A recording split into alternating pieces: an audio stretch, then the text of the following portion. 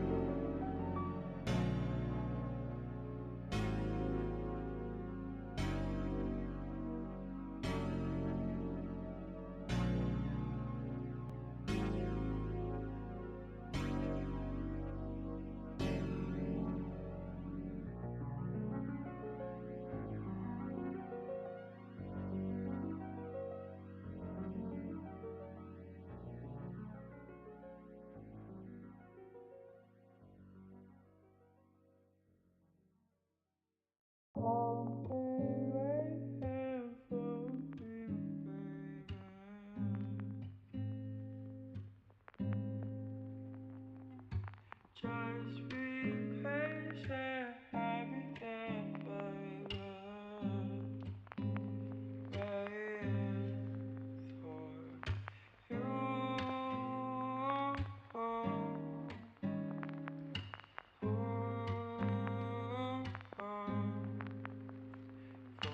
you.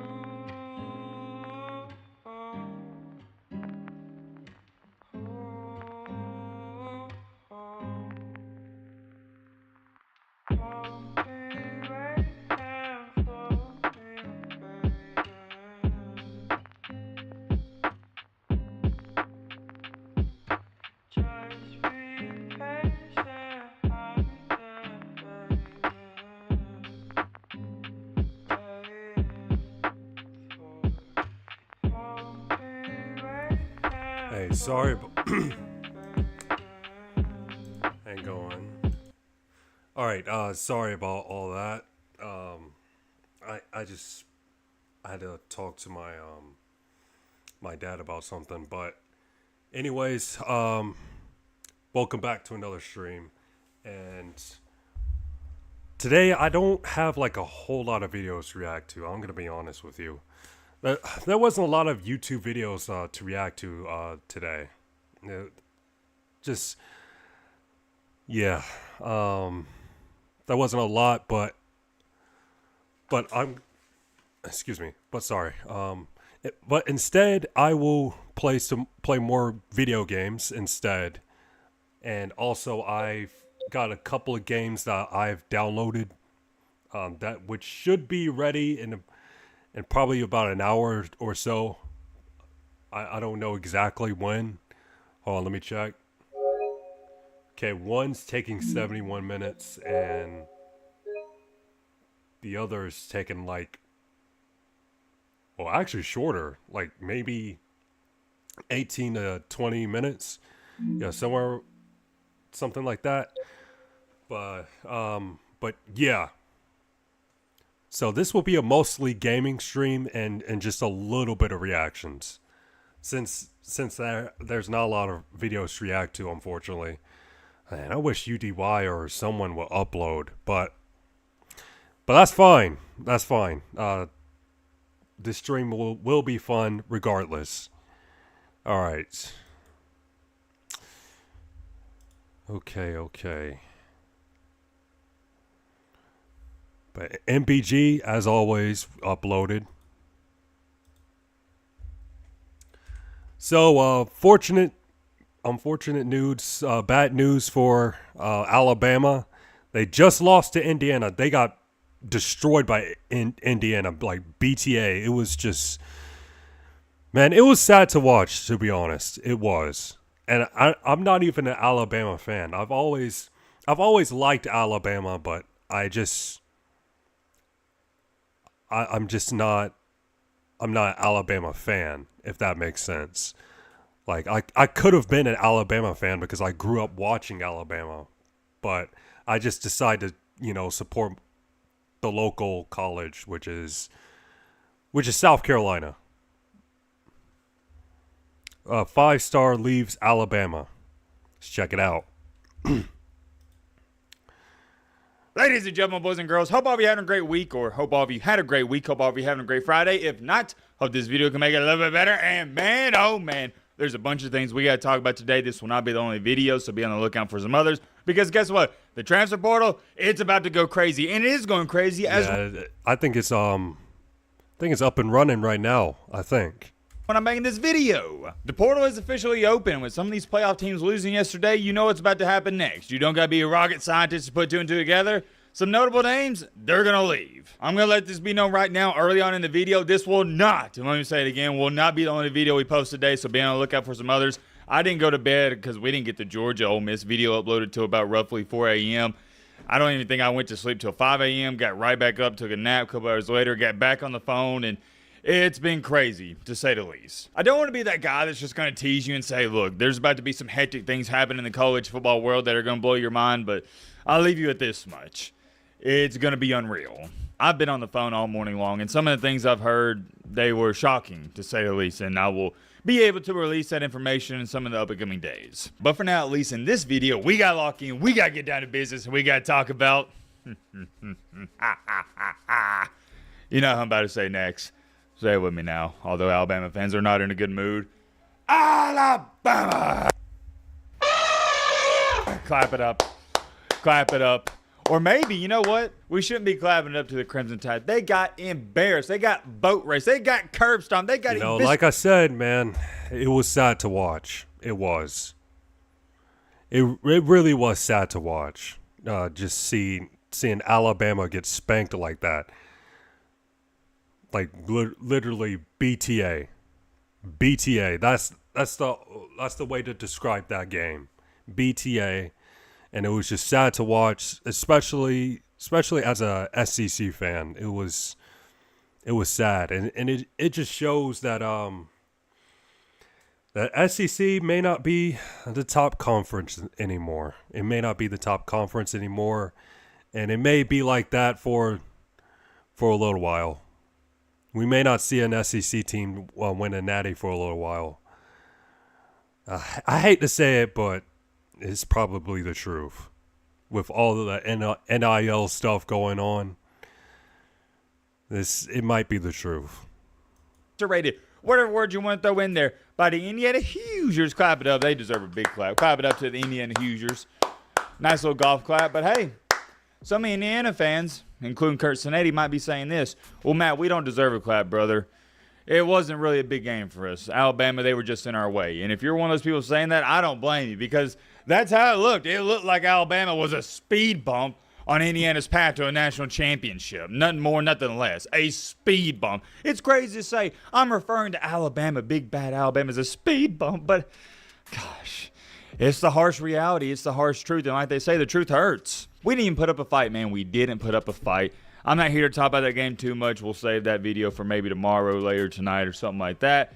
We'll recap everything. For now, at least, we're here to talk about the breaking news. If it wasn't already bad enough for Alabama, it's about to get worse. Or, maybe I over-exaggerated that. Slightly worse. This is breaking news as to when I'm looking at this. It's roughly around 1 p.m. You'll see this video around. It's going to go up later around, maybe we'll say 4:30, 5 p.m. Could go up a little earlier. Alabama star, 5-star recruit, Jalen McBakwe, he has entered the NCAA transfer portal. Now, some of you out there, college football fans, I don't blame you. You're going, Matt, what are we talking about? Jalen McBakwe? I've never heard of this guy. He's not even a big-time player for Alabama. I didn't hear his name all year long, and you're 100% right. You didn't hear his name. But let me give you some context. This is really controversial if you're affiliated with the Alabama football program or you keep up with them because of the lore that has led us up until this point. If you have no idea what I'm talking about, let me explain. Coming out of high school, McBakwe was pretty much known as the chosen one. That's not even me trying to hype him up. He had a scout grade of 90. The chosen one? That's well, I wouldn't call it crazy, but that's just that's high praise right there. The chosen one, being nicknamed the chosen one in sports, that is high praise. 8 out of 99, that's pretty dang good. Obviously was a 5-star recruit, and depending on what recruiting site you look at, I like to look at 24/7 Sports. They had him ranked as the 12th best player in the nation. 24/7 Sports. That's the best.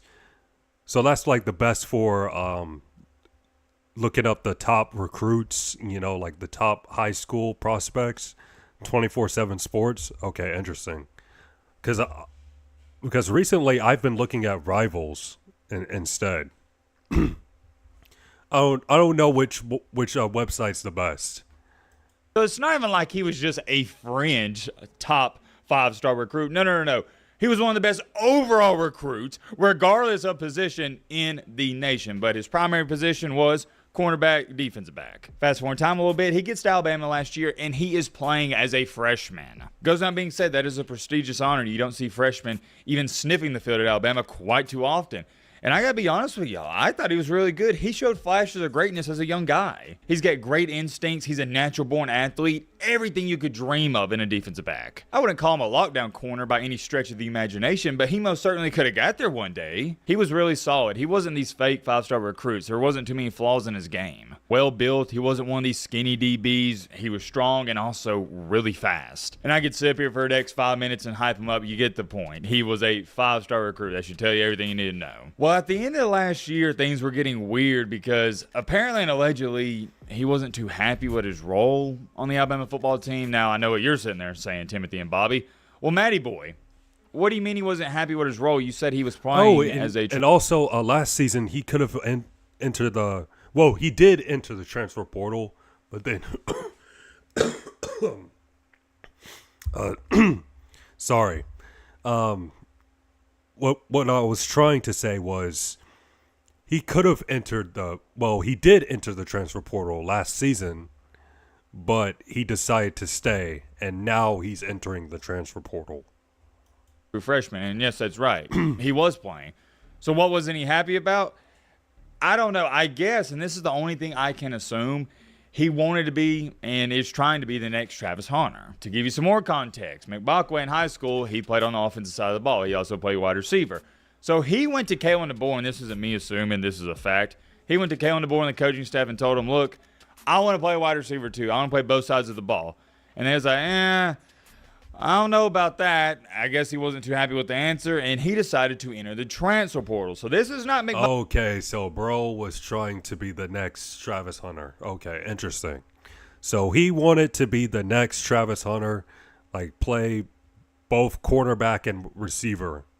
McBakwe's first time entering the portal. He enters the portal, and he's fielding some options from schools, and he narrowed his options down to these two, Ole Miss in the Lane Train and Alabama. Don't get it twisted. Alabama was trying their best to get him back last year, and it was a really weird situation because I thought, and this isn't me throwing shade towards him, it's just a player using his leverage and in this life, whether it's you being a college football player, basketball player, baseball player, or running a business, you got to use your leverage. It's what you got to do. It's a business. So with that being said, I don't even think McBakwe had intentions on leaving Alabama, but whoever his agent was, whoever he was dealing with, was telling him, look, if you threaten to leave and enter the portal, they'll give you more money in NIL to get you to come back. It's a really great business move. I'm not saying it's ethical and it's not going to make Alabama. What's going on with the audio? Or is it just me?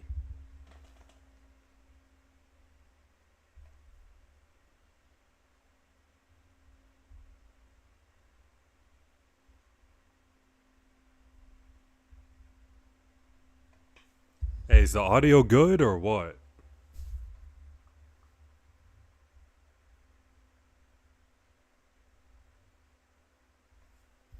Dust. Wait, is my mic even on? Okay, I'm good.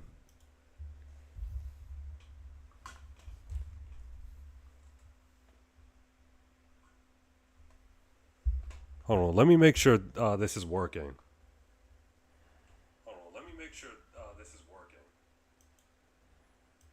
Happy, but from a business standpoint, it's smart. These aren't exact numbers, just throwing these out there. If Alabama's giving you $500,000 per year and you're going to return, well, next year, what are you going to get?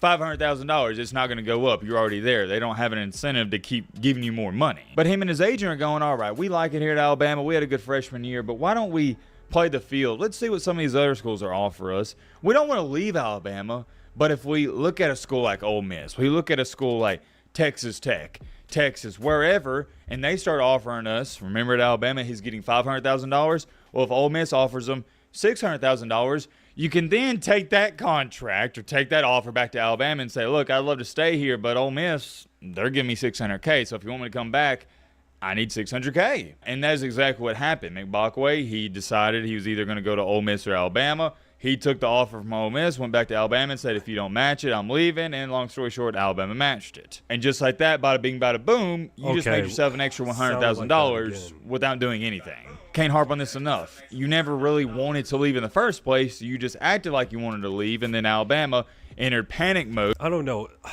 I'm sorry. I'm just, with my headphones, I'm getting like the audio is just sounding kind of, static. I'm pretty sure it's not the video. I don't know what it is. Hopefully it's not the video. Like you see in the stock market with people, they were in FOMO mode, fear of missing out, so they offered him more money. Because Alabama didn't want to lose this guy. You're talking about a top 12 national overall recruit, regardless of position. But outside the money, there were more things stated. McBakwe told the coaching staff, look, if you want me to come back, you got to let me play wide receiver. You don't got to guarantee me a starting spot, but you got to give me a chance. You got to let me take reps there. And Kevin DeBoer sitting there going, I don't think that's going to work out for you, Jalen, but sure, yeah, we'll give you a fair shot there. And I know Alabama had an up and down year. They were shaky at dang near every position group, but the one position group they were not shaky at was wide receivers. Outside of Ryan Williams dropping every other pass, Alabama's wide receiver room wasn't just really good this year. They were so deep. Alabama had an unsung hero out of the wide receiver group every other big game. Isaiah Horton, he got multiple touchdowns against Georgia in the first matchup. Brooks, wait a minute. I think Horton, didn't he catch 3 in the Iron Bowl? 3 touchdowns? How about that? You got Lottie Brooks coming up clutch against Oklahoma and Jeremy Bernard. I mean, we know what he's about. It got to the point where, no lie, Ryan Williams, the player on the cover of the EA Sports game, NCAA 26, he wasn't even in the top 3. He was wide receiver 4. So think about this. Ryan Williams, and I know wide receiver 4, man. Ryan went from a 17-year-old, like last season, a 17-year-old sensation, just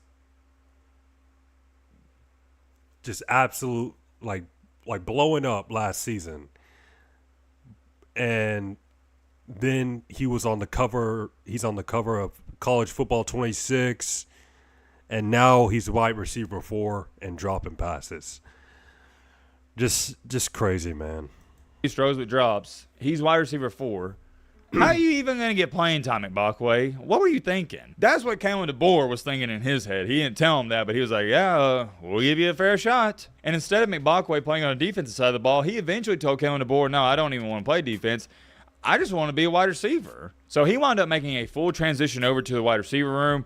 And I get it. I really do. I'm not going to sit up here and act like I don't know what he was thinking. I know exactly what he was thinking. I hope some of my current or former athletes can relate to this, even if you just play at the high school level. If you're anything like White Randy, you grew up in a small town, even if you were just a good basketball player, football player, or baseball player, You had an ego and you felt like the man. And think about how cocky you were, how good you felt about your game. Well, could you imagine being a 5-star recruit? Here's your difference from your regular high school star and athlete compared to McBuckway. Most people that are star athletes in high school, and I'm not trying to joke, I'm being dead serious when I say this, are going to be future coaches. They're going to have good 9-to-5s. They're going to sell insurance. They're going to work in corporate America, stuff like that, start up a plumbing company, list goes on and on and on. Whereas Mr. Jalen here has been told since birth he is the best thing since sliced bread and he's going to be a first-round pick and make tens of millions of dollars. You see the difference? He's got coaches calling him and begging him as a junior in high school to please come to my school and play for me. There's just a big difference there. Why'd I bring that up though? Because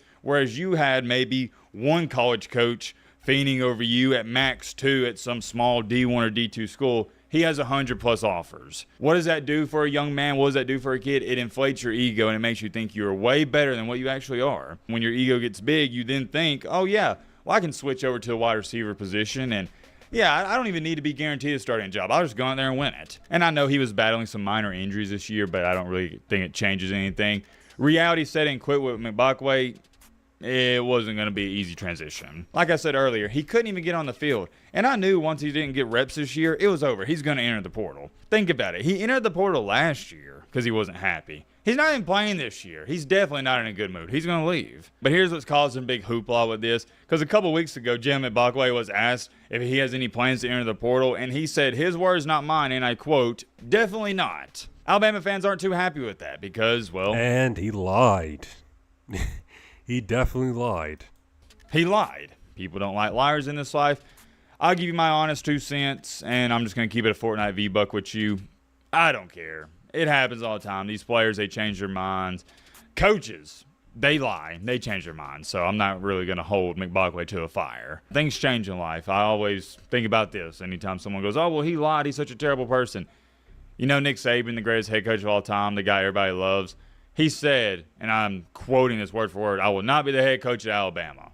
And then, what was it? A couple days later, he was the head coach at Alabama. Things happen. It is what it is. And I guess why I'm so, I guess you'd say, more content with this and just I'm coming to terms with it better than some Alabama fans is because I knew he was going to leave. I didn't care when I saw that a couple weeks ago where he said, oh, yeah, I'm not entering the portal. I read it, and I was like, what? Why would he say that? He's going to enter the portal. This guy has commitment problems, and I don't mean this in a disrespectful way because Jim McBuckway was nothing but great for us at Alabama. He always had a great attitude about him on the field outside of the business negotiations, but I don't take that personal. I don't hold that against him on the field because it is strictly business negotiations. This is going to sound really bad the more I think about it, but I just got to come out and say it. I got to call an ace a spade a spade. I'm not too mad about him leaving. I'm not upset at all because this is a guy who has been 1 foot in and 1 foot out for the past year now. He already threatened to leave last year. So this isn't really a guy I care to have around the program too much. I was rooting for him in Alabama. Don't get it twisted, but it's not one I'm really just going, oh, gosh, man, I can't believe we let him get away. It's not like that. It's not like a Caleb Downs or Julian Sain or something like that. I give you another one, Isaiah Bond. I hated when he left because I felt like he was bleeding. Dude, Isaiah Bond, okay, I know Isaiah Bond, he's in the NFL right now. He's playing for the boring Browns and, you know, the boring and trash Browns. But, look, he's still in the league. I know that. But I think he would have been drafted if he didn't transfer to Texas, if he didn't hit the portal. But at the same time, if Isaiah Bond didn't leave, then Alabama probably wouldn't have signed Ryan Williams. They wouldn't have recruited Ryan Williams if Isaiah Bond didn't leave. Crimson Tide, but I understand it because Nick Saban, he was retiring. As to what's next for McBuckway, I have no idea. Is he going to play wide receiver? Is he going to play cornerback? Don't know, and you can't even really say whoever gets him, they're going to be getting a special talent because in 2 years, he hasn't done anything. He was special coming out of high school, but hasn't done too much since. I wouldn't be too worried, though, because he has a ton of potential. And from everything I've heard, he's a great young man, so wish him best of luck. Many more things I could say, want it off here. I'm curious. Let me know your thoughts down below, but All right. So it's definitely been. Okay, I need to take a piss. I'll be right back.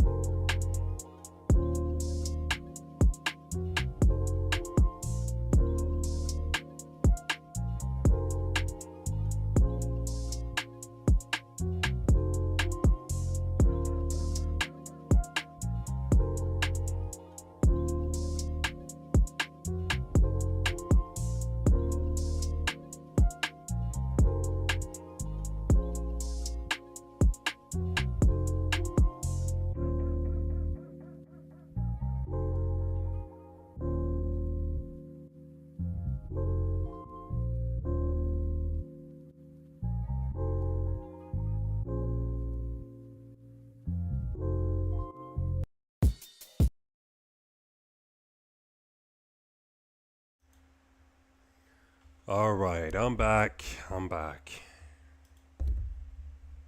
All right.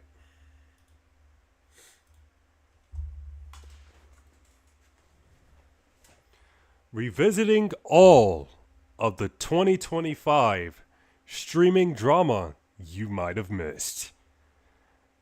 Let's check it out. Been a wild year for the world of content creation. All year long, there's been something going Oh, dude, what is going on? Look, it can't be only me.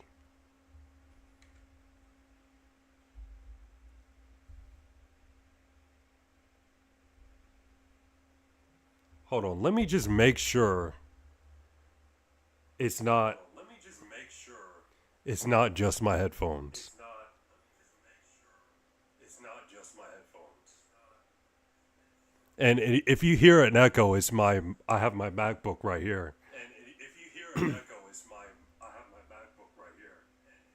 been a wild year for the world of content creation. All year long, there's been something going on within the community, and this all started back in January of 2025 when Drake put out a lawsuit against a lot of streamers who reacted to the Kendrick Lamar diss track in a positive light. This Drake done snitched on the reaction community. It's no way. Drake done snitched on the reaction community. Oh, okay. I think it's just my headphones. It's just my headphones.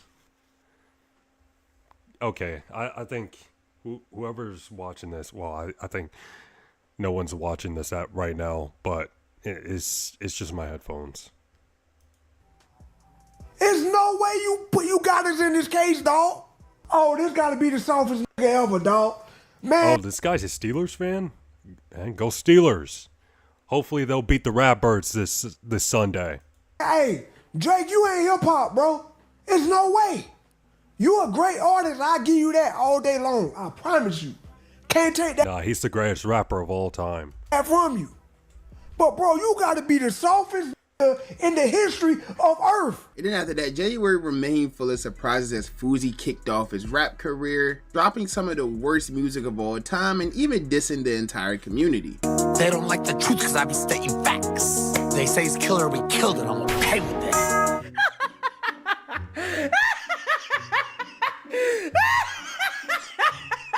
Don't call me by no bitch if she ain't top 10. I've been somewhere overseas making content. Wait, why he said content like that? You feel me? But I said content.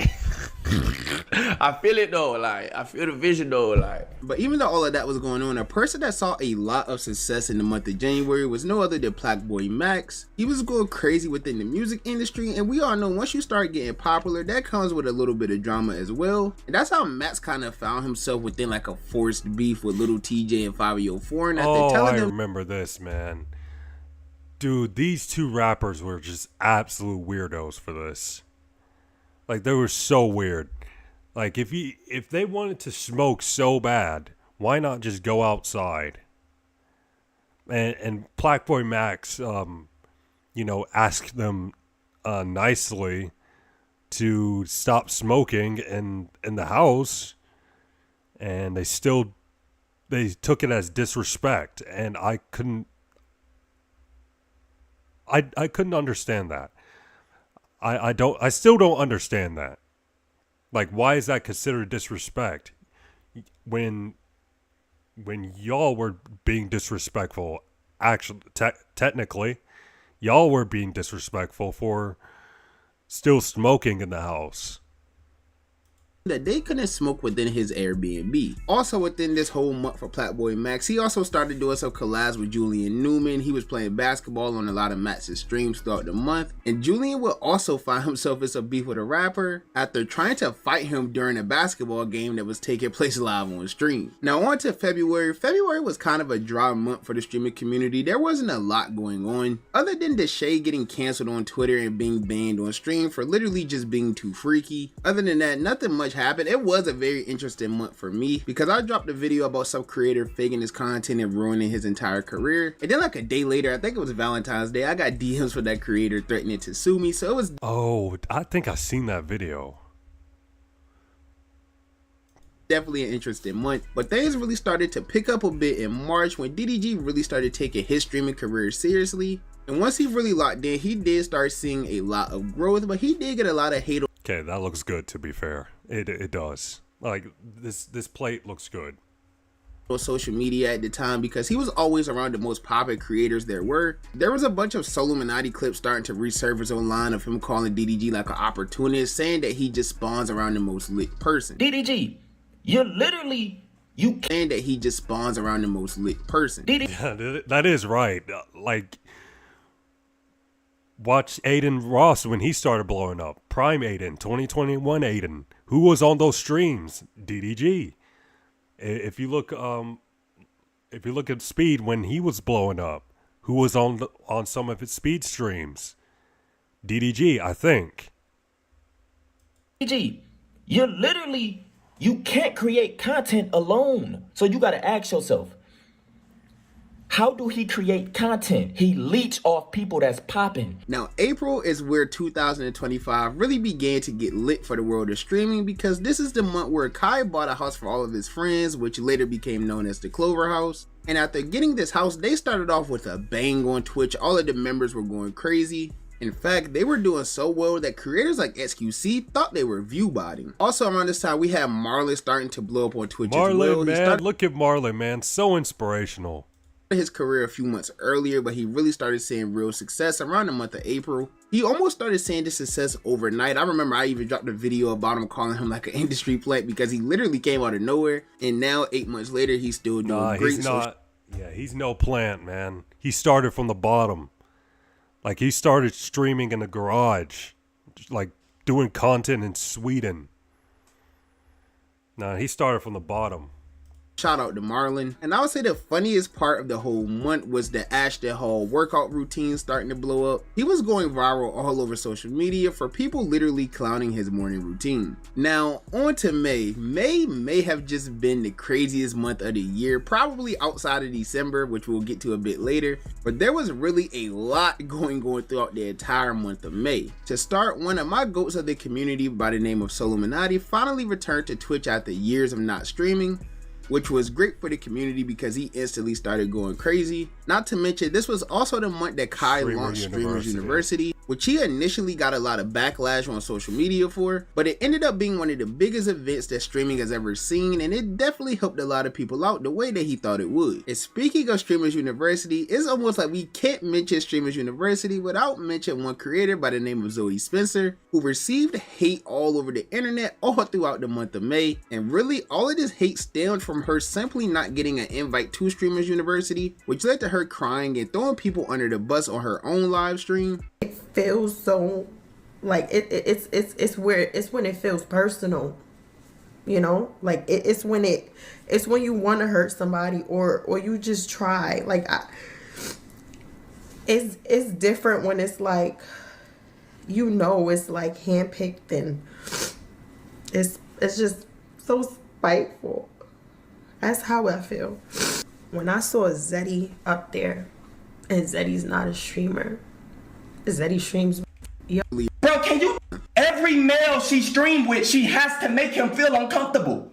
Bro, can you do content without humiliating us? Seriously, can you? Now in June, things did start to calm down just a bit within the community, but you guys know there's always going to be a little bit of drama going on. I don't know if you guys really remember or not. It seems like everyone forgot. Wait, what's this? I find crap funny, everything will come soon to light.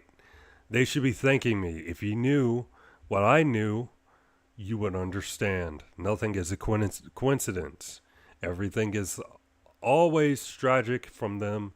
It's never natural anymore. Every move is calculated. Funny how you gotta watch those closest to you, but that's how it goes. They think they're actual gods. We know who God really is. Their God is money. Mine's isn't 100. They sold their soul. They're mad. I won't do it. But like back around this time, there were some weird vibes going on with Phantom and the rest of AMP. He kept posting a bunch of cryptic messages all over his social media. AMP Twitter page unfollowed me and removed me from having access. Alright, bet. Can't wait to find out who came up with this. They forget all the crap that I did.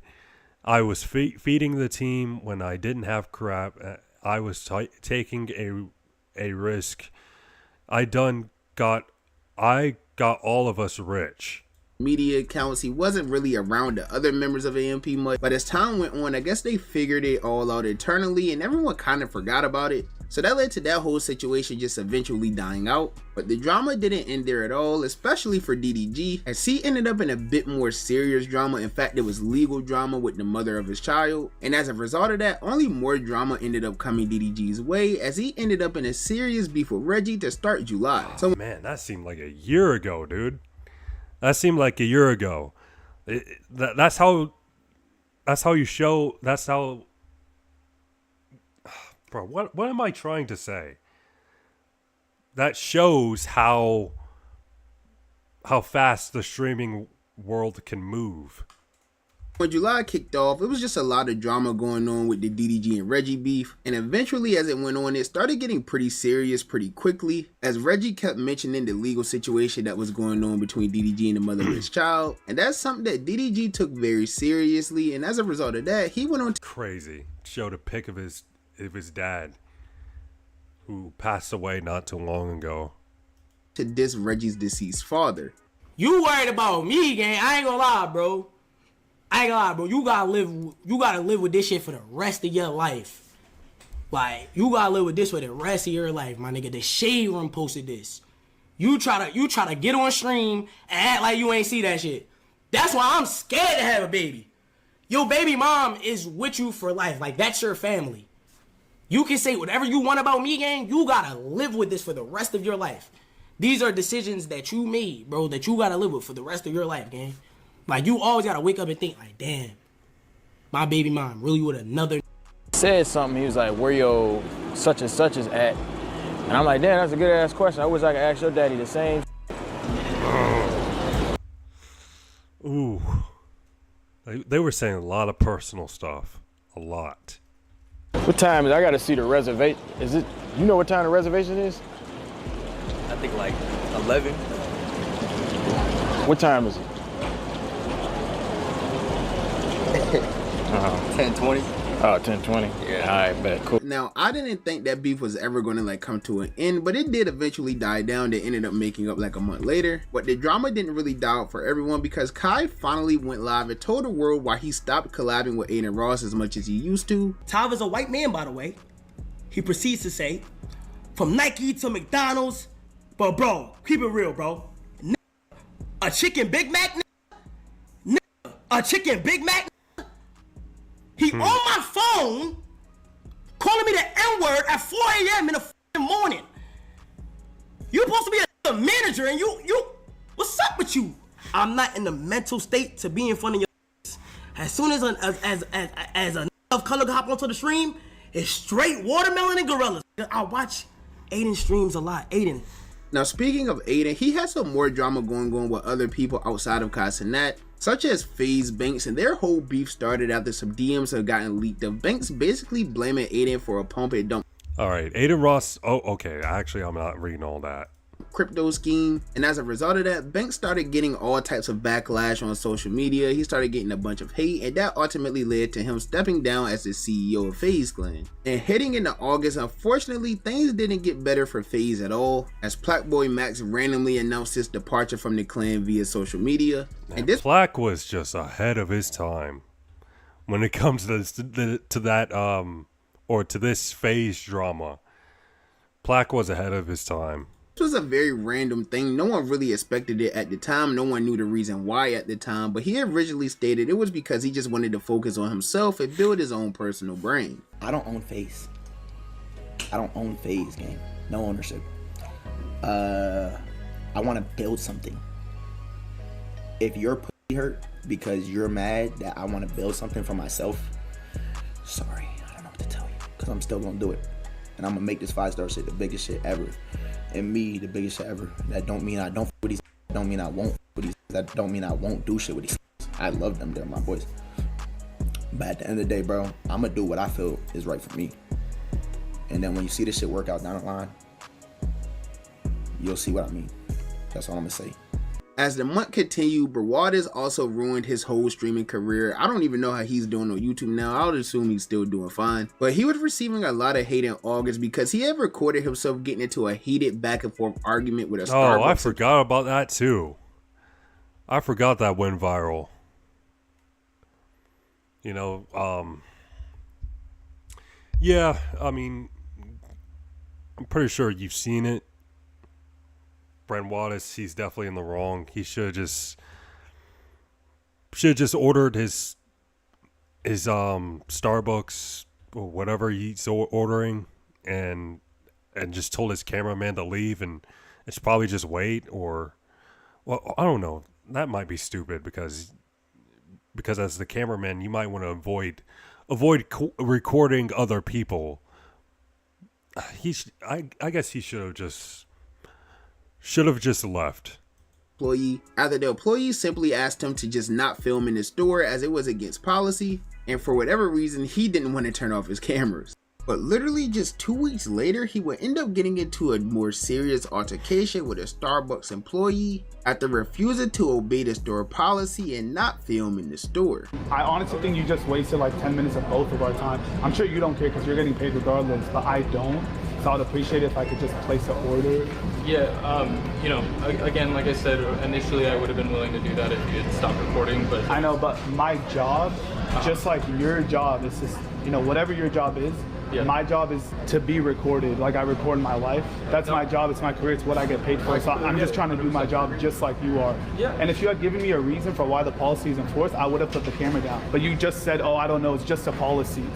Even though there was a lot going on in August, it was kind of weird because two of the biggest streamers in the world in Casanat and IShowSpeed didn't really go live much at all during August. The both of them were on some type of streaming hiatus, but they did return towards the end of the month with very big announcements, such as the Mafiathon 3 and the Speed Does America tour. So now we're in September, and of course, September was a great month for both Casanat and IShowSpeed as Kai hit over 1 million subs on Twitch with the Mafiathon, and even got his hair cut by LeBron James. Speaking of LeBron, on the damn recording, this is LeBron's birthday, so I just want to say happy birthday to the GOAT. But anyways, Speed also had a great month with his tour. He got to happily tour the entire country. He went to most of the major cities and just had a good time with everyone the same way that he always does everywhere that he goes. But outside of the two GOATs just being the GOATs, of course we couldn't get through a single month without some type of drama within the community. And this time it was kind of a more random beef because it was between Ronnie 2K and Flight React. This came shortly after 2K26 had released, and I guess Ronnie was feeling a little bit big-headed because people enjoyed the game for the first 3 days. By the way, it's pretty terrible now because they don't ban cheaters, but anyways, Ronnie was feeling kind of big-headed, and while doing this stream, played 2K in a long time.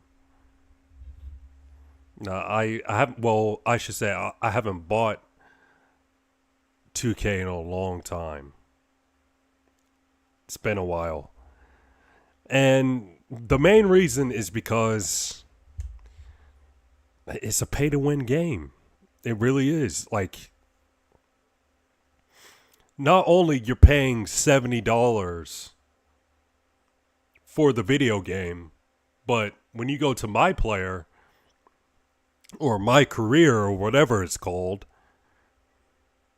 you have to pay at least $50 for your player to be decent. Like $50 to get VC or more to get VC so you can upgrade your player. So your player will be at least decent. At least okay. Man, it's crazy, man. Absolutely crazy. With Aiden Ross, Ronnie would take it upon himself to say without him, Flight Reacts would be nothing. Bro, Ronnie, I want to get you on Flight together, bro. That's gotta happen, bro. One day. Well, I'm happy to do it. I know. But it's sort of his entire existence, though, right? What do you mean? Isn't his entire like identity to hate me? So like, if he doesn't hate me, then what is he? Flight, nah. I feel like it's. I'm happy to. I don't feel like his whole thing is just hating, bashing, 2K. What I'm saying is, if he didn't bash 2K or me or Mike or whoever, what would his social identity F you Ronald and F you Michael Wang. be? I mean, FTC, You know? Flight, you know, he's just the solid, you know, Flight's, in my opinion, Flight my top 3. Bro, you know when he's saying shit and they trying so hard to like be like these, like to get the nigga that they talking to agree, like, hey, don't you agree with me? Ain't I cooking right now? Bro, Aiden is not agreeing with you, bro. Nobody's agreeing with you, Ronald. Ronald, without 2K, Flight will still be Flight. Without Yep, that is true. Flight doesn't need 2K to be a popular content creator. He doesn't need 2K at all. He has other games to play like Madden or college football or any other sports games or just any other video games in general. And Flight is known for his reactions as well. He's known for reacting to videos. So he definitely doesn't need 2K at all. Okay, what's Ronnie gonna do? Watch your motherfucking mouth. You literally just disrespected my 14, 15 years of existence on this YouTube and streaming shit. Watch your motherfucking mouth, Ronald.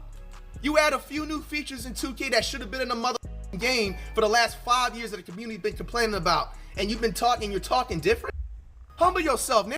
Other than that, we also had a little more drama between 2 OG FaZe members, and this drama was a little bit more serious. There were some serious accusations being tossed. This came after FaZe Rain revealed on social media that he ultimately left FaZe Clan because of a lot of weird stuff going on back in the day, and one of the people he had mentioned as a cause of him leaving was FaZe Temper, because according to FaZe Rain, Temper was allegedly bragging about having relations with 17-year-old girls. This dude looks me in my eyes and says, bro, I'm not gonna lie, I had 2 16-year-olds. I'm like, bro, what? Like, how could you tell me that on my mother's heartbeat? That's what he said. He looked me in the eyes and he said that. Okay, again, brother, he told me 2 16-year-olds, 3. Then on the call, he said, if I said it to sound cool. Okay.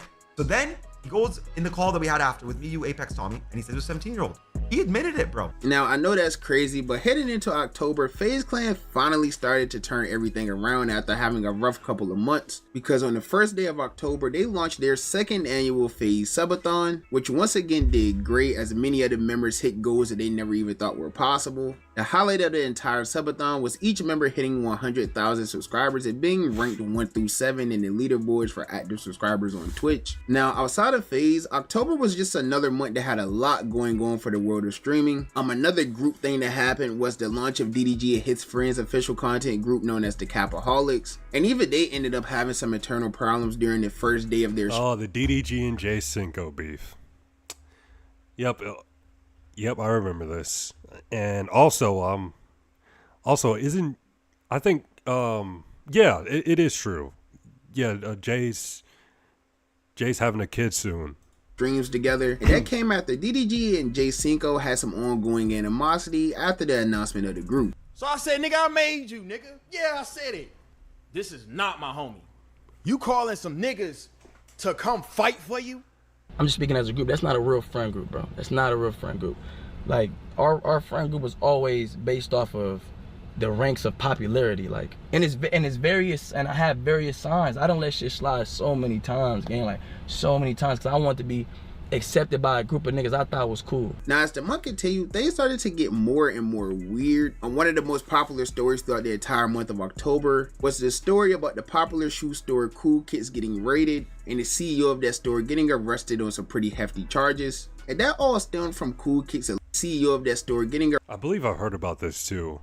Cool Kicks was raided by the LAPD while owner Adil Shams was streaming a live sale on Whatnot. The LAPD's Bunko/forgery division, which specializes in handling cases related to fraud, counterfeit goods, and other similar offenses, arrested him on alleged felony charges. Arrested on some pretty hefty charges. And that all stemmed from Cool Kicks allegedly buying a shipment of stolen, unreleased Nike products. Raided a popular sneaker shop, Cool Kicks, LA, this week in Santa Monica, leading to the felony arrest of owner Adil Shams. Partially captured via live stream, the raid shocked the sneaker community and sparked questions about allegedly stolen merchandise. The Cool Kicks LA team is speaking out tonight after the owner of the popular sneaker store was arrested. Dude, imagine just being a guy who bought those one of those sneakers. and then you hear on the news that they were bringing in stolen shoes or stolen unreleased shoes in the store. That would be crazy. My boy is good. Cool Kicks is good. The business is good. All this shit that you guys are spreading, all these narratives that you guys have in your head, all these thoughts, ideas, whatever, I promise y'all, I'm telling y'all, you will see that all of that shit is not what you think it is, bro. Trust me. But if you think that's bad, I promise you the month ended a whole lot worse for Emeru, who literally got assaulted at TwitchCon. And to make matters even worse, obviously this was a very serious situation that happened not only live on Twitch, but at a Twitch event. And even with that, the Twitch staff did... Man, I don't know what's going on in my headphones. Didn't really do anything about this situation at all. And I'm really upset because I noticed a lot of negligence around the event and I'm not happy with the way that they're handling it now. And I'm like, what do you mean? She's like, well, I asked them, you know, like, what are they gonna do about this? And you know what they said initially? They said, oh, well, he's banned from the platform for 30 days. Only 30 days for literally grabbing a woman without her permission, like grabbing a woman who's like what is she, like 5 feet tall and like 100 pounds, grabbing her and trying to kiss her and only getting a 30-day ban. What? Now, you're probably wondering how much worse could October possibly have been? Well, if your name is Miskiff, the answer is a whole lot worse. You see, about a week after that whole situation with Emeru happened at TwitchCon, she started speaking out more and more about situations she's been through in her life, and that led to her going live and accusing Miskiff of doing terrible things to her while they were in a secret relationship, and those accusations included very serious things like assault, abuse, and harassment, even stalking. I mean, there was just a whole bunch of crazy things that she was accusing him of, which made him look insane. Like, apparently things even got so bad between those two that Emeru even had to get a restraining order against him. For a while, he has been indirectly threatening me through my friends and people that I work with. They've informed me that he said that if I ever talked about anything he did, he would try to create a smear campaign against me in retaliation. I was told that he even approached other streamers who were close with us back when we lived together, asking them if they would join with him, and they all refused. At TwitchCon, he approached one of my employees, threatening them and saying if I ever talked about him, he would destroy me. He tried to climb on top of me and aggressively shoved his hand down my pants, and I screamed. And at the time, he also would more often do things like going, like if we were driving in the car together, he would be going like 150 miles an hour, and like one time he even said like, well, now we're both gonna die, like threatening to kill both of us. Now in November, things didn't really get much better, because this is when the whole Nina Lynch situation started going viral. Despite the actual situation taking place a little earlier in the year, it didn't really resurface and start going viral until Nina found herself in some drama with another streamer, and that led to the resurfacing of the clip of her and another girl named Zoe Spencer, who we mentioned earlier in the video, assaulted Silky's assistant Saeed live on stream. So of course with this happening, dude, I find it crazy how some people were on the women's side in this and trying to say, oh, Saeed's soft, or trying to question his sexuality. Like, I mean, that just shows, dude, I'm on Twitch, so I can't say the actual word, but that just shows how capital S, men kind of ruin society. Not only in dating is bad, but I think it's society in general. Like, let's be honest. Like, without them, would they get away with something like that? Would they be banned? Like, do you think? Sorry. would they be banned for only a couple of weeks or a couple of days? If it wasn't for capital S men, then I think they would have been banned permanently for this. And yes, I understand that men are biologically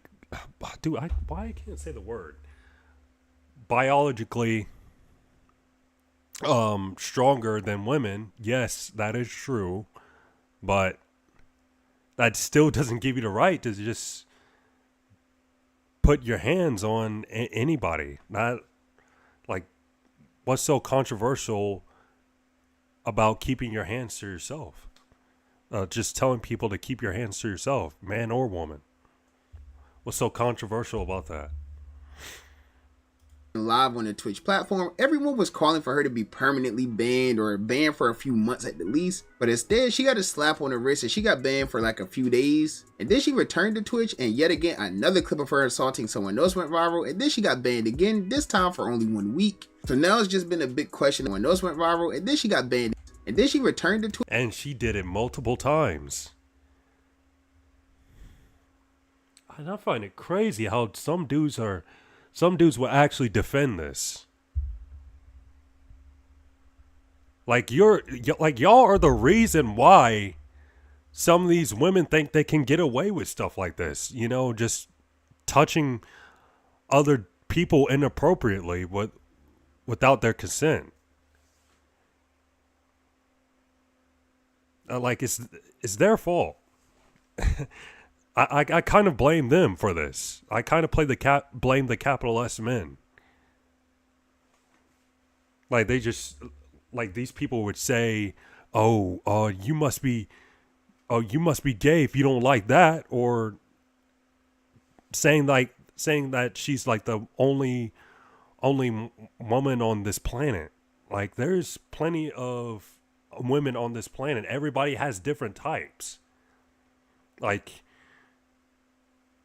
would you want a woman that's unattractive touching you inappropriately? Or no, you wouldn't want that. If it was an attractive woman, then yeah, that would be fine.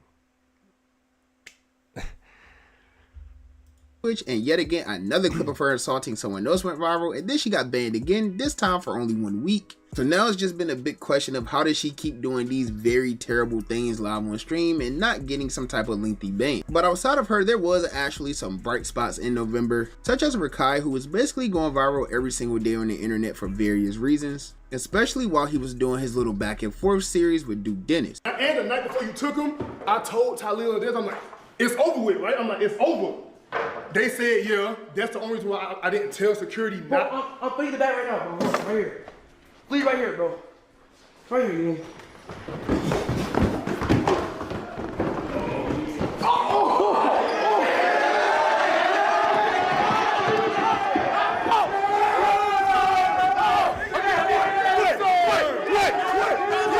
Now, on to December, which was the absolute wildest month of content creation I think the world has ever seen, because there was so much going on throughout the entire month, starting with Rakai getting banned on.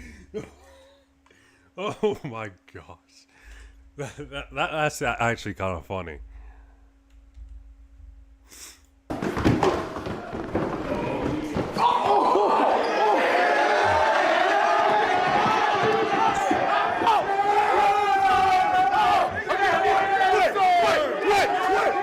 Nowhere to run, nowhere to hide. Now, on to December, which was the absolute wildest month of content creation I think the world has ever seen, because there was so much going on throughout the entire month, starting with Rakai getting banned on Twitch for stealing in Walmart and also of scamming clicks for a Fortnite wager. And then after that happened, about a week or so later, the drama-filled Streamer Awards took place, which I believe is the reason for anything negative happening throughout the entire month. I mean, the event itself was literally filled with drama. You had people trying to get a Kanye moment, you had terrible jokes being made by the host, and then people calling the host out for making terrible jokes. So congratulations to you.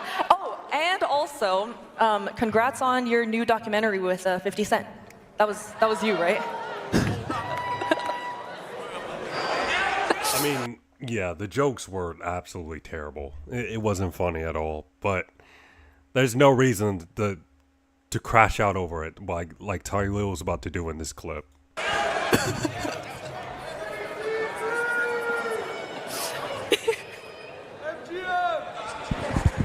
If you all gonna be on the mic, now turn this mic, now turn this on, turn this shit on. If you all gonna be on the mic making jokes, at least let it be funny. And then even after all of that, you still have to deal with the entire aftermath of the awards as well. For example, I'm sure we all remember the stock guy and how he came out with rumors that he heard Dez saying some crazy things in the bathroom about Fan, who was the host that made the jokes about Kai. Then there was RMOS, who came out and said that Rakai and Ray made her so uncomfortable at the Streamer Awards because they simply asked what she looked like. And then of course after that, you still have the whole entire Jordan Pauline and Tyloo situation. And if that's still not enough, as the month continued, you had Casanet getting hated on by the entire internet for literally no reason. All he did was open up about some of his mental health issues he's been going through and how he's using anime to help him through his situation. I hope a lot of creators in here and everybody. Yeah, like I kind of understand. Well, not kind of. I understand why some people are. You know, it makes some people feel some type of way that Kai, who's a millionaire and who has accomplished so many things, like won rewards and traveled all over the world and done a lot of things with streaming, and you know, just have it all. And he's getting in front of a camera and talking about his mental health. Like, I understand why it makes some people feel some type of way.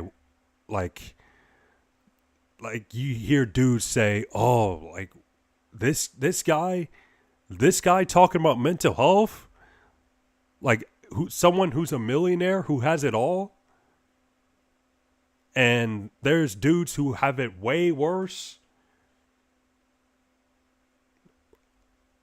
Like, I understand, but in my opinion, it's kind of, how do I say this? Like, I think just because you're a millionaire does not mean that every day is sunshine and rainbows. It just doesn't work that way. Like, you're gonna have bad days regardless of your financial status.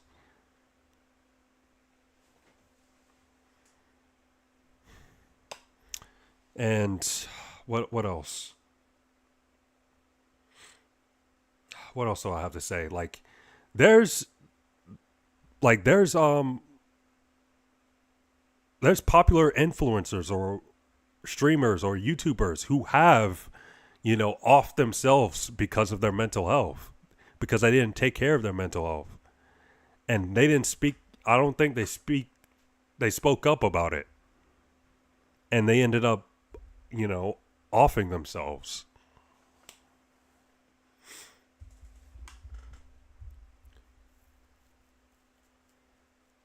I don't know. I'm just saying. I just have a different opinion on that. I may be wrong, but I just have a different opinion. At home and the viewers and the streamers really take care of your mental health. I just noticed that recently I just been going through things in my head, and I was able to, you know, turn to like anime, Death Note, Naruto, recently since I've been gone, and I just been able to, you know. Yeah, it's almost like when you're a millionaire, it's like you just can't have basic emotions as a millionaire. Like, a millionaire just can't have basic emotions to some people. Like, you can't be sad. You can't feel some type of way. You can't have bad mental health. Yeah, you're rich, man. Like, shut your mouth and enjoy your money. Like, I understand where they're coming from, but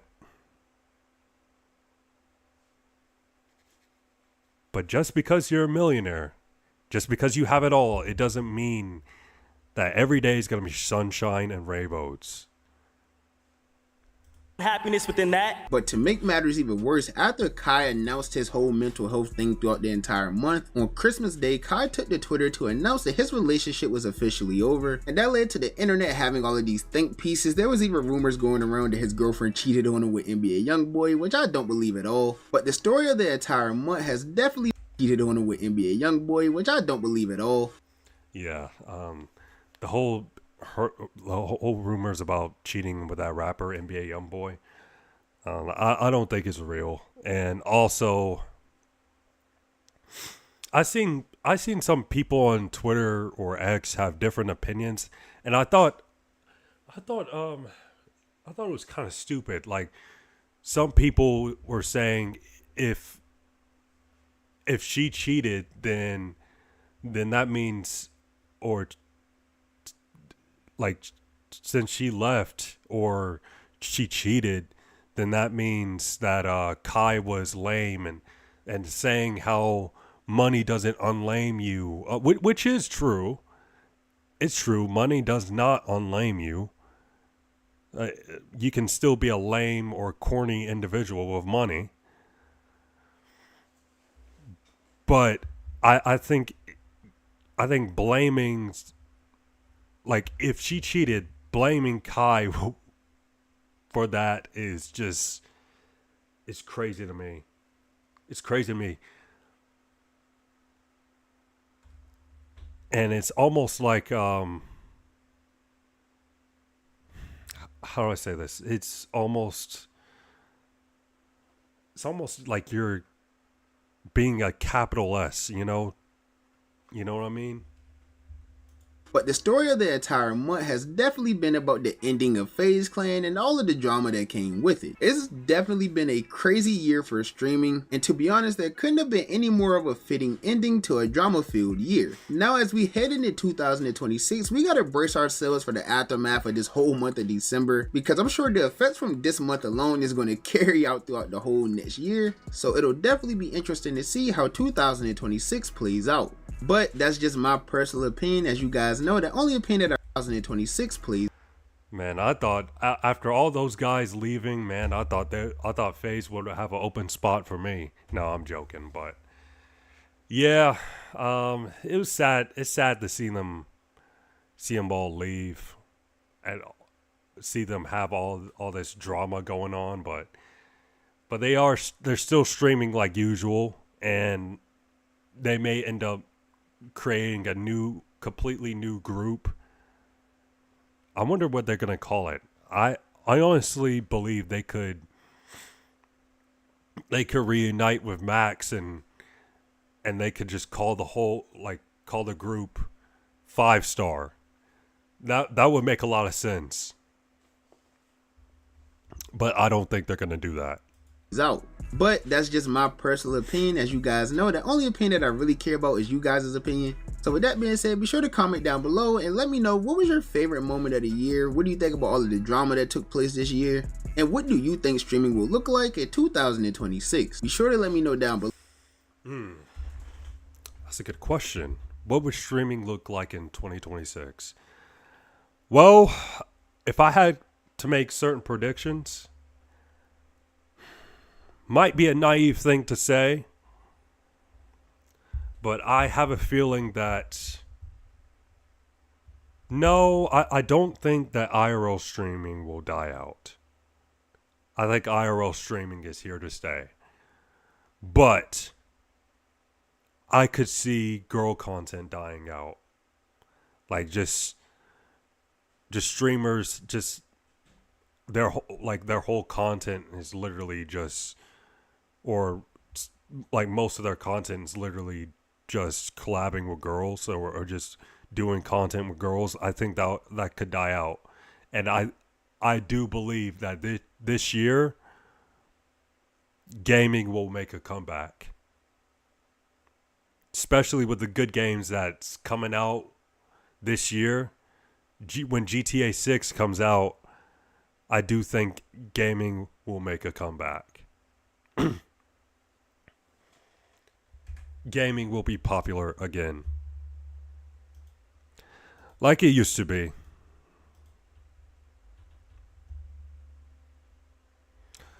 But we will see. We shall see what happens in this year, in 2026. All right, let's move on. All right, why college football feels bigger than the NFL, even if it isn't. Thing growing up is just realizing that college football just means a little bit more. Good snap, good hold, and the kick is blocked. Wow, Michigan at the 41. What a hit! Ooh, one of the most iconic moments in South Carolina history. And Jadeveon Clowney taking that Michigan's player's helmet off, just hitting him so hard that his helmet came off.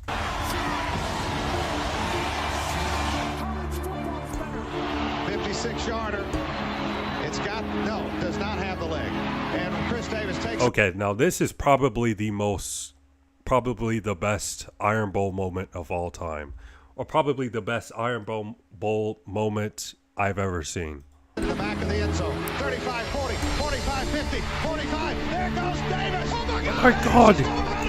Auburn about to win the football game. Auburn's going to win the football game.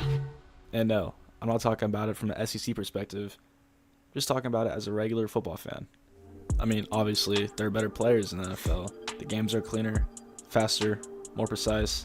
But still, for some reason, I feel like we all just care a little bit more about college than the NFL. Yeah, 100%. Like, college football is just way more fun. I love college football way more than the NFL. But that is kind of because I'm a Cowboys fan, so yeah. Oh, I don't blame him. I don't blame him. How about them Cowboys, man? They missed the playoffs again. They still suck, even though they have all that talent. How about them Cowboys? I love college football more than NFL is because it just feels bigger. I'm more emotionally drawn to college football rather than the NFL. And it really doesn't make sense. Well, it kind of does. And I mean, this idea kind of got me to make this YouTube video, to be honest with you. So I started thinking about the logistics. Why does college football feel like this? Why does it feel like an event? Almost like we're watching a movie. And the more I paid attention, the more I realized it has way less to do with football, but instead more so how it's presented to us as fans. Alright, so the first part of this video is kind of going to be the most boring, but it's kind of most important. The camera language. So it's kind of not stupid to say that college football and the NFL are shot differently and also presented to us as fans differently. So the first example I'm going to show, and kind of the only example I'm going to show from this, is the Dallas Cowboys versus the Philadelphia Eagles a couple Sunday nights ago. And if you watch that game, you can completely tell that it was shot and presented to us differently as fans than the Iron Bowl most recently. The NFL style broadcast is completely different in ways where it feels much more like strict or business-like. Compared to college, it just feels way more emotional. Even though the Cowboys versus Eagles game was a really big game, it really just didn't feel like it. And, you know, that's a whole nother idea for a video, whether the NFL just gotten worse, not as important, blah, blah, blah. But truth of the matter is, it didn't feel as important. When in reality, it was a really big game for both teams. If the Eagles won, they go 2-0 against their biggest rival in the NFL, the Dallas Cowboys. And if the Cowboys won, they go 1-1 and they still have a chance at the playoffs. Well, not anymore, but is what it is. But the stakes in the Iron Bowl, how about them Cowboys? You can argue they're a little bit higher or a little bit less, but we're not going to talk about that. But the truth of the matter was, both games meant something. It meant something very important, and I could just feel more emotionally drawn to the Iron Bowl rather than the Eagles versus Cowboys. What college football does, which is really good, is the environmental shots. Having shots like of the fans, the stadium atmosphere, the coaches. And look at that. Look at the atmosphere. Like, it has more soul to it compared to an NFL game. It just has more soul. Before game, the coach's pre-game talk before, it's just completely different compared to the NFL. In college football, just notice how the camera lingers on a player after the whistle. Not celebrating, not moving, just staying there waiting for the next play. Notice the shallow depth of field and the sidelines. The background melts away and the player becomes the entire frame. You can also tell, just look at the coaches. If there's a shot of a coach in a away crowd, we can usually tell there's a big crowd behind him who really hates him. And we can also see the pressure visible on their face. NFL broadcasts are efficient. They show you what's happening, how it happened, and they typically just move on right after. Where in college broadcasts, they linger, they use tighter lenses, more depth of field, way more reaction shots, way more fan shots, just way more everything. In college football, it's really not about explaining the game, it's more so about showing the emotion of the game. Another thing people don't really talk about is the sound. Think about what college football actually sounds like.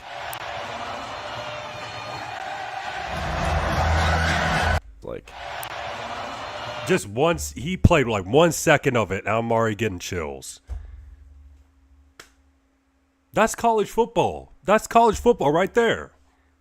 He only played 1 second of the Texas A&M walkout, and I'm already getting chills. That is college football for you.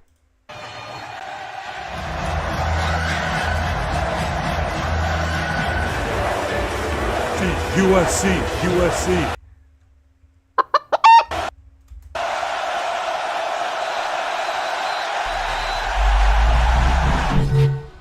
And I don't mean the announcers. I mean the band warming up. The low rumble of the crowd before kickoff. That weird moment right before a big third down where the audience just kind of hums. That stuff matters way more than people realize. The band just isn't background noise. It's basically a live soundtrack. It reacts in real time and tells you how you're supposed to feel even before anything actually happens. Fight songs are emotional shortcuts. You hear the first note, instantly know what kind of moment you're in. You don't need context, you just feel it. College football also uses silence really well. There are moments where everything drops out for like half a second before the snap, and that quiet makes whatever comes next feel even bigger.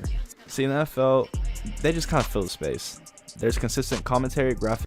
Yeah, like, I love the fight songs in college football. Like, I can't be the only one. Like, there's a few that's my favorite.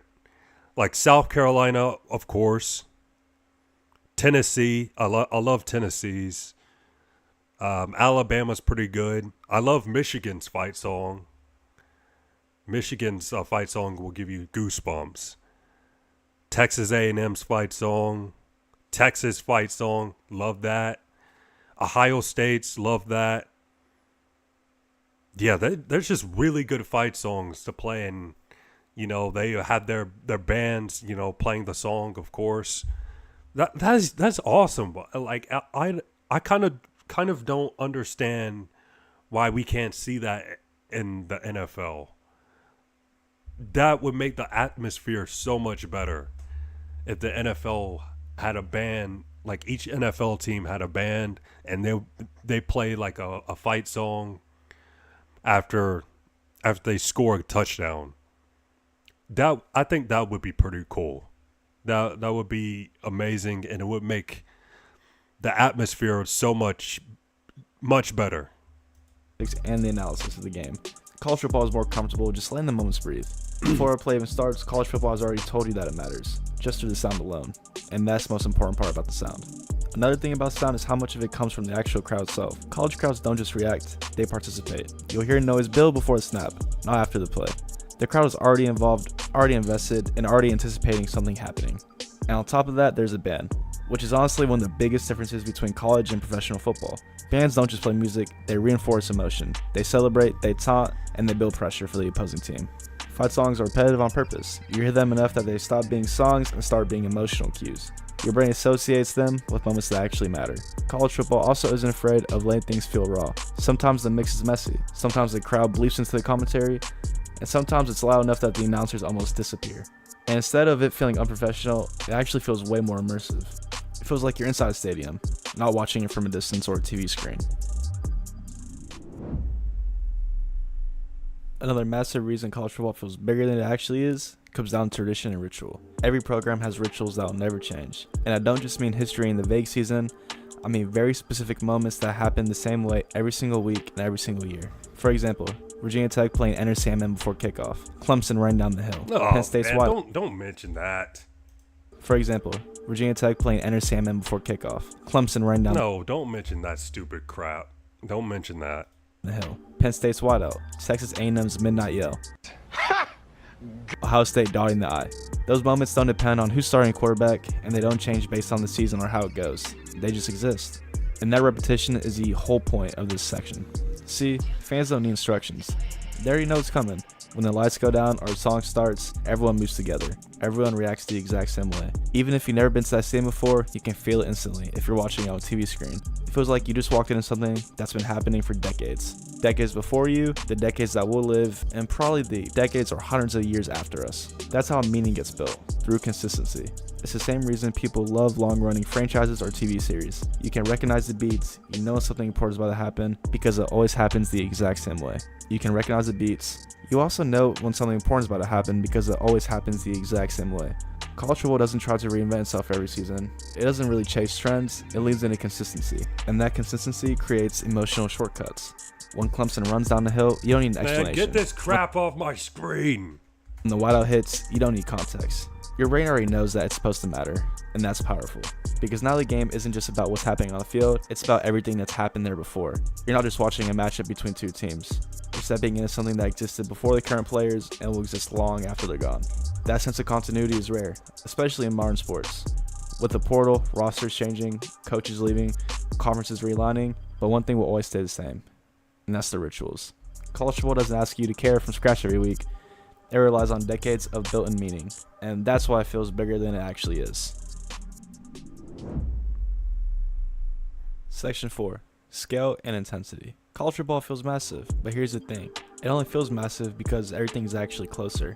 Student sections are on top of the field, stadiums are steeper, and noise gets trapped instead of spread out. When something goes wrong, there's really nowhere to hide. A missed tackle isn't just a missed tackle. You can hear the crowd react instantly. You feel the momentum swing immediately. NFL stadiums are designed to be comfortable and clear. They're impressive, but heavily controlled. College stadiums are loud on purpose. They're chaotic, they're overwhelming, and they're not always comfortable for fans or either players. Emotion can spill onto the field, and college broadcasts don't smooth out. They lean into it. You can see the frustration, you can hear the anger, and you can feel the tension. College football doesn't feel big because it's polished. It feels big because it's intense and sometimes uncomfortable. That discomfort is part of the experience. It keeps everything feeling unstable, like anything can happen. Because in college football, anything can happen. Section 5. Imperfection. This might be the most important difference between college football and every other level at the sport. Because let's face it, college football is messy. And I don't mean that as a criticism. I mean, that's the kind of entire reason why it works. You see bad snaps, misreads, receivers running the wrong routes, DBs taking bad angles, things that just straight up shouldn't happen at any high level of football. But they do every single Saturday, constantly. And instead of hiding that, college football puts it front and center. These players aren't finished products. A lot of them are teenagers. Some of them are playing in front of the biggest crowd they've ever seen, with more pressure than they've ever felt. So when something goes wrong, it doesn't feel calculated, it feels emotional. You can see it on their faces, the panic, frustration, doubt, relief, disappointment. Honestly, sometimes you see all of it at once. See, the NFL and professional football, it's impressive because it's controlled. Even when something goes wrong, it usually feels contained, like the system absorbed the mistake. See, college football, you don't really have a safety net. When a mistake happens, it lingers. The crowd reacts, the broadcast stays on it. The moment just doesn't disappear like it does usually in the NFL. And that instability makes everything feel much more alive. It feels like a coming of age story happening in real time. Players aren't just competing, they're learning who they are under pressure. Sometimes someone rises in the moment, sometimes you have players make the biggest moment of their life and you'll remember them forever, and sometimes you can see a player just completely fall apart, and sometimes there's no clear ending at all. That's uncomfortable, but it's also honest. College football feels human because it doesn't pretend everyone is ready. It lets failure exist. It lets growth happen in public and in the public eye, with millions of people watching. When a player who struggled all game makes one huge play, it hits way harder because you saw the struggle first. And that is why people stay emotionally invested, even when the football itself isn't even perfect. College football works because it's unfinished, because it's unstable, because it reflects real life, and honestly, it also affects real pressure instead of pretending it doesn't exist. And finally, the last section, how it's all built. And the thing is, none of this just magically happens. College football feels this way because it's built to feel this way. The experience doesn't start kickoff. It starts way before the game even begins. With hype videos, graphics, and even now, the Burnerverse. Storylines get repeated over and over until they stick. By the time Saturday arrives, you already know which game matters and why it does. You know who's playing for redemption, you know who's under pressure, and you know who's trying to prove something. Even if you didn't actively seek the information out, it found a way to you, and that framing is intentional. College football doesn't just show games, it positions them. Every matchup becomes part of a longer narrative. This isn't just a game, it's a rivalry, or a statement game, or a legacy moment. And once you've been told a story is important, you start watching it differently. The broadcast reinforces it, the graphics remind you, the commentary leans into it. Everything points in the exact same direction. And that's why random games don't feel so random. They feel like chapters. College football builds the stage first, then lets the chaos happen inside it. And when something unexpected happens, an upset, a collapse, or even a breakout performance, it feels way bigger because it breaks a story that you were already told. That tension between what was supposed to happen and what actually happens is what keeps people locked into the games. It's not just football, it's expectations versus reality. College football understands that better than almost any college sport. It's not even just college football by itself. Every NCAA sport understands that better than almost any professional sport, and knows that people don't just watch for results, they watch for the meaning. And week after week, it gives them a reason to care. So yeah, college football just feels bigger than it really is. But I mean, that's not the flaw. That's kind of the whole point of it. It's not about perfection. It's not about efficiency. It's about belief. Belief that this game matters, that this moment matters, and that this Saturday is different. And for a few hours every week, millions of people agree with you that this Saturday does feel different. And that's why it feels like a movie. Not because it's fake, but because it's built to make you feel that way. It's built to make you feel something. Hey, if you made it this far of the video, man, I'm honestly impressed, I'll be honest with you. But no, if you liked the video, just let me know in the comments like what you liked, what I can do better on, and so on and so forth. Because I honestly plan on making a lot of videos within college sports, college football specifically, and college basketball. Those are my two main sports. So yeah, if you like the videos, please give it a thumbs up, give me a subscribe. Man, that was a good video, man.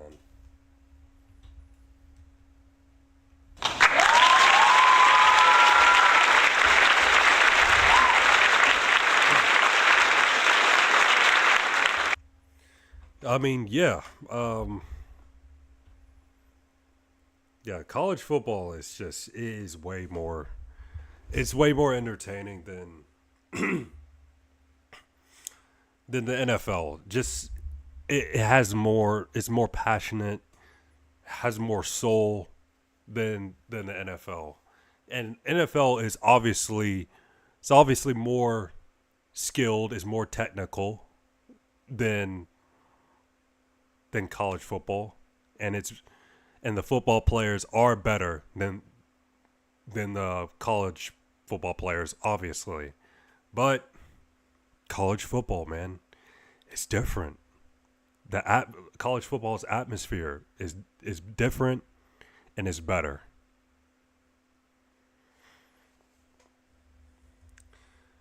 All right, man, let's get on Twitter bookmarks. Yeah, I only have like 2 bookmarks. I wanted to look at this clip.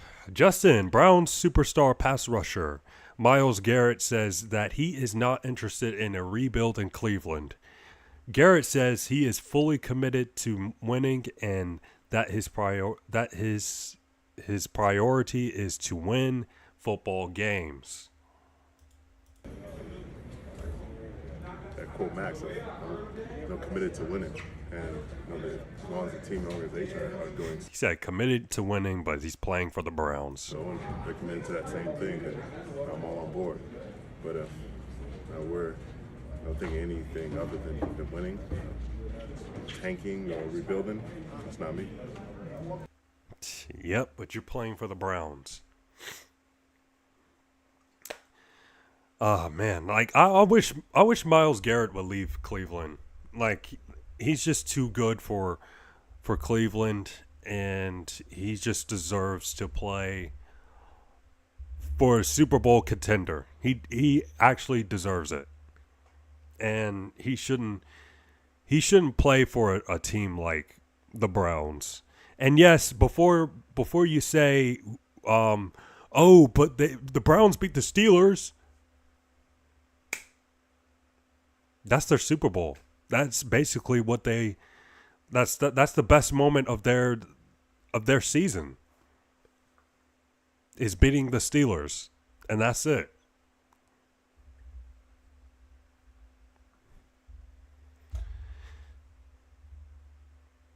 Or he could go to a playoff team or a Super Bowl contending team instead. And go and win more games, obviously. But he's staying with the Browns.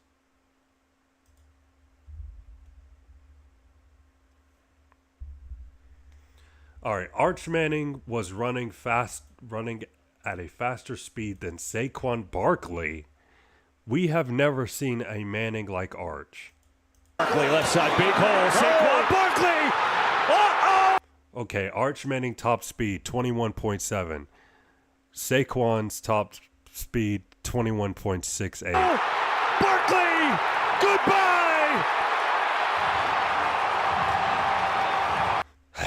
Look, I hope Arch Manning has a big season next season. Like I'm hoping that like I'm not a Texas fan obviously, but hopefully Arch Manning will be better next season. And hopefully we'll see a better Texas that can go against the Big 10 and the Big 12 teams. And I know Texas beat Michigan in the bowl game, but it's a bowl game and some of their starters are sitting out for the draft or either entering the transfer portal. But anyways, I want to see a better Texas team next season. I want to see it. And I think it's better for college football when the Texas teams are good and when Florida's teams are good, California teams are good. Yeah, it's just better for college football, man. All right. Oh, my controller died. Yep, it did die. It died for the first time. That's never happened to me. Thought I fully charged it last night.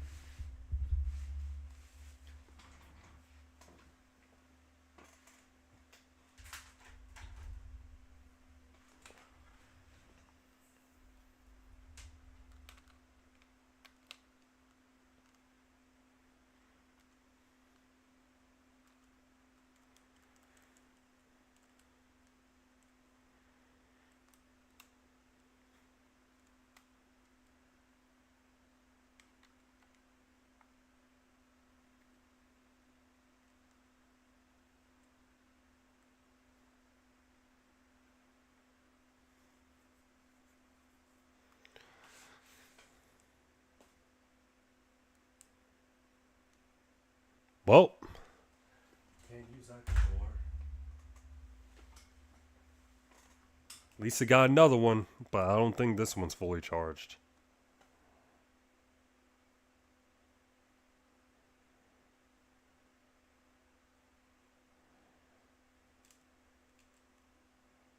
Oh, this one's not charged either.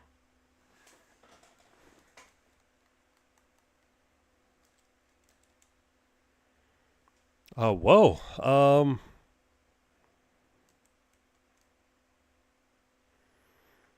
I guess I better find different videos to react to. Yeah, my controllers aren't fully charged.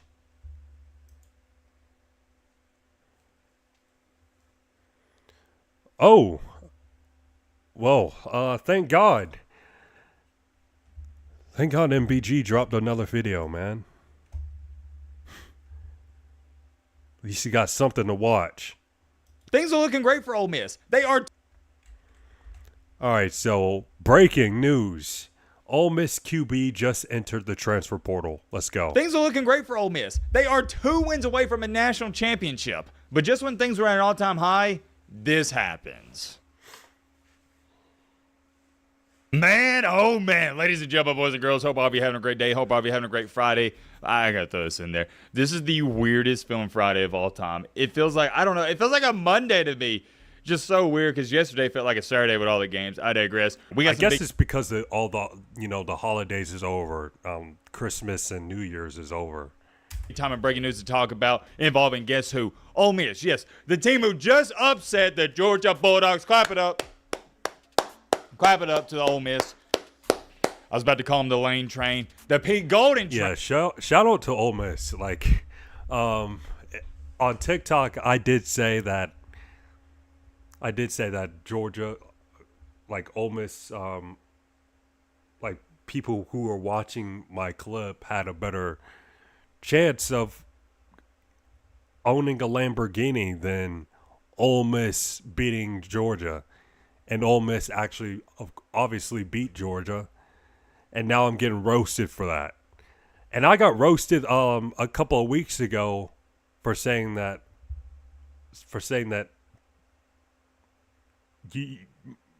you have a better, for saying that people have a better chance of becoming a millionaire than Georgia beating Alabama, and Georgia beat Alabama.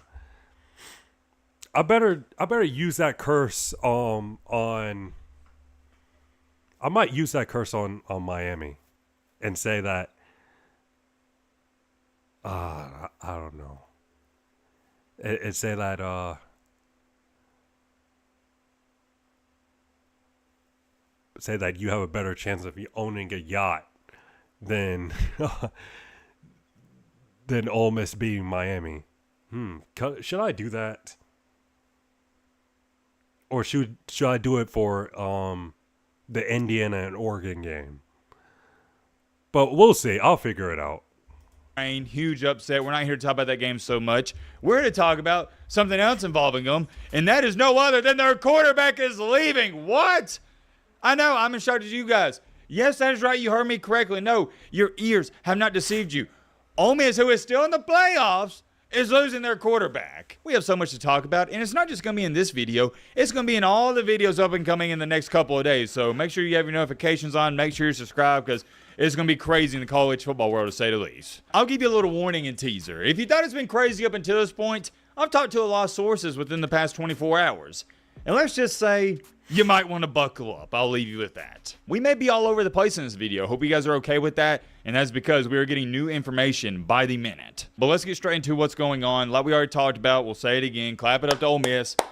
They beat Georgia last night. Huge and monumental win. Everybody counted them out. You could include myself in that. No, it's not even like, you could. No, you could 100% include me in that. I didn't think they're going to beat Georgia whenever Lane Kiffin left. I don't think anybody predicted that. I didn't predict that at all. I thought there was no way Ole Miss was beating Georgia. No way. Anyone picking Ole Miss to beat the Georgia Bulldogs, Kirby Smart. And I even said it, there's no way Petey Pete Golden beats Kirby Smart. But guess what? He did. Congratulations to Ole Miss. I'm so happy for that fan base. They deserve it. I think the college football gods are looking down at all this, and they're like, yeah, it seems fitting that we allow Ole Miss to pull off this big-time win. Lane Kiffin leaves this Ole Miss program and football team in the midst of a playoff run, and Pete Golden says, no Kiffin, no problem. And he's 2-0 in his recent 2 games. Crushed Tulane a couple weeks ago, and they just beat Georgia like we've already talked plenty enough about up until this point. And here they are. They're in the semifinals. Things are looking great for Ole Miss. They are 2 wins away from a national championship. But just when things were at an all-time high, this happens. The breaking news just came out as when I'm speaking. You'll see it a couple hours later on the channel because, we got to edit the videos, render them, get them uploaded to YouTube, do all that nice stuff. Ole Miss quarterback, I'm reading this off word for word. Ole Miss quarterback Austin Simmons plans to enter the NCAA transfer portal. Pete Nakos, our reliable source, reports. Ouch. Not what you like to hear. Now, let me clarify so people don't get this confused.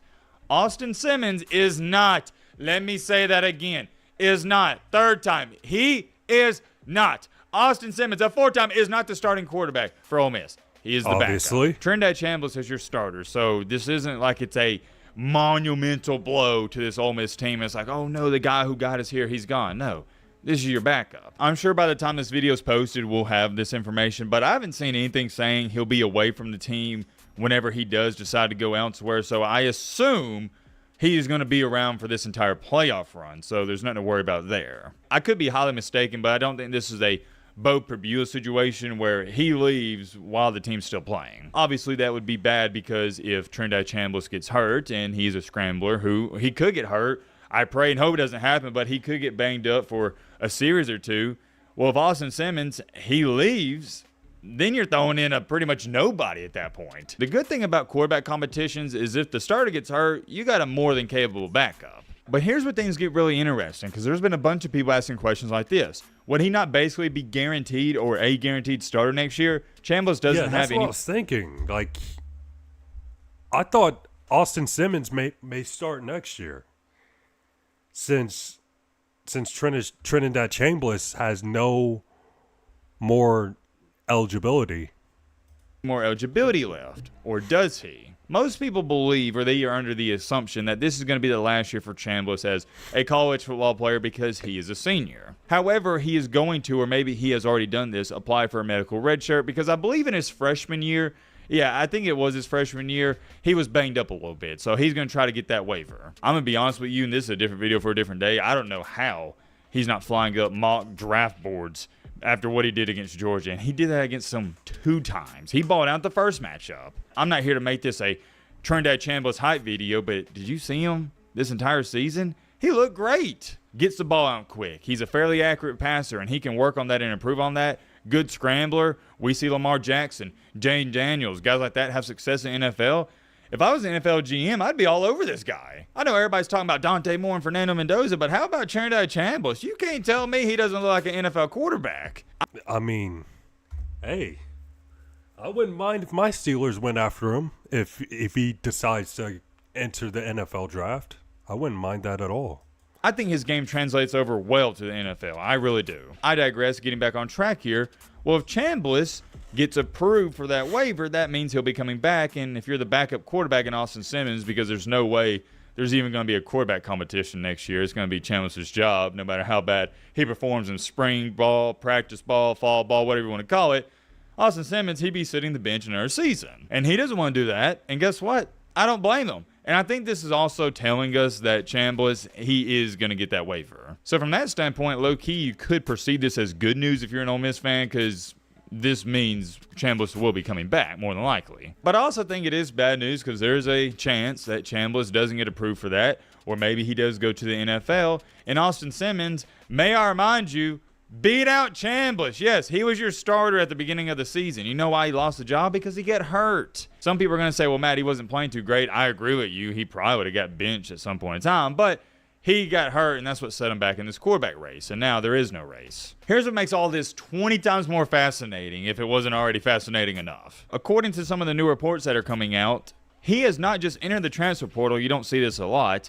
He has entered it with a no-contact tag, which means schools can't even reach out to him.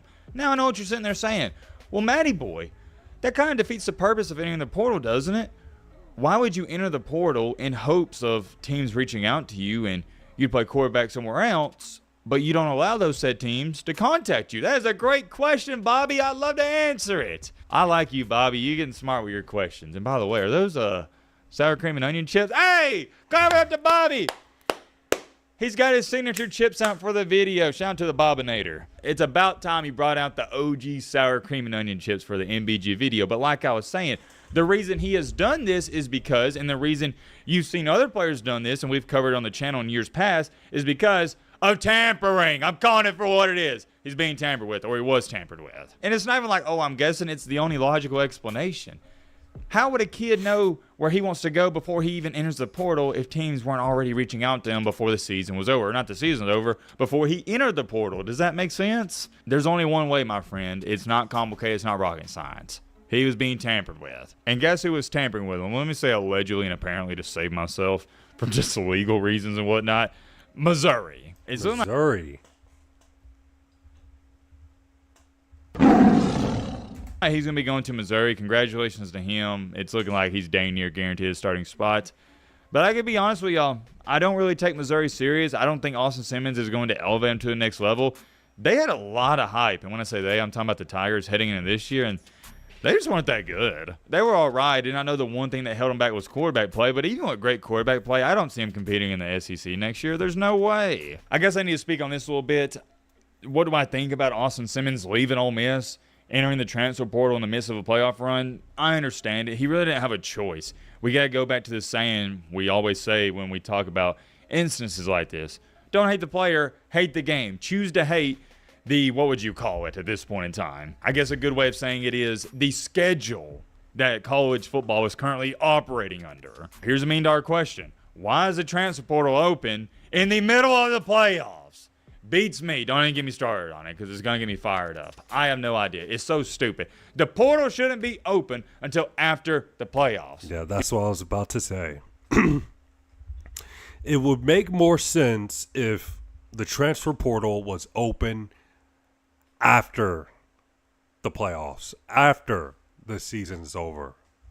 At the end. But unfortunately, it opens up before the playoffs end, and it puts these players in a bad situation and predicament. We saw it last year with Bo Prabula at Penn State. These players don't have a choice because Austin Simmons has to enter the portal so he can try to find a job for next year. Because if he doesn't enter the portal and he just goes along with this playoff run, and who knows, if you win the next game, you're going to be playing college football until January 20th. Well, guess what? By January 20th, Missouri is already going to move on and find a different quarterback. These guys don't have a choice. It's not like Austin Simmons is some dirtbag. It's like, oh, yeah, well, they don't make me the starter. Well, I'm going to leave him out to dry. It's not like that. These players are put in awful situations where, in some cases and scenarios, they have to be portrayed as the villain. But I see through it. It's not the player's fault. It's the NCAA's fault. I don't want to divulge into this too much, but there's just so much, and I mean so much wrong with college football and college athletics. I mean, heck, I know a lot of you aren't college basketball fans, but have you seen what's going on with college basketball? My goodness. If you're a diehard college football fan, which all of us are,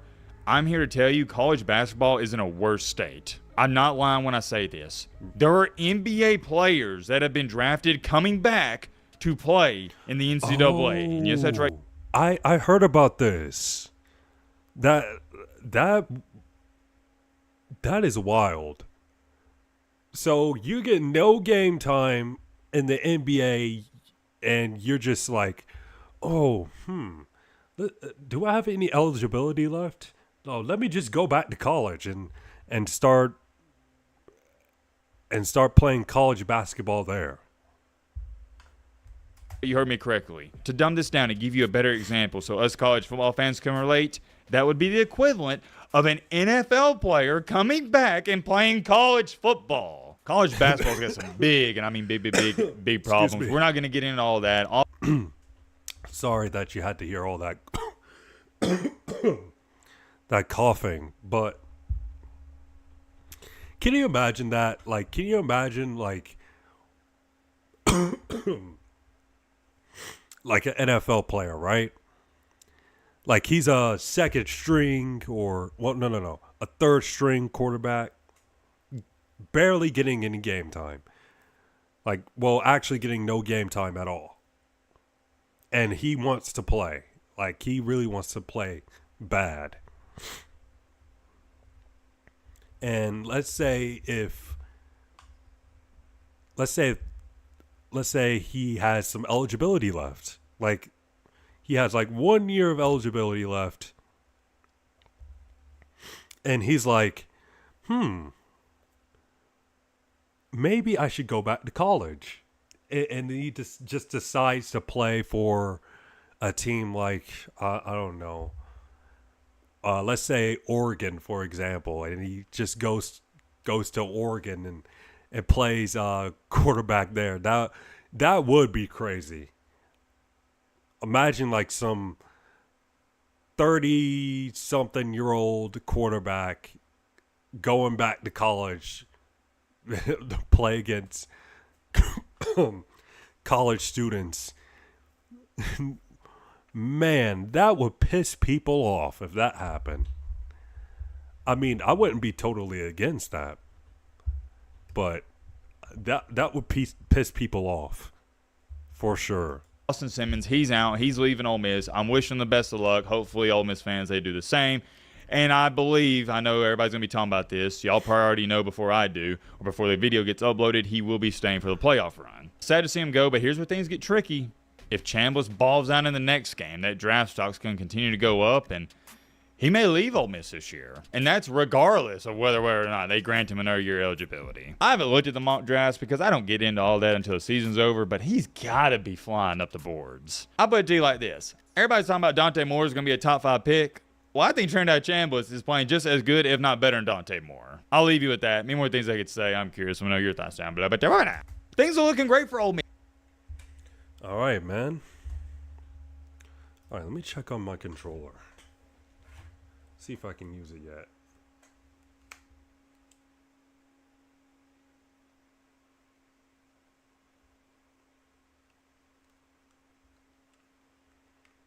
It's still dead.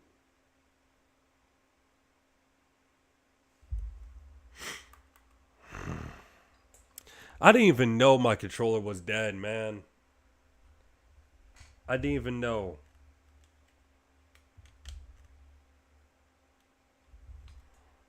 And I have to wait on this thing to charge. Oh, man, I don't know what other video to watch.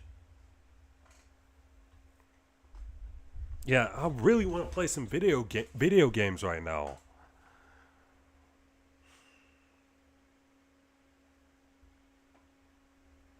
I can't believe both of my controllers are dead. Both of them. That is crazy.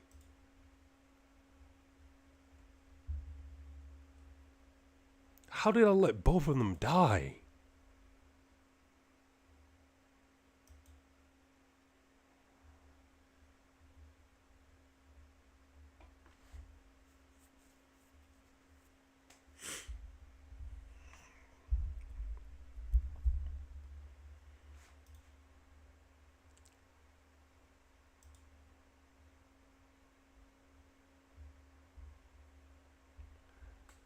Man, I don't know what to do now. Let's get on my playlist.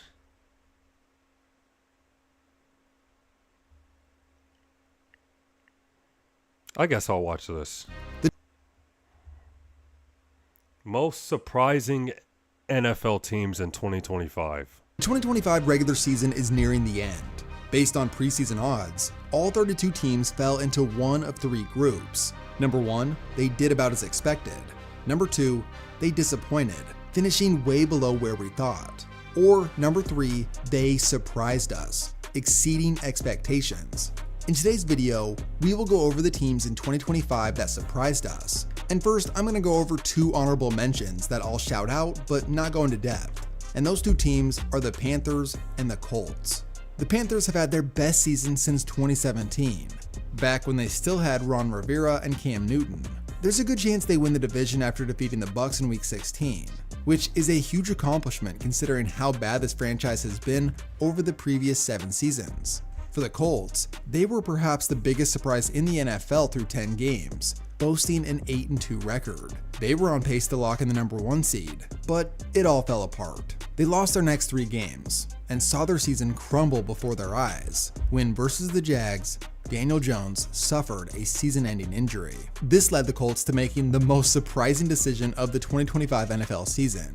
44-year-old Phillip Rivers suited up after 5 years with hardly any prep, and he started against one of the best defenses in the NFL on short notice. And he nearly led the Colts to victory. This was more of a fun story than anything. Crazy, just 44 years old, you know, came off the couch and just signed with the Colts and almost beat one of the best defenses in the league. As the Colts are pretty much eliminated from the playoffs at this point. Alright, with the 2 honorable mentions out of the way, let's dive into this video. First off, we have the Chicago Bears. With the hiring of Ben Johnson as their new head coach, expectations were that the Bears would improve, but that wasn't saying much considering how 2024 ended. They finished 5-12 in 2024 in a season that saw rookie Caleb Williams get sacked more than any other quarterback in the NFL.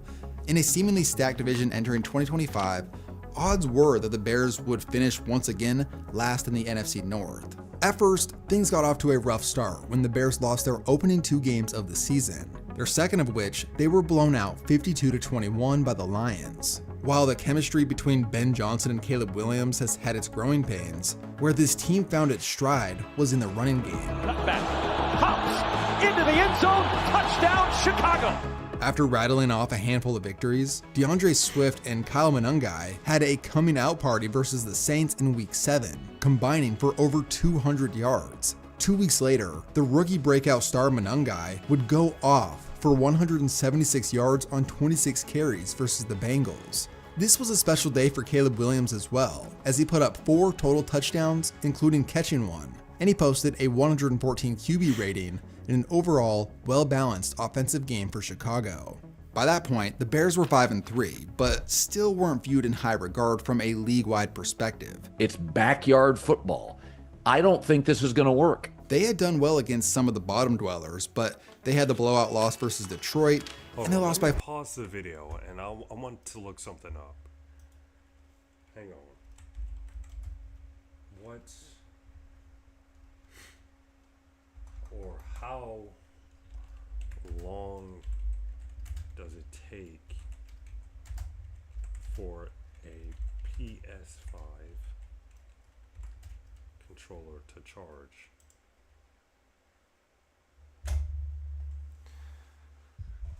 Two and a half to 3 hours. And I can't even turn it on. I can't turn it on while it's charging, bro. Oh, this sucks.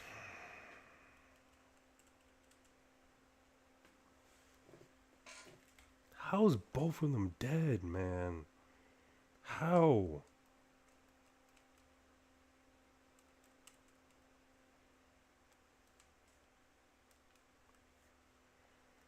Man, this absolutely sucks, man.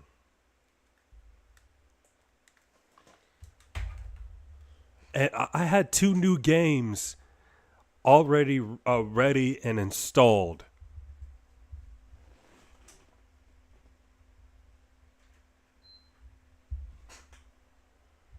Man.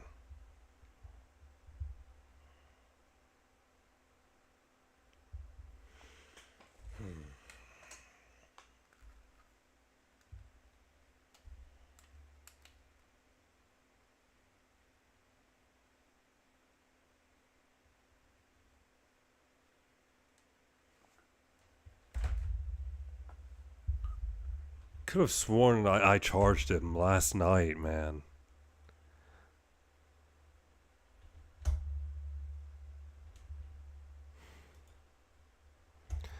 Oh well. 14 to a Tyler Huntley-led Baltimore squad, and those losses loomed large. However, despite this, the Bears kept on winning.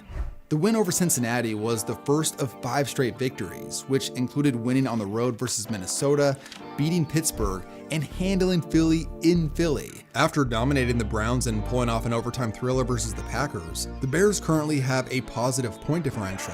Going for it all! It is caught! Bears win it! At the time of this video, with hands in his face and still caught it. There is still playoff seeding to be decided, but regardless, the Bears are in, and they have their most wins in a season since 2018. That is a huge accomplishment. Ben Johnson has proven to be a great hire to this point, as his run game has dominated just like it did in Detroit.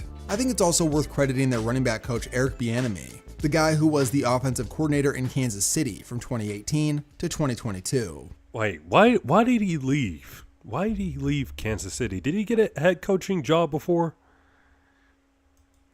Next up, we gotta show some love to most of the NFC West, starting with the LA Rams. Now, the Rams were expected to be good in 2025. After all, they were a play away from reaching the NFC Championship the previous season. But even with odds people forget, man. They almost beat the 2024 Eagles. The only team that was able to compete against the Eagles, and away from home as well. Predicting them as a playoff team once again, the Rams this season have been much better than anticipated. At first, there were concerns about Stafford and his back. The 37-year-old sat out of training camp due to that injury. And whenever you got an old guy with an old back, it usually doesn't bode well. But despite the concerns, Stafford hasn't missed a regular season game to this point and has been having the best year of his career. With Stafford, they have been the #1 passing offense in the league, throwing the most amount of touchdowns and least amount of interceptions. Stafford had an 8-game stretch where he threw 25 touchdowns and 0 picks. Watching their offensive operation is as beautiful as it gets. From the Stafford to Puka connection, to Stafford throwing the ball to Adams in the red zone, these guys are completely dialed in. Well, kind of. This whole Puka Nacua storyline has been quite a distraction recently. From live streaming in the locker room, to trying to bring streamers inside the Rams facility, to criticizing officials, this has clearly been an issue with this guy, and we'll see what kind of effect this has on the rest of the season. But hey, at least he's absolutely dominant on the field. Yeah, but he's in the still, meantime. like, Puka's still balling out. He's still balling out. What's amazing about this team is that not only are they one of the most prolific offenses in the NFL, but their defense has been top-notch, ranking near the top statistically. In fact, there's only one team in the entire NFL with a higher point differential through 13 games, and we'll talk about them next. Up next, the Seattle Seahawks. When the Seahawks decided to move on from Geno Smith and sign Sam Darnold, the typical take was that this wasn't seen as an upgrade. If anything, it was a slight downgrade. Geno had been mostly solid in his 3 years starting in Seattle, and although Sam had had great success in Minnesota, those last 2 games with them were awful. Plus, going from the weapons he had in Minnesota to what he was expected to have in Seattle without DK Metcalf, it was supposed to hurt his play.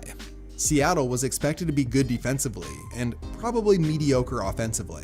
After finishing 2024 10-7, a similar or slightly worse season was expected, as the preseason odds had them winning around 8 to 9 games. But after 5 weeks into the 2025 season, it was clear that this Seattle team was different. And looking inside the court, Smith and Jigba with the crowd. They had put up over 30 points in 3 of those 5 games, and the connection between Sam Darnold and Jackson Smith and Jigba had proven to be one of the best in the NFL. Sam, big head, hair, shoulders, butt. What? And crazy enough, we hadn't even seen the best of that duo to that point. Through the first 11 games, Smith and Jigba had put up over 100 yards 8 times, and Sam Darnold led the NFL in yards per attempt while also being the highest rated PFF NFL QB. What's wild is that Seattle is a run-first team. They've had one of the highest number of rush attempts in the NFL, while ranking nearly dead last in pass attempts.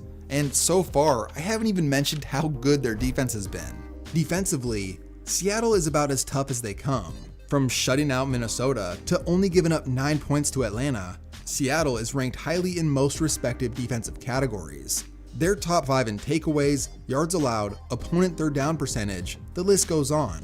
And that recent Thursday night matchup versus the Rams was a huge moment for this team. Despite Man, that game was a classic. That game was a classic. Trailing by 16 and I would say the game of the year. Fourth quarter, Seattle came all the way back to win the game with some miraculous moments, including perhaps the craziest 2-point conversion of all time. As of the time of publishing this video, the Seahawks are positioned to take the number 1 seed. And for the last NFC West team in this video, we have the San Francisco 49ers. Like the Rams, the 49ers were fully expected to be in the playoff conversation.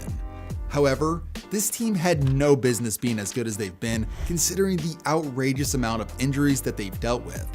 For starters, their tight end George Kittle was out after week 1 for 5 weeks, and their quarterback has missed most of the season. And then you look at their defense in week 3, one of the best defensive ends in the NFL, Nick Bosa, tore his ACL. And then their defensive captain, Fred Warner, broke his ankle in week 6. This meant that 4 of their top 5 players have missed huge chunks of this season. Beyond those major injuries, the Niners were considered the 3rd most injured team in the league by mid-November. Yet, despite this, they rallied around the guys that they did have out there, and they have been winning games on a regular basis. Mac Jones filled in for Purdy and had looked better than he did at any point of his career. McCaffrey has put together a season for the ages, and this defense is somehow a top 10 unit despite missing its best 2 players. And I can't fail to mention that they also lost Greenlaw, Charvarius Ward, and Hufanga to free agency this last offseason. Those were 3 key pieces in a previously dominant defense. The fact that this team not only didn't crumble, but has been one of the better teams in the league is truly a testament to their resilience and incredible coaching on both sides of the ball. Regardless of how they do in the playoffs, this is truly a special season for them, considering what they've had to endure. The NFC West is truly an absolute gauntlet of the NFL's best. Well, minus Arizona.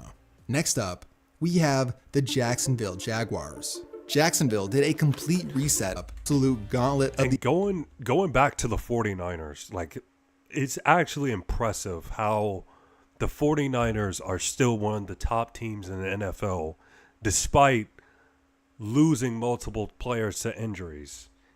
And that just shows how great their head coaching team is. Like the defensive coordinator, Robert Saleh, fantastic, and also offensive coordinators and head coaches, Kyle Shanahan. I think that's his name. That's his name, right? There's no way I forgot his name. I hope that's right. Kyle Shanahan. I'm pretty sure that's his name. The NFL's best. Well, minus Arizona. Next up, we have the Jacksonville Jaguars. Jacksonville did a complete reset after the disaster that was the 2024 season. They finished 4-13 and proceeded to fire just about everybody. To begin this rebuild, they hired James Gladstone as their new GM, and also former Bucs OC Liam Cohen became their next head coach. Even after making some splashes in the offseason, highlighted by trading up and drafting Travis Hunter second overall, Jacksonville was still only expected to win 7 to 8 games in 2025. However, there was some life to this new squad. Through 5 weeks, they had been one of the more interesting stories in the NFL. They had gone 4-1 in that span, which included defeating the Texans, the 49ers on the road, and defeating the Chiefs on Monday night. Now Lawrence goes down, breaks a tackle, touchdown Jacksonville! Lawrence falling down, getting up, and scoring on that play to win the game was pure cinema. They had trailed by 14 in that game and had come all the way back to win. Over the course of the season, especially in that game versus the Chiefs, Jacksonville was beginning to prove that they were a well-rounded team. The laughingstock that they were in 2024 was far in the rearview mirror, and now they had their sights on continuing their success and returning to the playoffs. Now, they had a few bumps in the road, dropping 3 of their next 4, but after a dominant victory over the Chargers, they found their stride once again. Sitting at 5-4, the turning point in Jacksonville's season came in a game versus the Chargers. With the Chargers favored, the Jags totally dominated that game on both sides of the ball, winning in blowout fashion. This was the first victory in a big-time win streak that took Jacksonville from middle of the pack to one of the NFL's best, reaching double-digit wins for the first time since 2017. Also, Trevor Lawrence has looked much better near the end of this season. You can point to the fact that he played mostly weak teams when he performed well, but whenever you put up nearly 400 total yards and 6 total touchdowns, it's praiseworthy. And it wasn't a fluke because we saw this team dominate against the Broncos in Denver. Coincidentally, the next team up on the list is the Denver Broncos. Coming off that great first season with Bo Nix in 2024, Denver was expected to be good again in 2025, finishing somewhere in that 9 to 10 win range. However, they've been more dominant than most saw coming. What's crazy is they've actually had a worse point differential than they did last season. Man, they got some dogs on defense, dude. Nick Bonino, PS2, Jahdae Barron. What's his name? The other cornerback. Thing is, Riley. Is either Riley or Cooper? No, no, that's Cooper DeJean.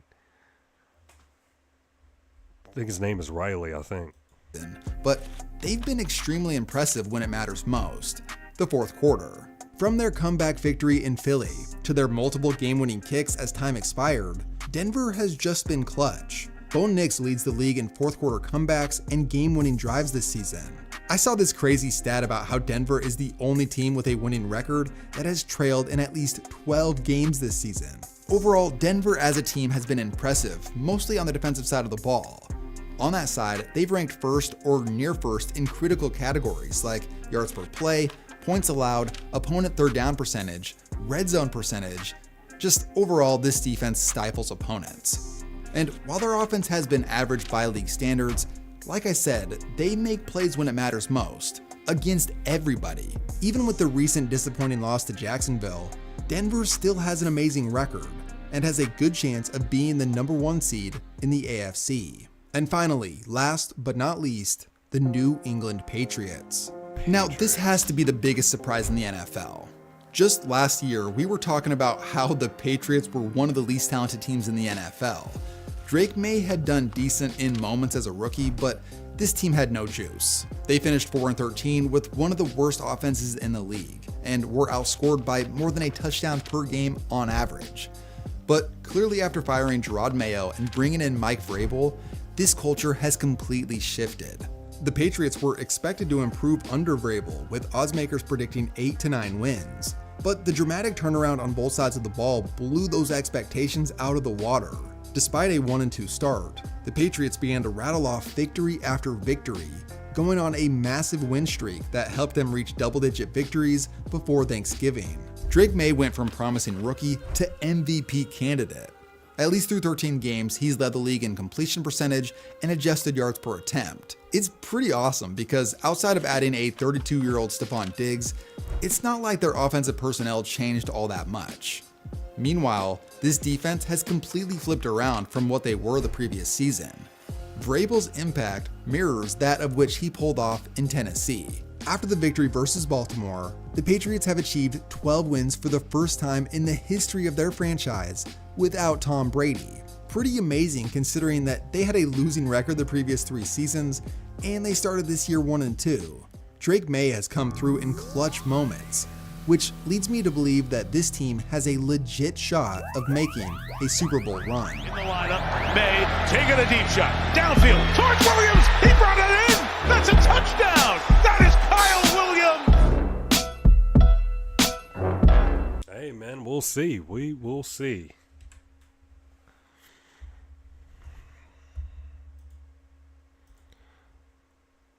All right.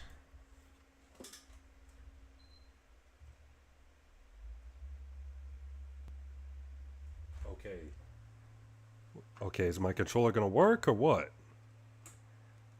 Okay, I just turned it on.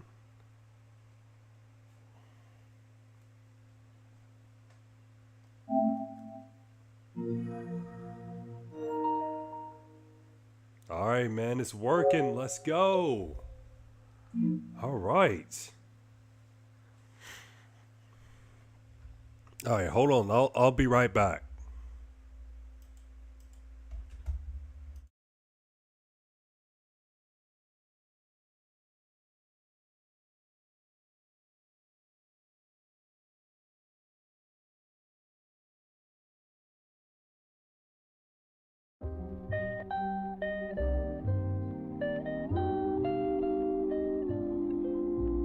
I want all of you, forever, you and me, every day. Will you do something for me? Please, just picture your life for me. 30 years from now, 40 years from now, what's it look like? If it's with that guy, go. Go! I lost you once. I think I could do it again.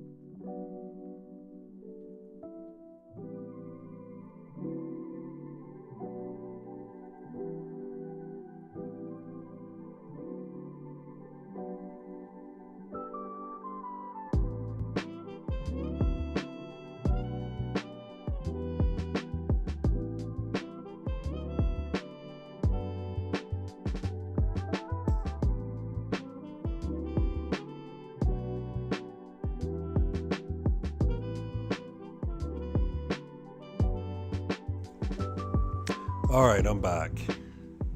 All right, so first, I'm going to play some college football, getting back on Dynasty, new season. And I have, all right, let me click on it. Or press it. Okay, so I have played a little bit of practice mode with my new quarterback, new 5-star quarterback that's supposed to start. And I'll tell you this. He's an 87 overall. And I'm going to tell you this. I may have the next Joe Burrow on my team. Or the next Matthew Stafford on my team. Like, this dude, he can throw. He can throw. I'll say that. He can throw. And I did make a tough schedule for South Carolina. I did it on purpose. And the first game, we're going against the Trojans. It's a team that might rebuild in the future. And you're saying, I know what you're thinking. You might be saying, oh, USC is a pretty good team in real life. They don't need to be rebuilt. Well, yeah, that is true. But it's been a while since they were elite. I mean, last season they've been good. They have been good, but it's been a while since they were elite. The last time they were elite, Reggie Bush was there. Reggie Bush and Matt Leinart was there, and Pete Carroll was their head coach. That was the last time the Trojans have been elite, from what I can remember.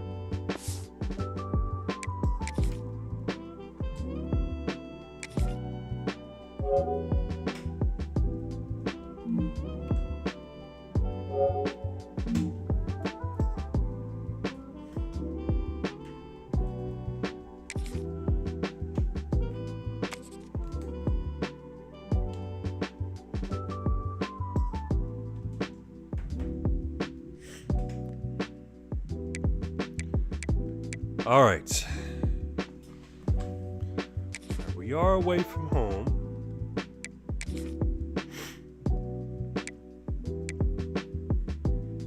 All right, man, let's go. Excited for this one. Let's see what we got.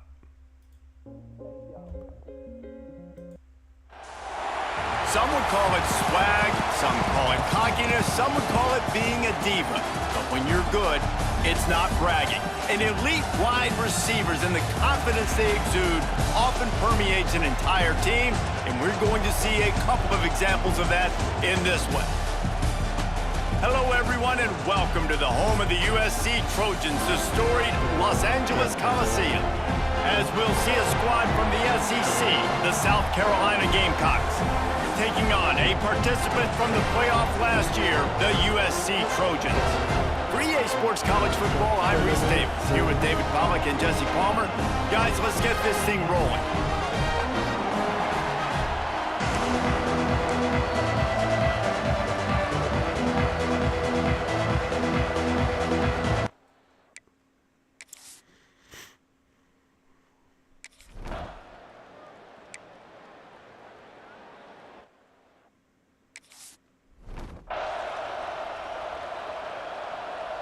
Second down coming up. All right, who's our quarterback?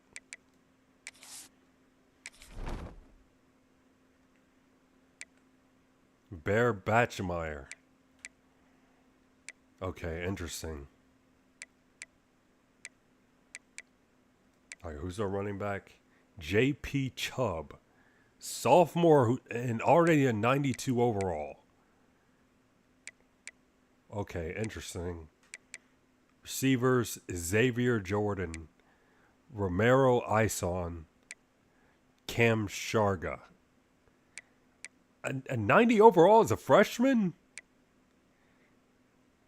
Okay, they got some dudes. All right.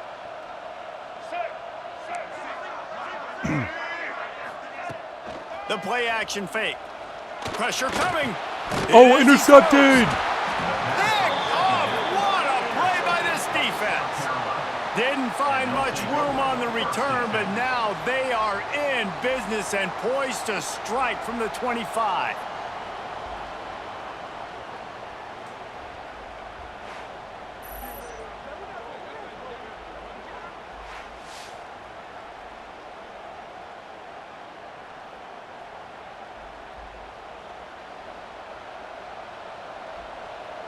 The Gamecocks offense will have its first possession of the game.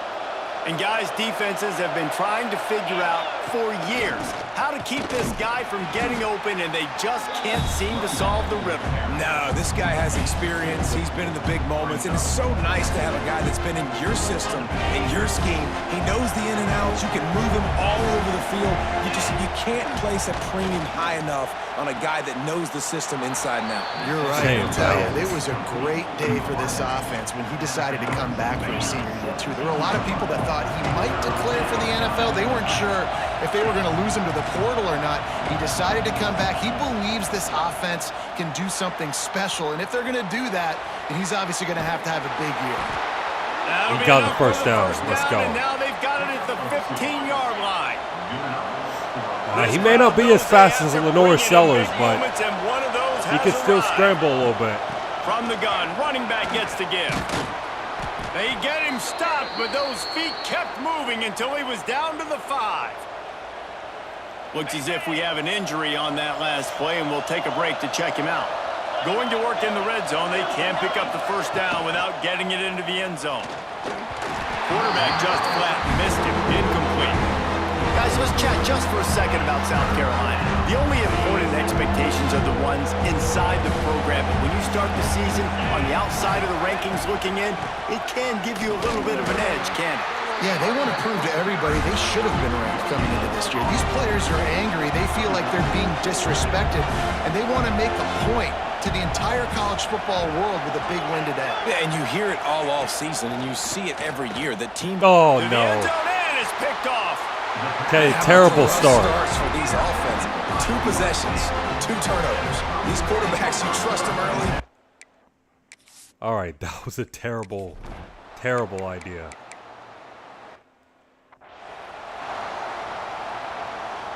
Here comes the offense on second down.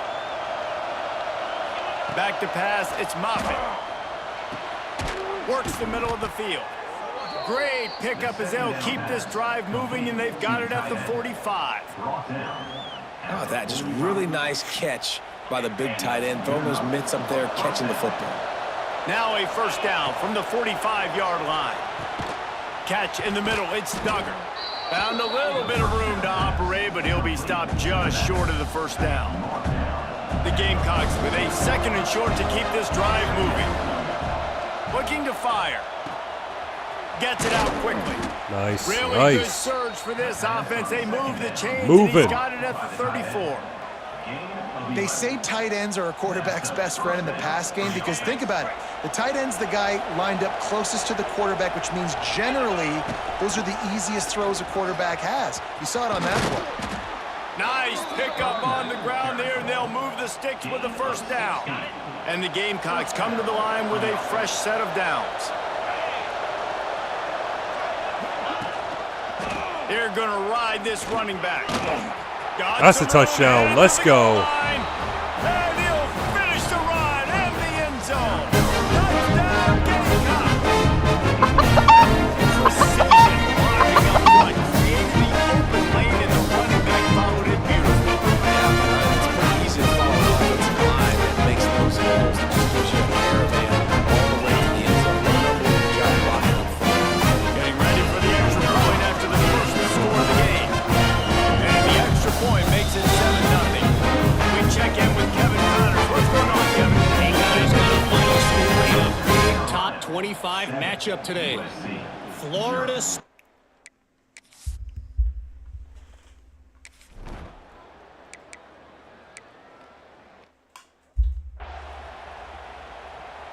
They bring the punter onto the field now.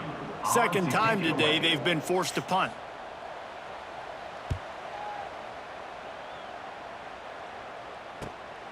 on his way back from the 20. They'll get down and put a stop to the return at about the 28-yard line. They'll christen this drive from the 28-yard line. Wants to throw. It's Moffitt. Snagged out of the air. He steps out right at the 40-yard line, and now they are in business moving toward midfield. Looking to throw on first down. He's got it. They get him on the ground, and with that, we'll head to the second quarter.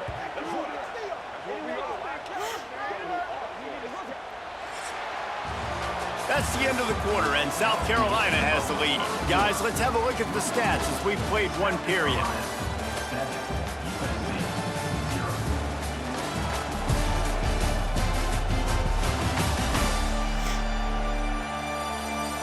Lots of time left, and we're ready to get back to it and open the second period.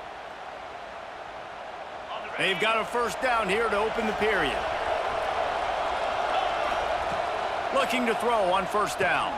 Grabbed behind the line. It's Duggar.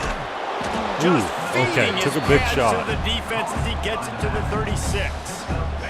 The Gamecocks with myriad options after that big pickup on first down. Just keep slinging it. And that's going to be he dropped.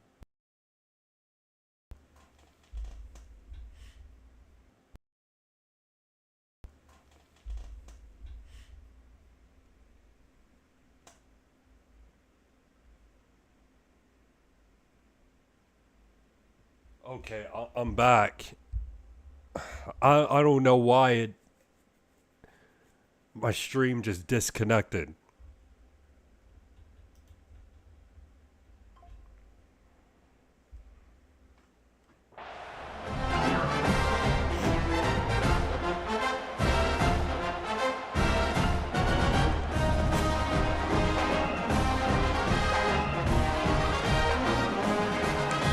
And guys, USC has the ball back and sending the offense onto the field. We'll see if they can be a little more productive this time around. A 3-and-out the last time they had the ball. Caught in the backfield, it's Chow. Let's talk.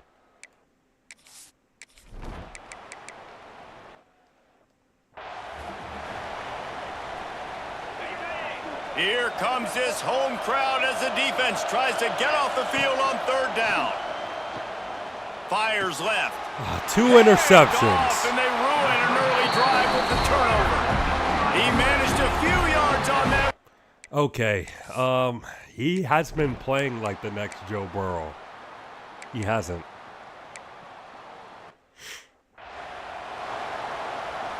So they were able to put up a 3 spot on that last drive. And he now is a the freshman, kickoff to be team out fair, there as they so he's prepare going to make put mistakes. boot to leather. And he'll bring it out of the end zone.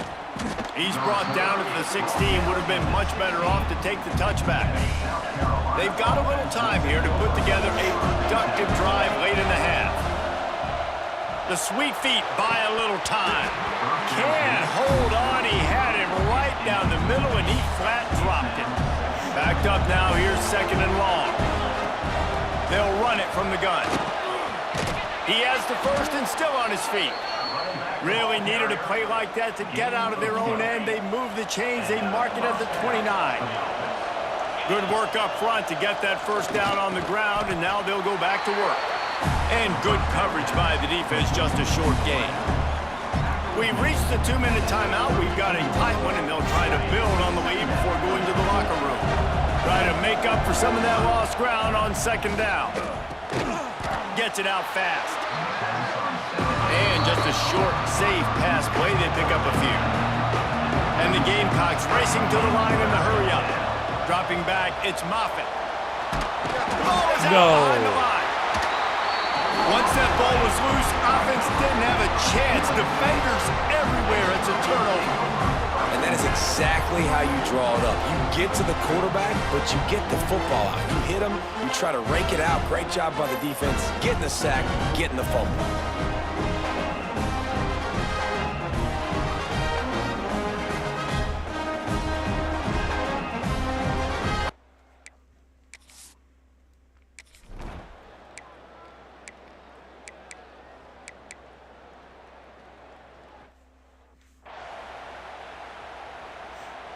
Working well behind the sticks on second down. Motion from the wide receiver. Off the play fake. And he feels the heat coming and it burns him up. Another sack. Timeout called by the defense. It's their first of the half as they'll make some adjustments. Now a lot of work to do to move the chains, keep this drive alive after that earlier sack. And it's incomplete on third down. We are struggling, man. Unfortunately, this guy's been beat like a drum. He's been hit, sacked a bunch of times already, and another hit right here. I'm literally looking at my offensive line and be like, dude, I need some more time.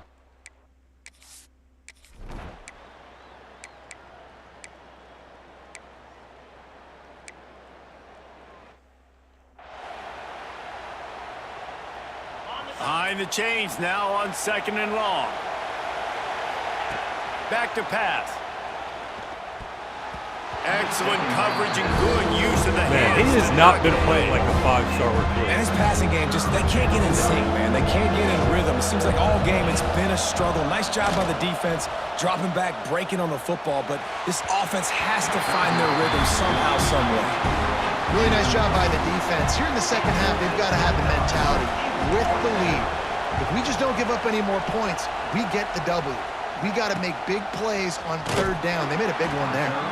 They'll get down and put a stop to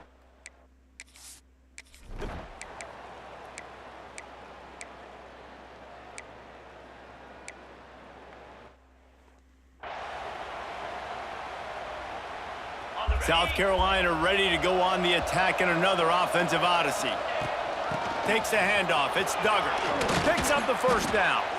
He gets those chains moving, gets it out to the 42-yard line. Perfect play call for that big gain to open the drive. Now here they come on first. Turning it on. Big run, big run.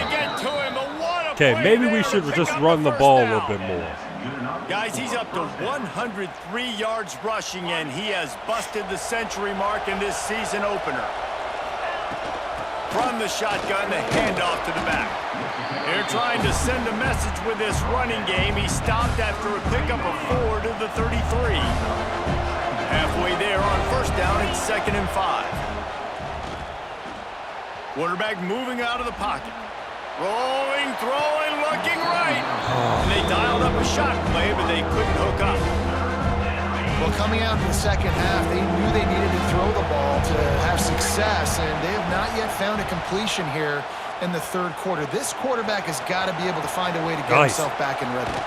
Okay, good run, good run. To the big gain, and they are in business, 1st and goal. The Gamecocks had tough field position to start this drive, but they've been relentless in moving the ball methodically down the field. Hit hard as he released the ball on that first down pass, and it never had a chance. Man, the defense smells blood in the water. You can tell. They're getting to this quarterback over and over and over. They've already sacked him a couple times. They're just winning up front. They almost got another sack on that last play. Nice, finally. South Carolina, filling the window for the score. And it's so underrated, the relationship between a QB and a wide receiver, the timing, the ability to know where he's going to be and be accurate with the football. That's what leads to nice touchdowns. Well, the chemistry between these two guys has to be great because coverage is going to be great. It might not be perfect, but this is something these two guys have been repping and practice over and over and over, and it's paying dividends now in the game.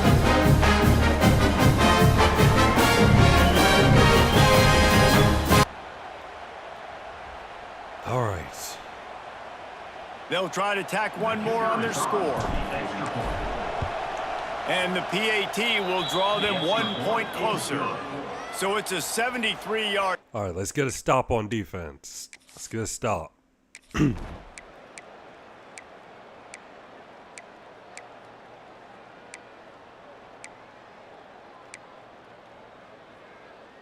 kick to field goal. Field goal after field goal, man. They're set to kick it off, and you think this crowd's going to get loud when their defense comes on the field? He'll bring it out from inside his own 10. Oh, amazing blocking, and he's going all the way. He's going to the house. Can they catch him? He's gone. Touchdown. And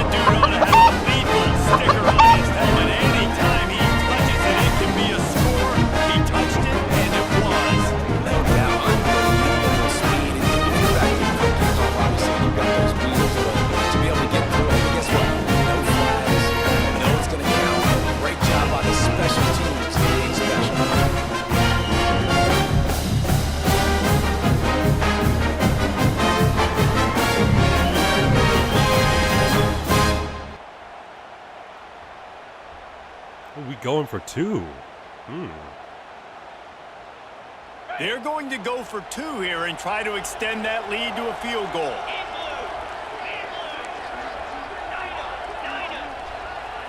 Looking downfield, it's Moffitt. Incomplete on the 2-point try.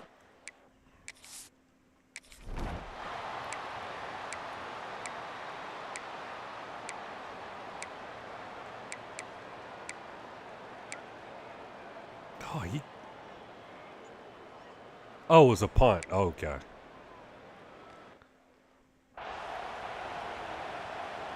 What will they dial up on second and a long way to go? The handoff, keep working on that clock. Quick timeout call by the defense, stopping the clock to save as much time as possible for their offense. You make up the game plan and not a lot on the play sheet for this. 3rd and long from inside their own 20. He's got an open man. Oh, he's gone. He is gone. This might be game over right here. Pass to 10. Touchdown. Eluded the defense, and he'll take it all the way. Touchdown, Gamecocks. This offense is so explosive. They can change the scoreboard in a flash. You just saw that on that drive.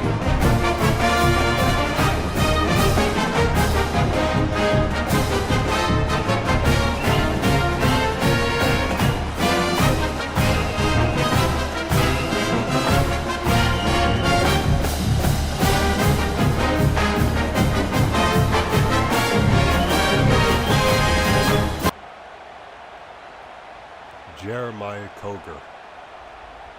They'll try to add another to their lead.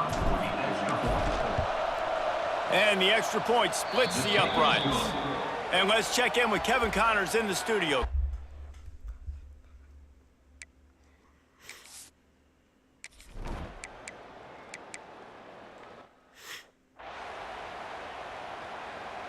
On the double. This crowd knows when to bring it. They'll go to the ground. He's going to lose a yard on that one. And now on 4th down, they will put it on the shoulders of the kicker to save them with his foot. Now it looks as if they'll settle for the field goal try. At this point in the game, and this crowd knows this is a huge field goal attempt. You know, it's funny, in an age where there's so many college football. Yeah, I think that's game over right there.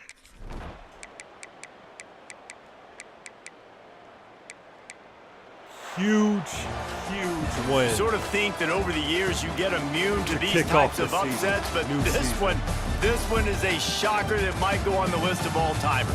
Dude, huge win. Like, you can't say enough about being a team with a considerable talent disadvantage. Like, you're the underdog for a reason. You go in, this is a top 10 team you're playing against. Like, everything says you shouldn't win, but Palmer, they came out and they absolutely took care of business. It wasn't the Yeah, best they game showed from up Eric Moffitt, in the biggest but moment. You got to give these players a he ton of stepped credit. up They may not be as talented end. as their opponent, but this was a game and an opportunity that they took advantage of. They made the plays they needed to make. They put the rest of college football on alert with this And win. we just This is proved one these fans will be talking that we about are for the years real and years to come. USC. That's going to do it from here for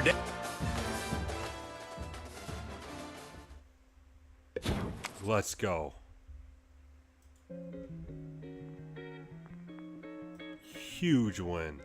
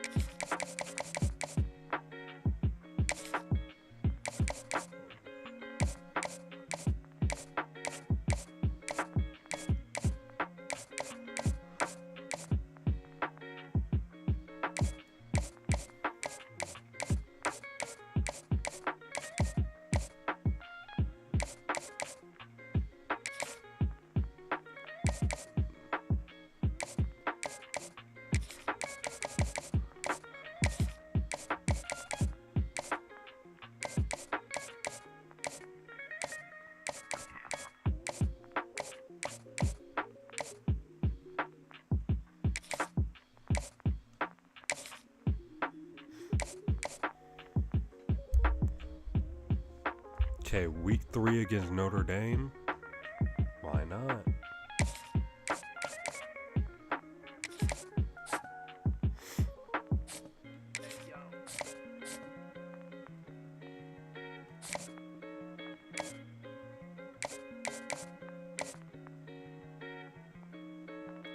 Enrique Amatava. Did I put him on the list? I don't think I put him on the list.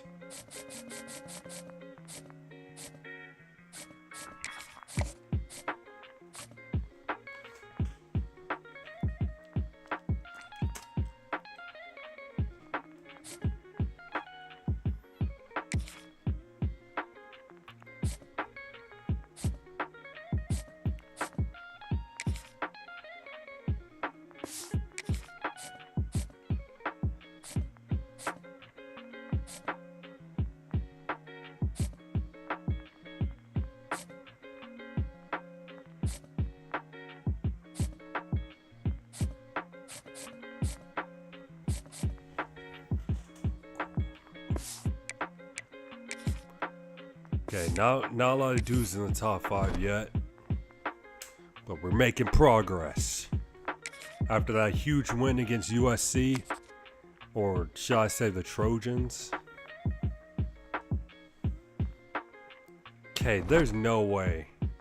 I shouldn't have to play this game, so there's no way we're losing to those guys, right? There's no way.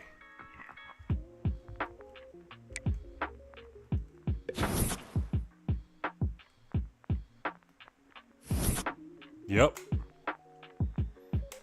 No way we're losing to those guys. Okay, Notre Dame's number 7, and they already lost the game. Okay, that's interesting.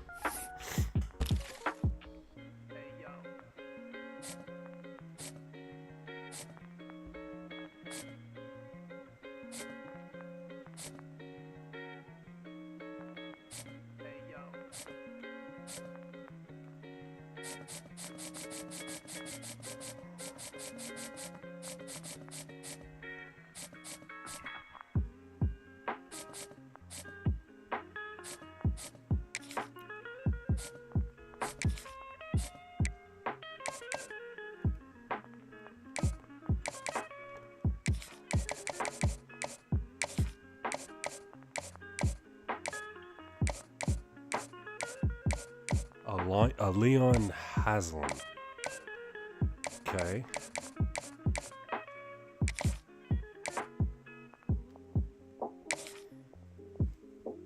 Okay, so I could get a massive boost if I beat Texas A&M.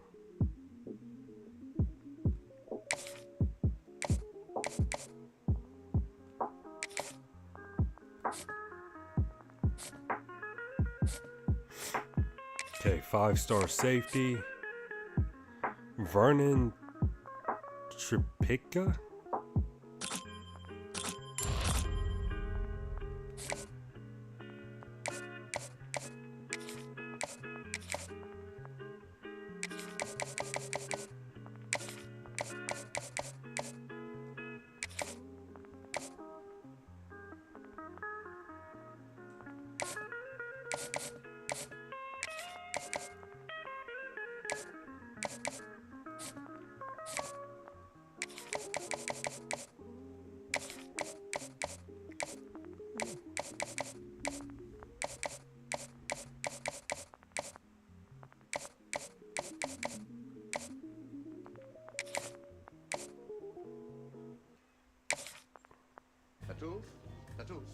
please. どこにいるの?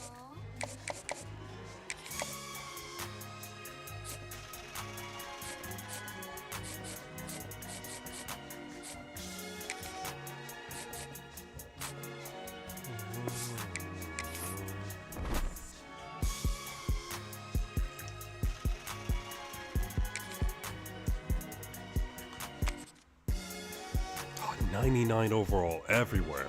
How did they lose a game? Who did they even lose to? I want to see who they lost to.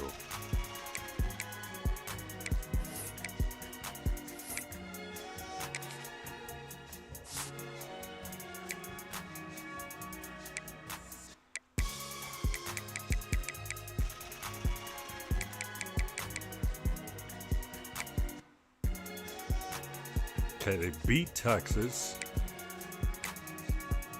They lost to Pittsburgh. Out of all teams, they lost to Pittsburgh. Okay. Wild. And they're number 7 in the nation. How are they still number 7? And how are we not ranked after beating the Trojans? Okay, Florida's number 1. Georgia's number 2. Tennessee's number 3. Penn State number 4. Duke at number 5. Ole Miss is 7. USC is 15th. Excuse me. How are they still ranked?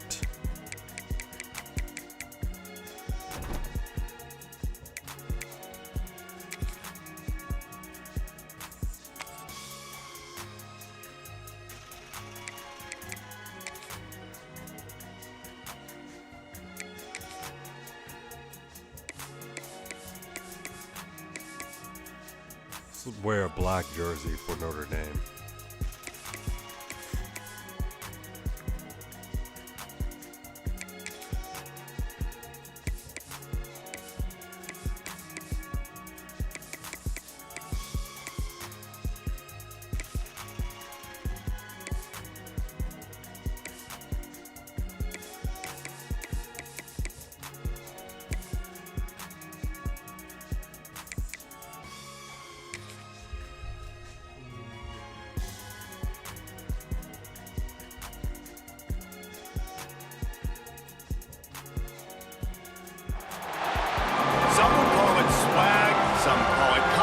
Some would call it being a diva, but when you're good, it's not bragging. And elite wide receivers and the confidence they exude often permeates an entire team, and we're going to see a couple of examples of that. Didn't you say that in last this game? Welcome everyone to Williams-Brice Stadium, home of the South Carolina Gamecocks. As we'll see a playoff team from last year, the Notre Dame Fighting Irish, taking on a team from the SEC, the South Carolina Gamecocks. For EA Sports College Football, I'm Reese Davis, joined here in the booth by David Pollack and Jesse Palmer. And guys, let's get this thing started.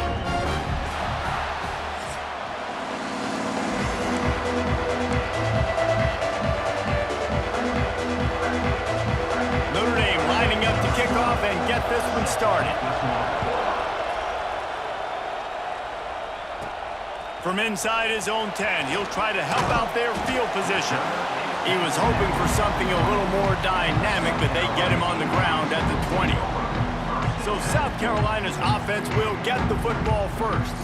And they are coming off a sensational performance led by this quarterback who's hoping he can build on things, Jesse. Well, I know, having played the position, when you have a big game, you just can't wait to get back out there again and build on that performance. David. And it's loose. He'll be brought down, but he was trying with everything he had to turn that disaster into a first down and came up a little short. And it looks as if they've buzzed down. Replay that wasn't a have fumble. another peek at that last play. That was not a fumble. He was already down. That wasn't a fumble.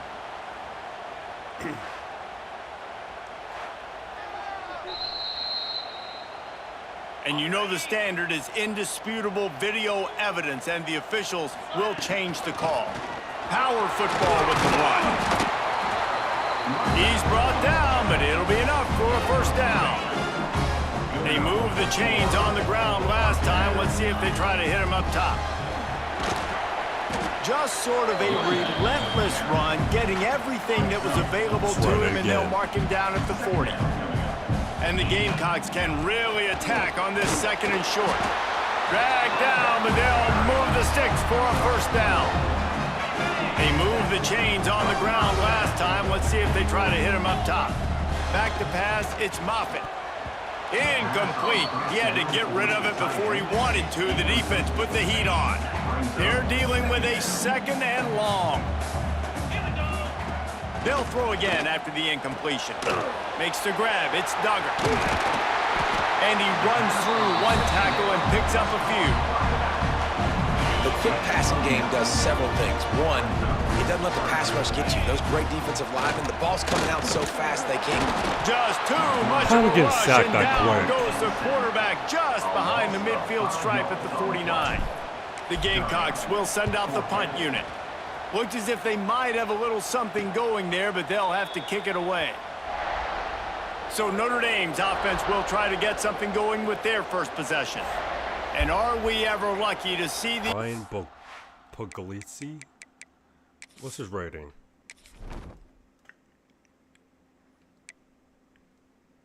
.88. That's the guy we could have recruited. Parker Marciano. Tiki Hayes. Pat 96 overall sophomore Pat Rowland. 92 overall JD Juszczyk. Okay. Their wide receiver room is just absolutely stacked. And their tight end room is stacked.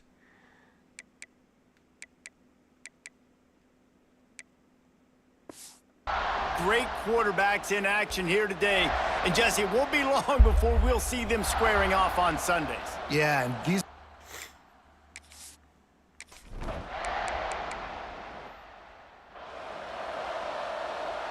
Plenty of work to do here on 2nd and long. From the shotgun now, here's an inside give. Really nice pickup on that one as they get it to the 36. It'll be first down. Here's this offense with a fresh set of downs. Wants to throw on first down. He might have gotten way too greedy there, held it too long, and couldn't throw it away to avoid the loss. And the Gamecocks trying to find their way forward after the big loss on the last play. Fires to the tight end. They make the stop, but not before he takes a chunk out of what they need to move the sticks. Now on 3rd down for this offense. He's got enough for the first down. Oh, he got it. He still held on. Let's go. I thought he dropped. That's just a very easy, comfortable throw for the quarterback. He knows he has his big target, the tight end, running across the field. Breaks into the open. He steps out of bounds right at the 15-yard line. The Gamecocks can play this 2nd down a lot of ways with just a few yards to go. Looking for a man. It's Moffitt. A little screen to the running back. Back's going for the goal line. They'll get it down to the 8-yard line on that throw and catch, and the defense is backed up against the wall. They'll dial up the run on 1st and goal. That is a big win for this defense as they were right there as soon as he got the ball. Can the D deny them on 2nd and goal? Lets it go to the end zone. Had it in his hands for the score and let it fall to the turf. It'll be 3rd down. This is one of those momentum turning points. If this defense can force a field goal attempt, that is a victory for them. Oh, he dropped it. As he was going for 6 right there. Dudes can't hold on to the ball. Sometimes it takes quarterbacks a few plays to really get into the rhythm of the game and not force things. I think the quarterback that time was really trying.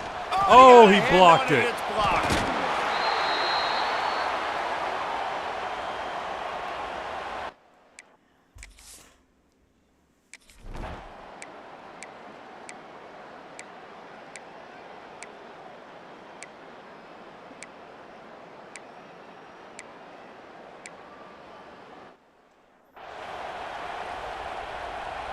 And the South Carolina offense is back on the field. They're looking for any type of offense to try to get this thing going down 3-0. Came through like a shot and knocked him down for a loss of 5. Who is this defensive tackle? And the Gamecocks now with a long way to go to pick up the Tackle my first running down. back for a loss and got a sack. 2nd down, they'll go to the air. Buys a little time with his feet. Just a short pass to the top. What's that defensive tackle's rating? He just came out of nowhere. He's just so fast.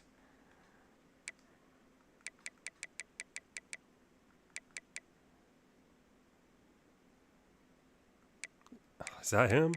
No, it's him. 83. He's only 83 overall doing all that. the defense. And that's why QBs love their tight ends so much, right? Especially when they're athletic, because they make short throws turn into long gains. Because of his ability after the catch, it's so unique and special. He is dominant in this offense. Slithers into space. He'll step out of bounds right at the 44. A big time pickup on that one. The Gamecocks with the 1st and 10. Looking for a physical attack from the gun. They'll finally drag him down, but not before he gets it to the 40, and it's a 1st down. So they move the sticks on the run. Let's see what they do with this one.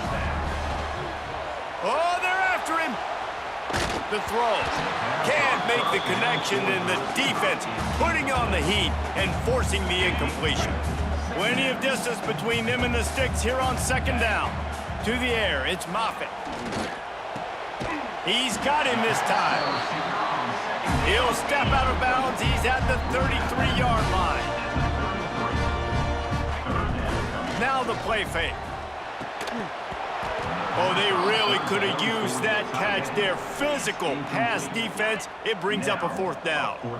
They could tie the game here with a field goal, but instead looks as if they'll go for it on 4th down. It's dropped, and oh, what a tough way to end this drive.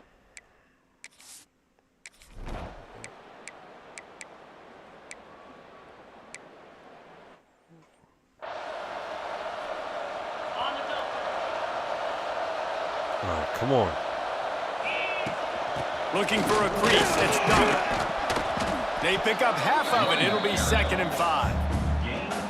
And I kind of like how the running back didn't mess around. Like, just get downhill when you see an opening. A lot of times they close so fast, man. Be decisive. Stick your foot in the ground. Pick up 3 or 4. Caught it. I thought that was intercepted. Really putting together a threat now. They get the 1st. It's at the 37. Here's this offense with a fresh set of downs. Oh, he's got some space. Just what this offense was looking for. Sets him up at the 26 with the 1st down. Inside a minute to play in the half. Might we get a touchdown after all before the break? This junior making his presence felt and making the stop after a short gain. Picked up 2 yards on that last one. They need 8 on 2nd down. An explosive play in the running game as he's got the 1st down.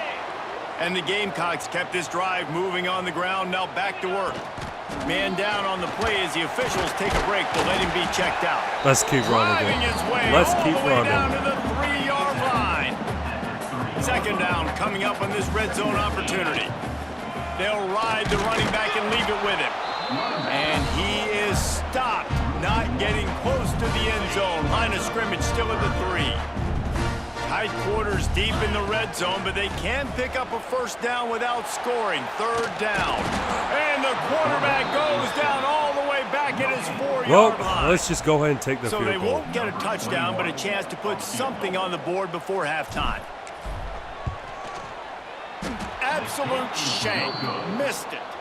And after the miss, they're still down by a field goal. Now I can't score field goals. And that's frustrating. I mean, you...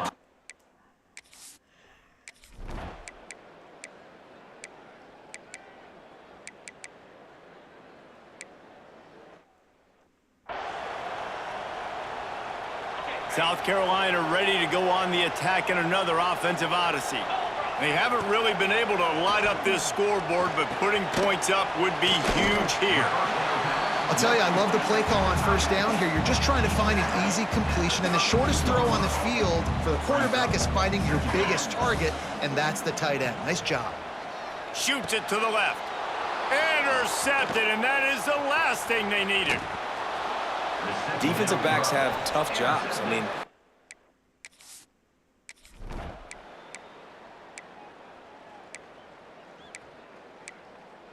scored.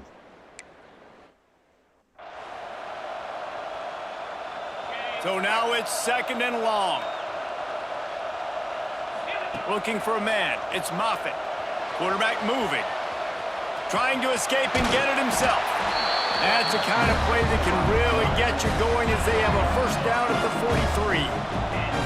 Final minute now of the 3rd quarter. Running back searching for a hole. And the defense snows him under after a very short gain. After picking up a couple at 2nd and 8. Wants to go up top. Looking to take a shot. And that run really didn't go anywhere. And a lot of times we don't focus on it enough, but how important those 5 guys are up front. To get on those defensive linemen, to try to move them out of the way, to get a run game going, it squarely falls on the shoulder of those 5 offensive linemen. And that'll be incomplete. We They just certainly can't weren't get afraid to take anything a shot going. there, and now it's 4th down. And they might The score Gamecocks will again. punt this You one can't away. afford to keep missing This will these be the second opportunities. time they've had to kick it away. Signals for the fair catch and makes it at the 20.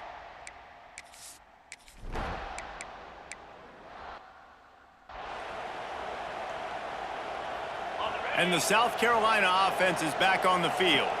And points have been hard to come by in this one. They'll try to put together a drive. Got his man quickly. And a good job in coverage there as they stop it after just a few. Backed up now, here's 2nd and long. Looking to fire. Quarterback strolling away from Heath.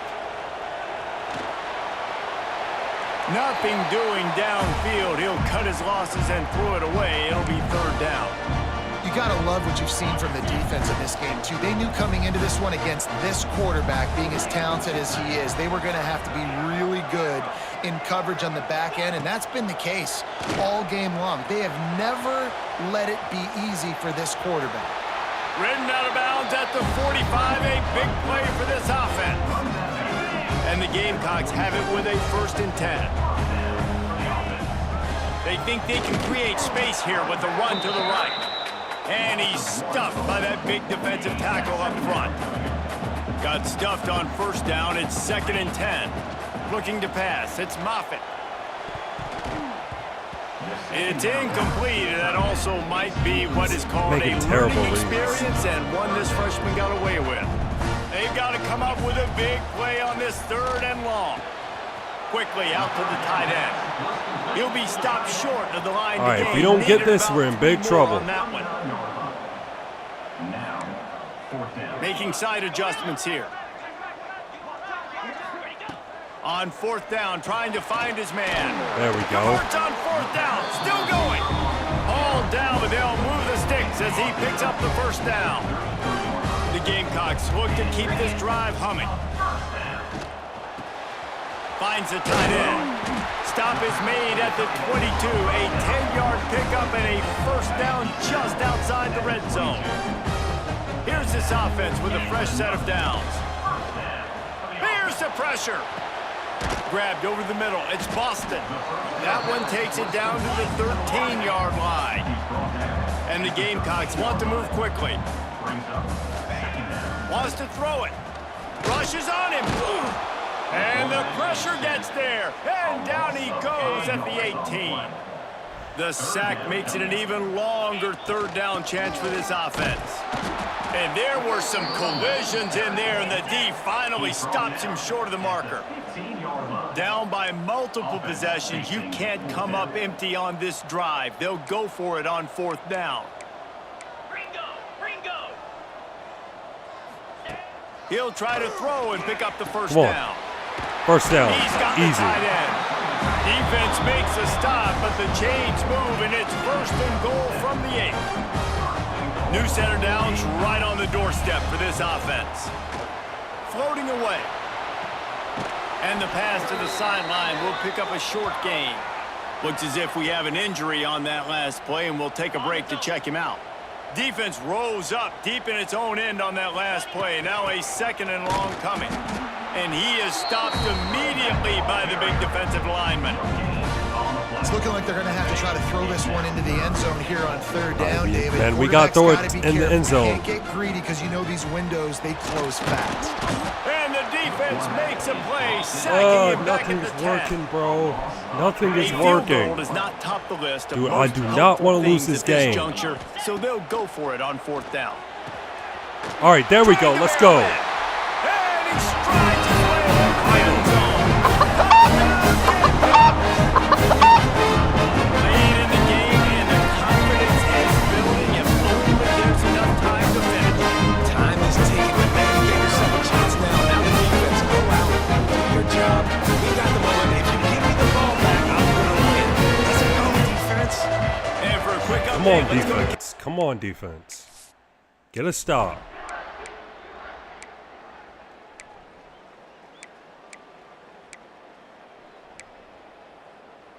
All right, they got to stop, man. Let's go.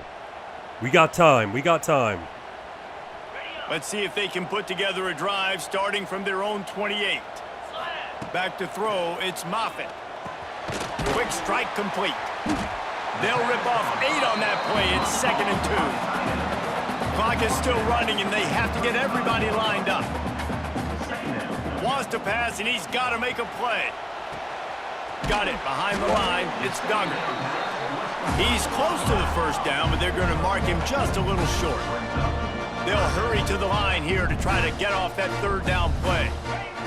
They'll try to get the first through the air. A deep throw as the clock Ooh, what a throw! Run out of bounds, stop the clock. Drill as he gets out of bounds, keeping the clock on their side as they're trying to pull it out.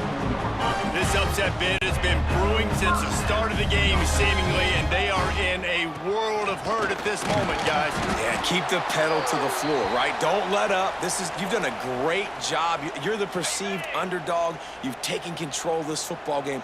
Jesse, you got the formula right now. You got them right where you want them. Yeah, they've thrown caution to the wind in this Let's game. go. Right, Dave? Touchdown. South Carolina. And in the final moments, they've taken the lead. And at this stage of the game in the 4th quarter, big-time players make big plays in big games. What a great job after he secured the catch in the open field, showing off the speed, taking it to the house, and with it, his team now has the lead.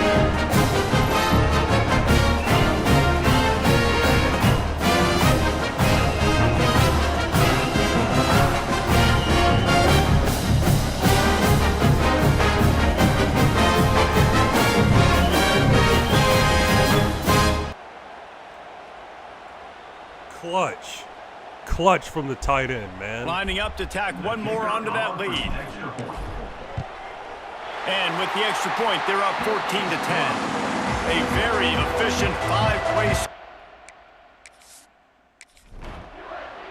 All right, defense, do your job.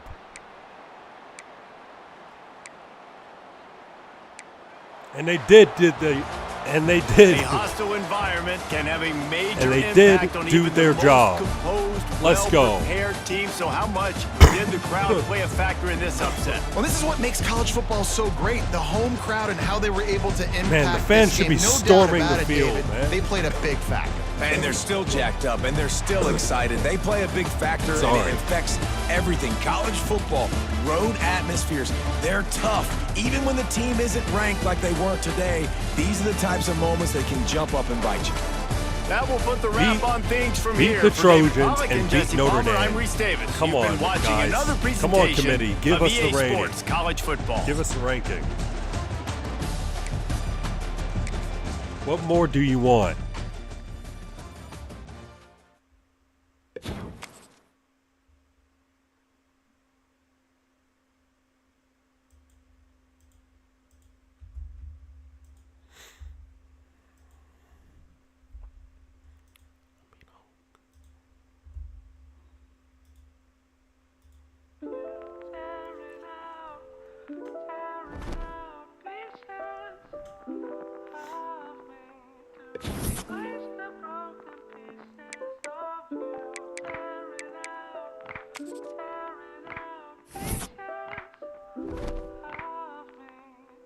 '23, 23rd in the nation.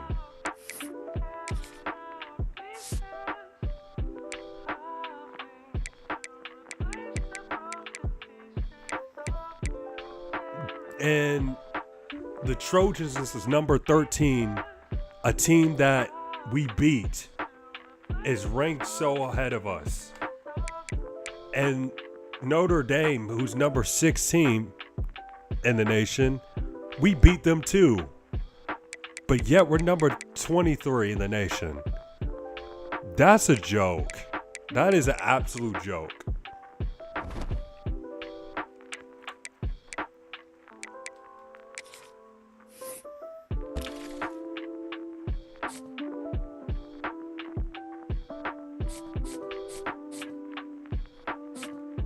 Wow, just unbelievable.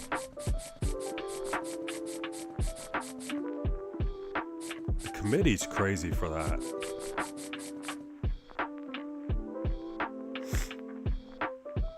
We might get a commit already.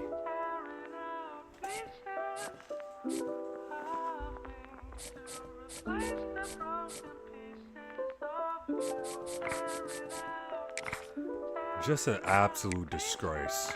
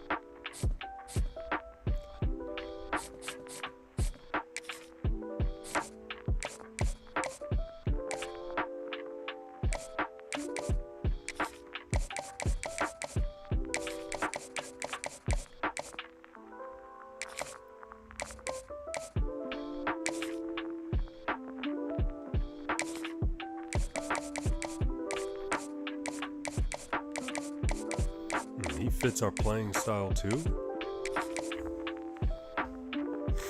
Yeah, we're getting him.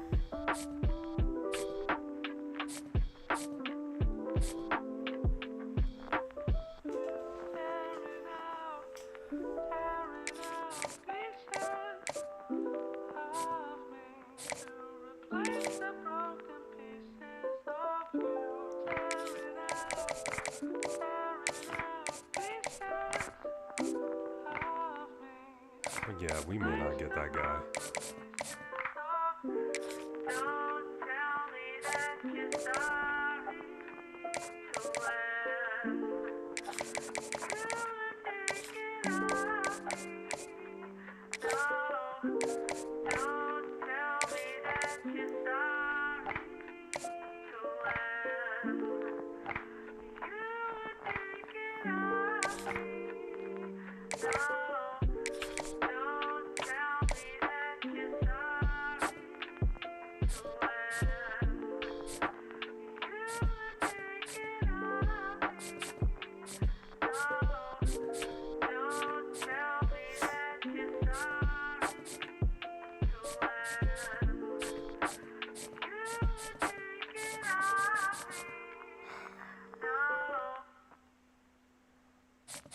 Did I get everybody I wanted?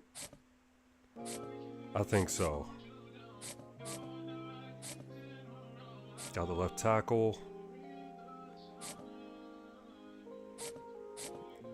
May not get him. That's alright.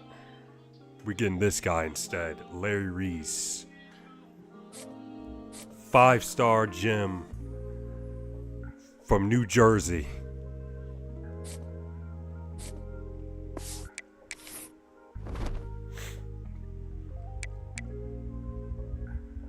You know, I want to play this game. Because a game like this might be a trap game. So, I think it's a good idea to play this game.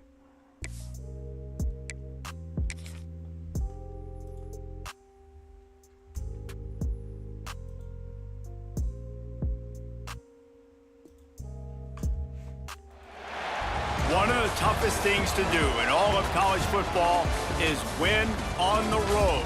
When you're a ranked team going into a hostile environment, these fans are ready to knock them off course. Welcome to Nashville, Tennessee, First Bank Stadium, home to the Commodores of Vanderbilt. As we'll see the number 23 team in the country, the South Carolina Gamecocks, taking on a squad hoping to prevent another L this week, the Vanderbilt Commodores. Glad to have you with us for EA Sports College Football. I'm Reese Davis, David Pollack and Jesse Palmer with me in the booth. Guys, we are ready to tee it up.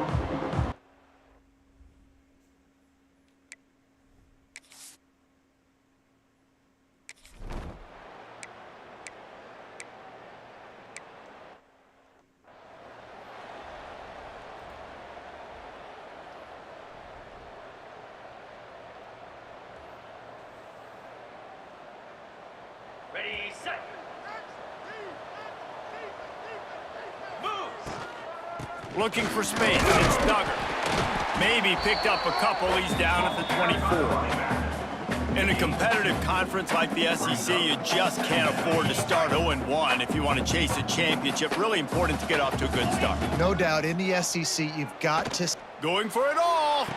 Okay, that wasn't a good idea to take a big Hang shot. on to the football. A big play sitting right there for the taking, and they can't get it done early in this one. They couldn't make the connection on second down. Now a 3rd and 7. Why did I throw it Intercepted. there? The defense has set him up. Going the other way, and he's got room. And he's going to run it all It's the a way trap back. game, man, I'm telling you. The DB saw it. He thought, don't drop it, don't drop it. Then thought, don't get caught, don't get caught. And he didn't. The pick 6. Hey, these guys can play offense too now. Look at this. I showed you I can be a wide receiver. Coach might split him out at wide receiver next week after making that big play. But defense, great job making the interception. And you're right, doing something with it. Don't just slide down. Don't be content. Take that thing all the way back, brother. He'll start the return inside his 5. Nice job executing all of the assignments as they put a stop to that return at the 22. South Carolina ready to go on the attack in another offensive odyssey. Finding themselves down 7-0, they'd love to get a drive going here. He'll be stopped and forced out of bounds right around the 34-yard line, and now they've got a little something brewing. From the gun, they'll try to impose their running game. And he was fortunate not to lose yardage on that play, able to wedge it back to the line of scrimmage. Didn't get much on first down. It's 2nd and 9. Caught in the backfield, it's Duggar. Sweet cut there. Didn't Multiple pick up a ankle lot there, breakers. moving forward just a few. Now facing a 3rd and long. To throw, it's Moffitt. Under fire. That pass is well off target. He got hit as he was trying to throw, and they can't convert on 3rd down. The Gamecocks will line up to punt it away. Getting our first look of the afternoon at the punter. Everybody stays in their lanes well enough, and they stop him at the 3rd.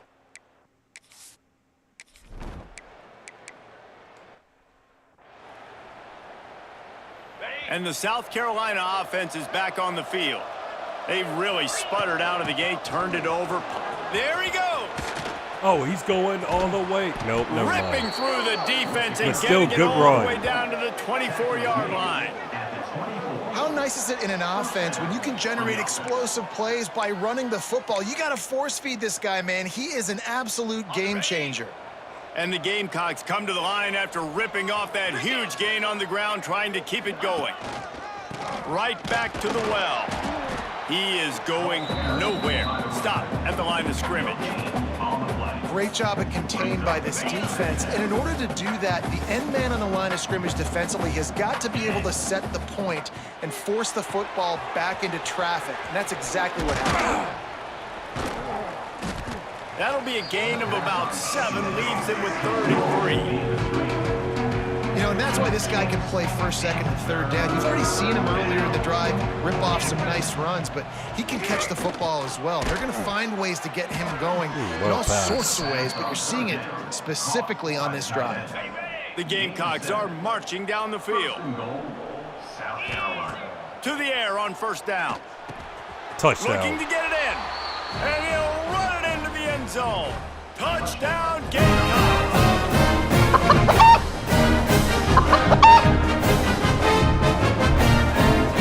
Here will tie the game.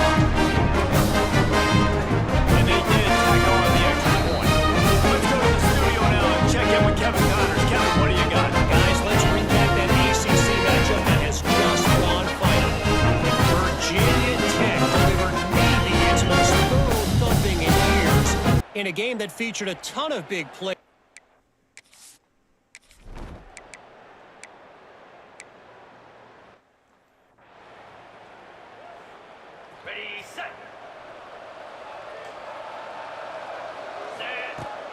They'll run it from the gun.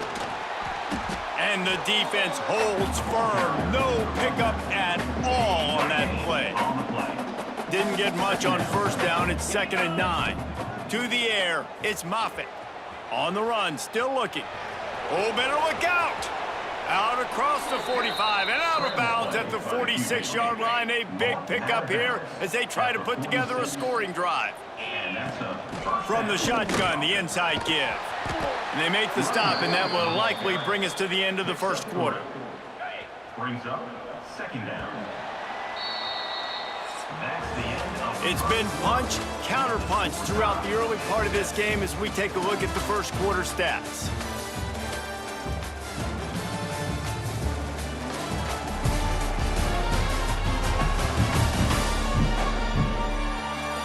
They fought to a standstill in the first. Let's see who gets the edge early in the second.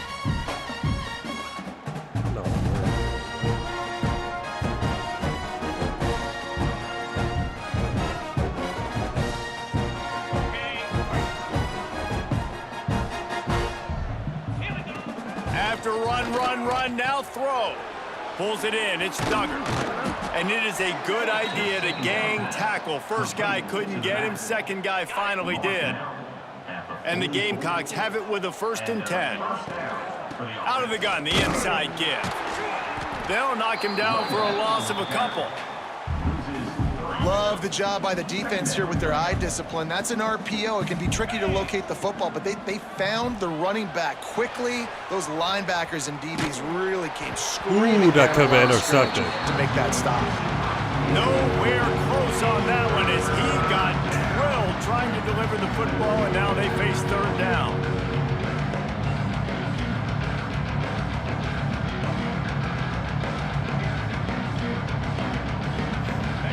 Trying to pick up a 1st down.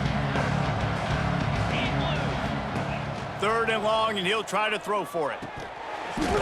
And that's incomplete. A defender all over him. Knocked the ball to the ground. 4th down coming up. The Gamecocks send out the punt unit. This will be the 2nd time they've had to kick it away. And the punt hits at the 6, and they can't down it, and it'll be a...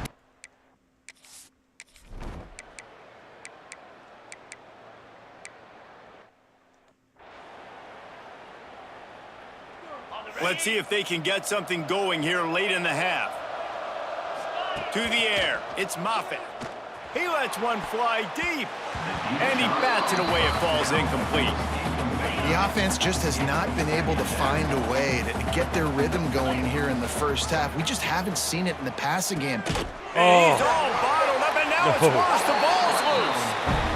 When you run the option, you run the risk of putting the ball on the deck, and especially one. Okay, the only reason this game has been close is because of our mistakes. On the set. It's a draw. These little gains can start to add up as he gets it up to the 34. And the Gamecocks in a good spot here with 2nd and short. From the gun, they'll try to impose their will. And he surges up to the 36-yard line, and they'll move the chains. A 1st down for the offense. Looking downfield on 1st down. Bought a little time, lets it go. Got a man, it's Duggar. Stumbled to the ground. Try to make up for some of that lost ground on 2nd down. He finds a dead spot in the middle. They knock him down, but he's got enough to get it across the line and pick up the 1st down. Here's this offense with a fresh set of downs. I forgot that I was running the ball. And this one will be stopped for no gain. I thought I was passing. Defense is about firing off, hitting the offensive guys, and staying in your gaps. Everybody knowing where they're supposed to be. You could tell the defense, everyone was right where they're supposed to be. And the circle was open. Picks up a sack, getting the quarterback down at the 44. Now a lot of work to do to move the chains, keep this drive alive after that earlier sack. Fires deep toward the end zone. Oh, it makes the grab. Oh, couldn't get the foot down. I thought for sure he caught it, but he didn't get the foot down. Man, that was a great catch. Oh. Man. So unfortunate that that catch didn't count.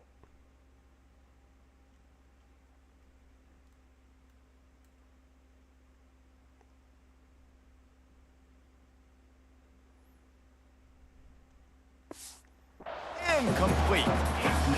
Well, the offense is doing their best to try and at least get into field goal range here at the end of the first half. So they take a vertical shot down the field, but give the defense credit. Lots of eyes back there.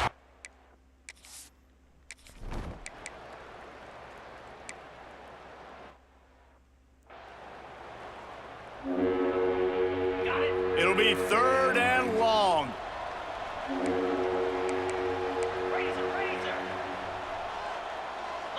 Back to throw, it's Moffitt. Unloads to the wideout. It's complete. And they'll get it to the 39-yard line, and they'll move the chains. Looking for a productive play on 1st down. Grab behind the line. It's Duggar. All right, They there we make go. a stop, trying to pick up just a little bit at a time to get to that 1st down marker. The Gamecocks with a 2nd and short to keep this drive moving. Snares it outside, it's Smith. And how easy was that for this offense? Tight end just wide open on the outside. Yeah, and Reese, one thing, I know this defense is concerned with all the speed offensively they've got at the wideout position, but you can't forget about the tight end. There's no way that guy should be that wide open on the perimeter of the field. They're in their own territory, but they only need a few. Turning it on! Really good job by everybody there. Well blocked, good run, and a 1st down. Yeah, 4th and inches, midfield. Go ahead, go for it. I love the play call by the head coach. Trust your offensive line to get some movement up front. Let's keep this drive going. And he was drilled just as he released the pass. It's incomplete. Working well behind the sticks on 2nd down. Off play action. That's reeled in. It's Boston. Man down on the play as the officials take a break to let him be checked out. And the Gamecocks are at the line looking to convert on 3rd and short. Wants to throw on 3rd down. Oh, another interception. Oh, that's not the way to start a drive. He goes down after the short return, but what a play to get the football back. It should be like Vanderbilt should be up by like multiple touchdowns.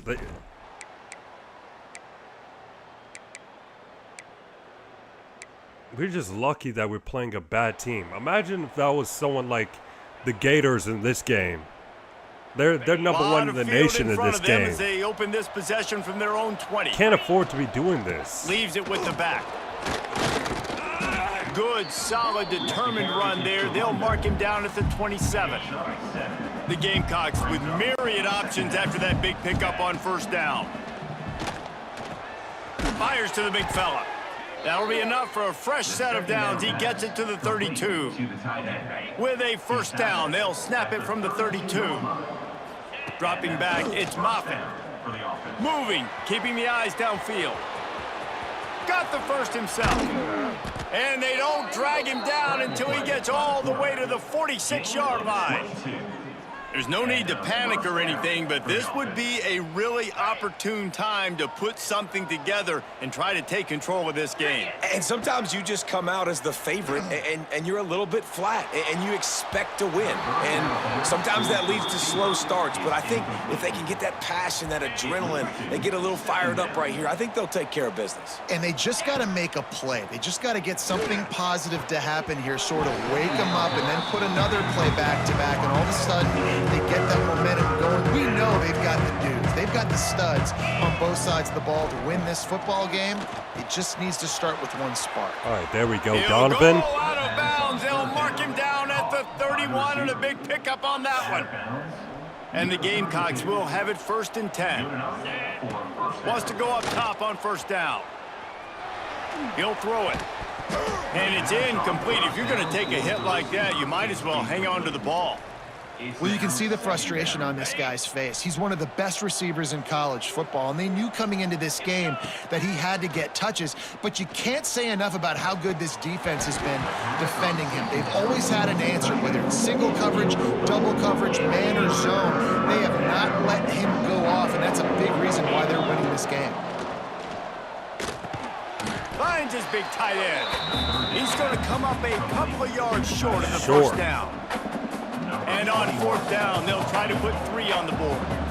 And this will be a 41-yarder coming up from the right side. Got it. And it slips just inside. Finally, that. we made a field goal.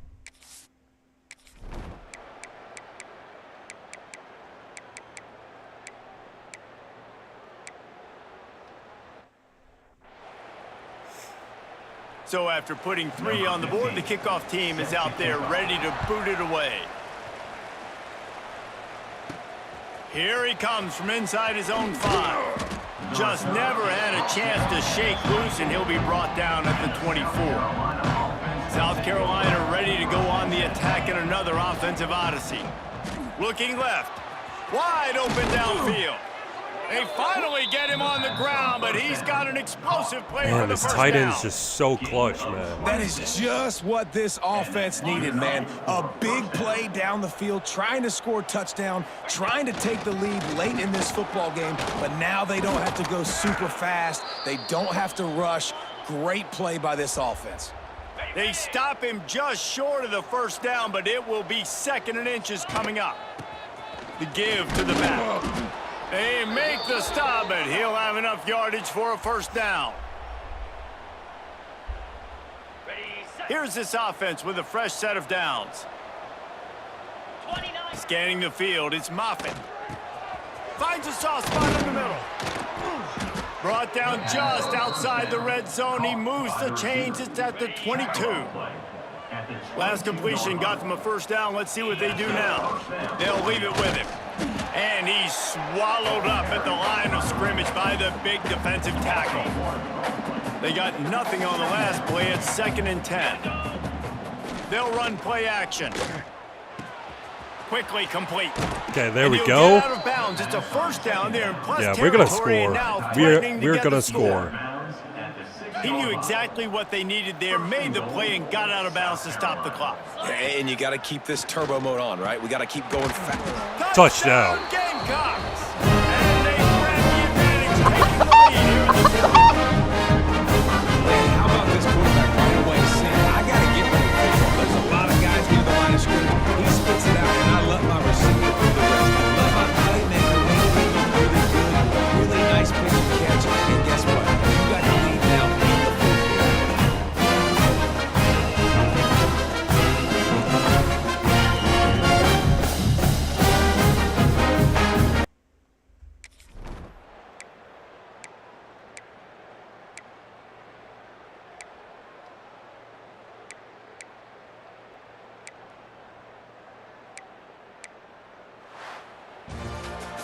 It's one thing to execute early in the game. Tight ball game, right at the end. You need the clutch plays. These guys deliver.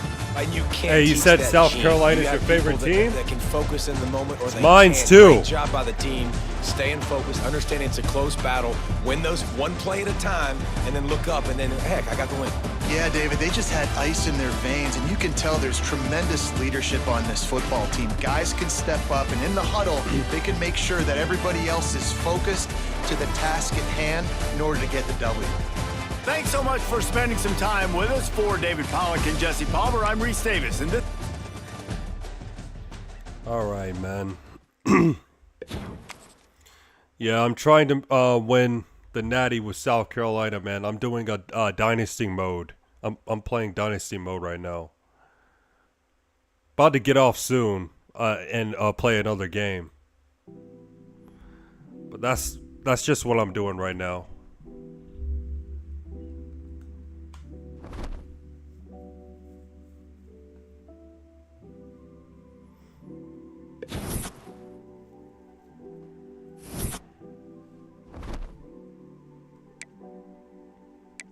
Alright, man, let's check out the recruiting.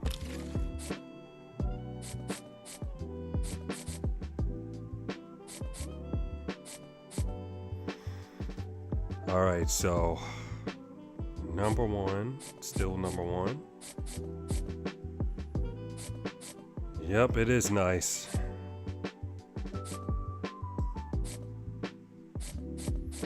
Okay, so oh, you'll watch? Okay. Appreciate Appreciate that. Thank you for watching.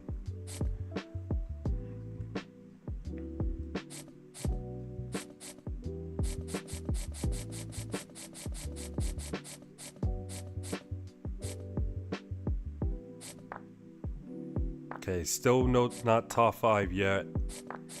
Yeah, this running back will recruit. Local guy. 4-star running back from Greenville. Alright. Wide receiver. This guy. Oh, this guy's close to committing.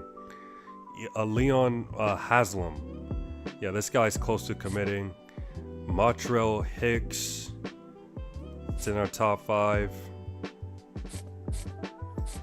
Alright, man. We need to take a look at the tight ends. Alright, Gene Kohler.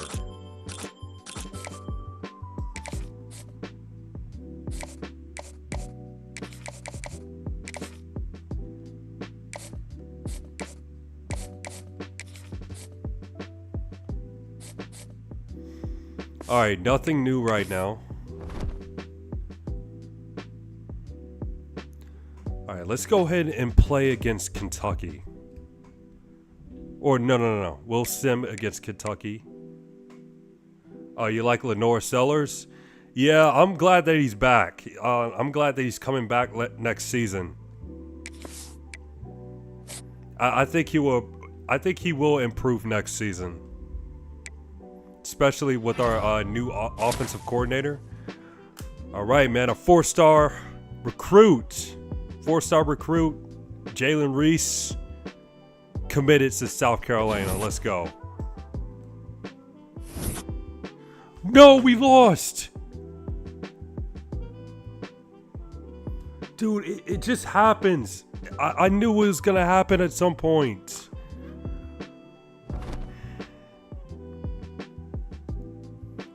Oh, you gotta be kidding me.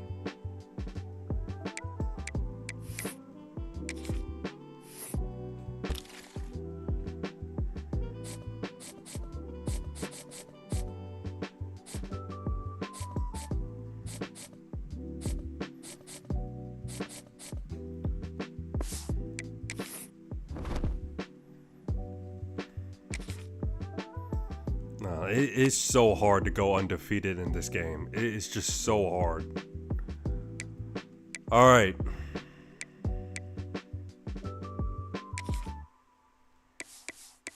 Let's go with the all garnet uniforms. Oh, you said you're a Gamecock fan as well? Hey, man, we got some Gamecocks fans in here, man. Let's go.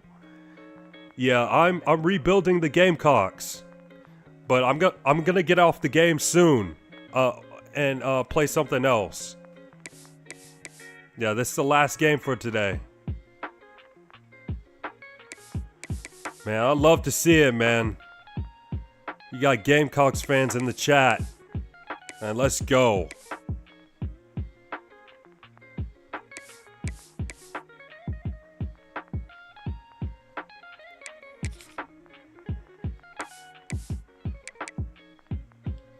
All right, man, let's go.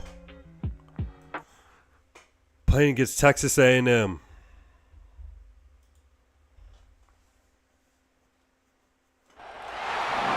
would call it swag, some call it cockiness, some would call it being a diva. But when you're good, it's not bragging.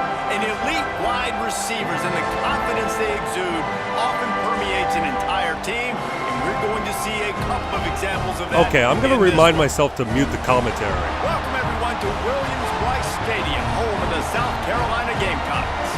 As we'll see the number 4 I'm team playing in the on country, all the Madden? Texas A&M Aggies. Yeah, I think so. Taking on a squad hoping to prevent Or another all, L this week, the South Carolina Gamecocks. I don't know, whatever you call it. For EA Sports College Football, Yeah, this is I'm Reese definitely Davis, not joined here in Heisman the booth, as always, by David difficulty. Pollack and Jesse Palmer. It's not Guys, Heisman let's tee this one difficulty. up. I'm not that good at the game. Texas A&M set to kick off to christen this game. All right, here we go. He'll bring it back from inside his 5. He's got Ooh, great okay, speed. that was a good run. Good run, good run. Really good running room on that one. It just about got loose. So the South Carolina Gamecocks offense will get the ball first.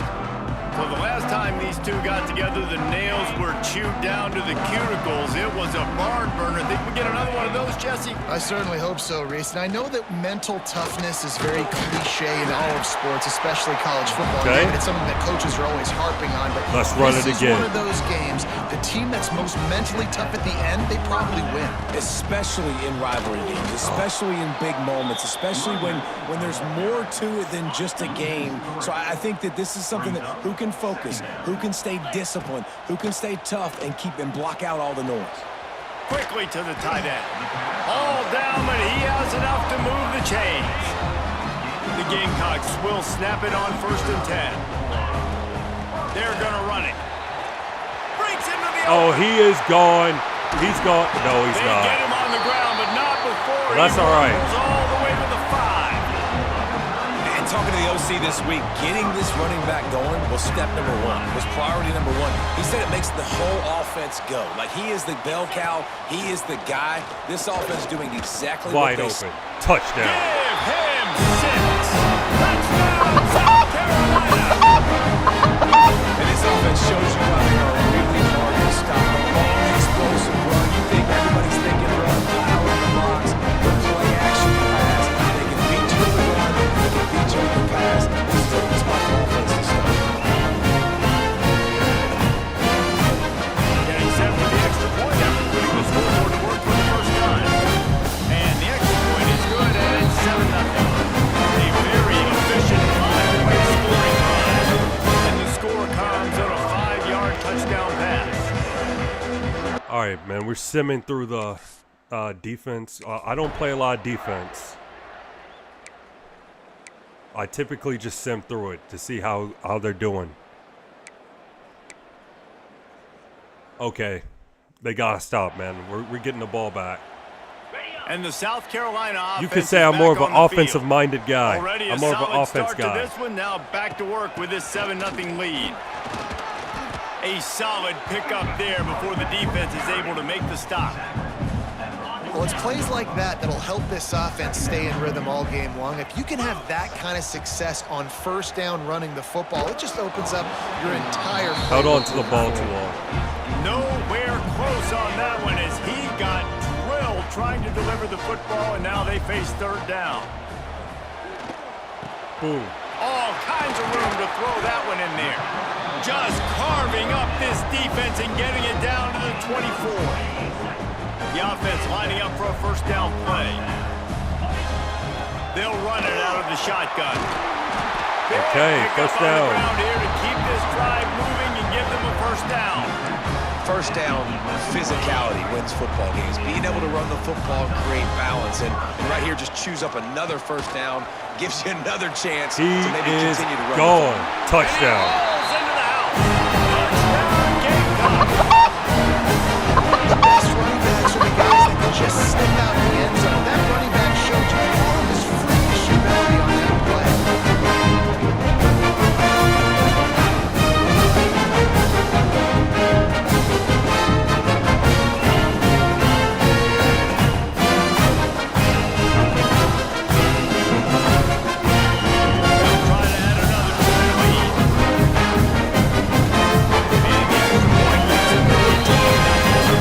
A very efficient 5-play scoring drive. And it was punctuated by an 11-yard run for the score.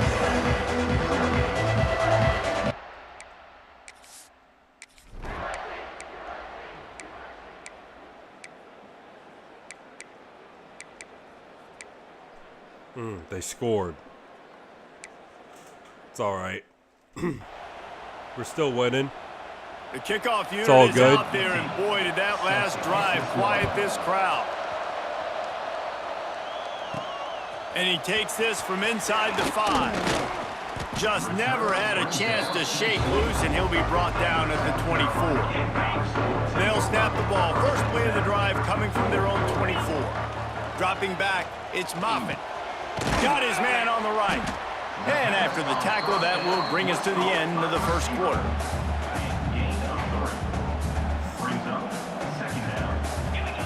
Second down, they'll go to the air.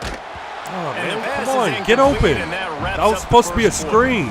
We've reached the break. It's South Carolina holding the lead. We've played one. Before we move on, let's have a look at the stats.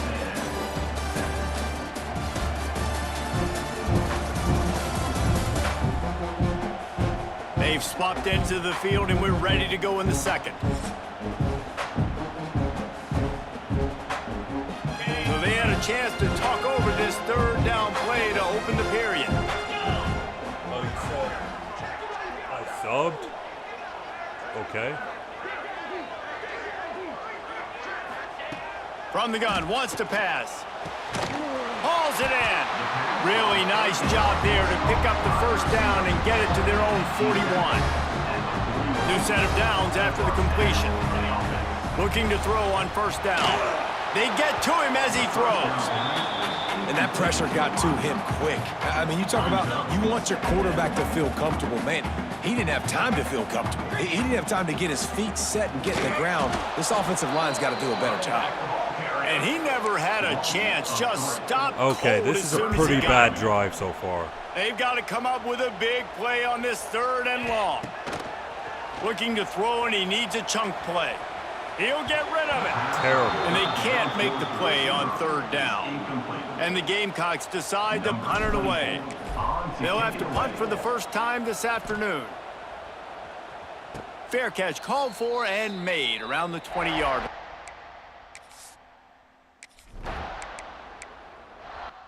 Okay, we gotta stop. We got the ball back. South Carolina ready to go on the attack in another offensive odyssey. The give headed toward right tackle. I think a trait of a running back that you really look for is a guy that can bust tackles. Man, a guy that can make something out of nothing when it's not there. And just a really good job breaking the tackle, continuing to keep the play alive, and never quit. They bring him down, but not before he's able to pick up the first down. Here's this offense with a fresh set of downs. Boom. Finds his tight end. On the move. Is he gonna go all the way? No, he's not. Run out of bounds after the long game, but they've got it now first and goal. And that big gainer on the last one has them threatening from inside the 10. The sweet feet keeping the play alive. Looking for the goal line. That completion will take it inside the 4, and the offense is threatening. Now on second and goal. Give to the back. He's got it down to the 1 We're gonna score. right on the doorstep of Pater. Well, he gets tackled down Sniffing at that the end 1 zone. yard line, It's so so offensively, close. do you feel confident enough on third here trying to hand it off again? Yeah, and I'm taking both these downs, and I'm coming down. I'm running the football, trying to get this in the end zone. I only got a yard to go. I got to be physical. So they will eschew the short field goal attempt and instead try to score from That the should be a 5. touchdown. Let's go.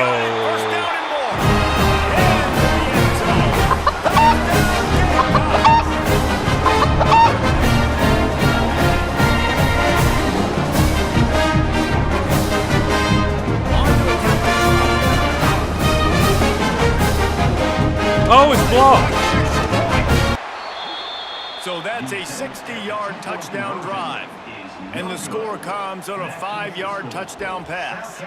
Kickoff unit is out there again, and this crowd is feeling themselves after that last drive.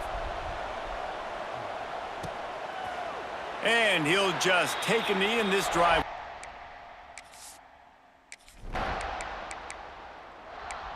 They scored. Okay.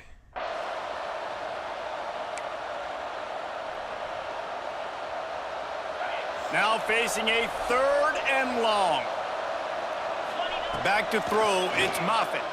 Unloads Oh, it I did left. not mean to throw it And there. they wanted it all on third down, but now dealing with fourth down.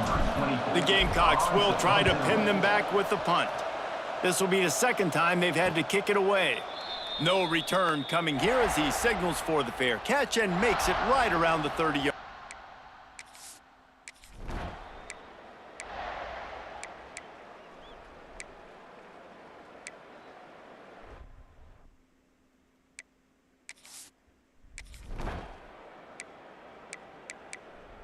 Oh, they came back. All right, this isn't looking good. Ball is at the 35. It's 1st and 10. Looking to throw on 1st down. Going to try to get it himself. And he's tackled, but there's also a flag on the field. Let's see what the call is. It's a holding call.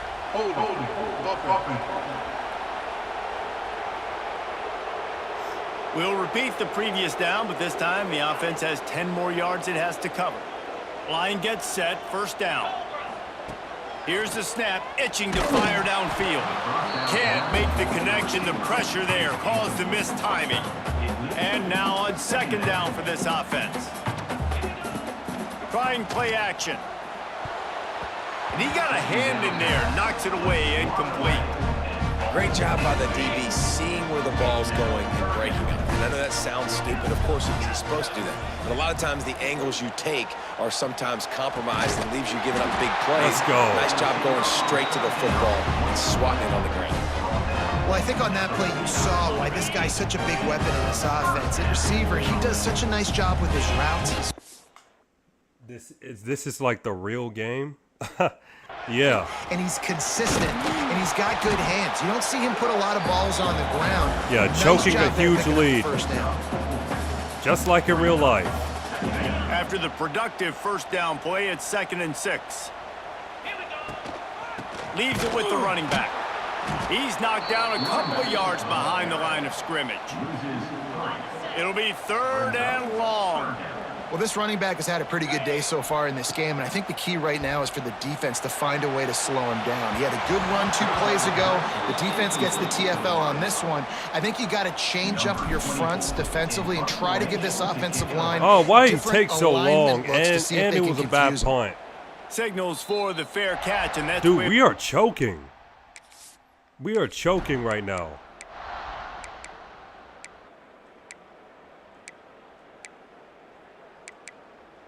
And they scored again. Dude, we are in trouble. And the South Carolina offense is back on the field. They hope to be able to cash in on this drive, David, after having to punt it last time. Yeah, and I think this offense needs to start it with the first play. You need to be successful and productive on that first play, and it gets you in less predictable situations. No doubt, too. And don't you just feel like there's a little bit more sense of urgency on this drive? It just feels like they've got to be able to put some points up on the board here. And it's another 1st and 10 play. Looking downfield, it's Moffitt buying some time. And that incomplete pass caused by the big hit on 1st down, 2nd down coming. Behind the chains now on 2nd and long. Back to pass. Caught behind the line. It's Duggar. Oh, he's got some space. Stopped just across the 50 at the 49-yard line. It's a big Said, will I be live tomorrow? Yes, I will be live tomorrow. and a 1st down. Wait, well, I don't know. It's Saturday. Tomorrow's Saturday. There's some football games on tomorrow. But we'll see. I might go live tomorrow, but we'll see.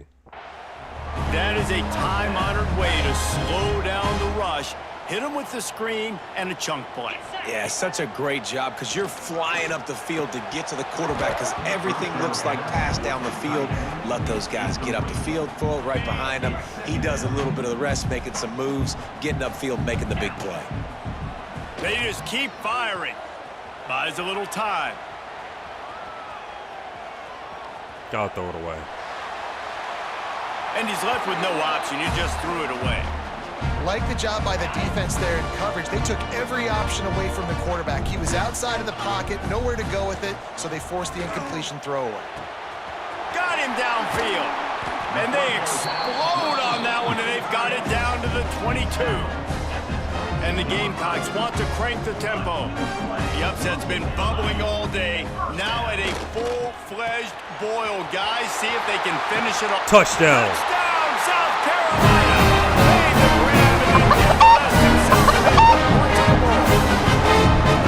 Yeah, I tell you what, great job on this offense. Great execution. You drive down the field and get the score. Now what's your turn on the road? You practiced it all week. What's your focus on this moment late in the first quarter?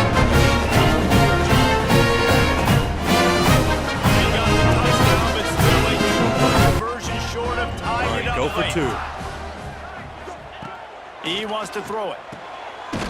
Using the quick game. Wasn't enough. He's not going to make it in. All right, we need a stop here. Please, defense, get a stop. All right, they got to stop, man. Let's go. Ready? We got time. We got time. Let's go! From the gun, the running back has it. We have time. Not much running room there thanks to this senior defender. And they tried to sneak the run in there, but immediately you got to call a timeout here. You got to stop the clock. Then you can get organized, go to the sidelines, still have one left after that. You realize you got to get points, but now you get to get your quarterback over here and get in his ear a little bit. Sprinting to the line to try to get this one off. Clock's running. Looking to throw, it's Moffitt. No! Ball popped out. Defense scoops it up, and he's headed the other way. He's into the open down the middle. And this feels like the exclamation point. The defense with a scoop and score. Man, defenses are always trying to force turnovers to get the ball back to their offense and make those big plays. You know what the cherry on the sundae is? When you force the turnover, the pill hits the ground, you scoop it up, and you take it all the way back to the house. Huge play for this defense.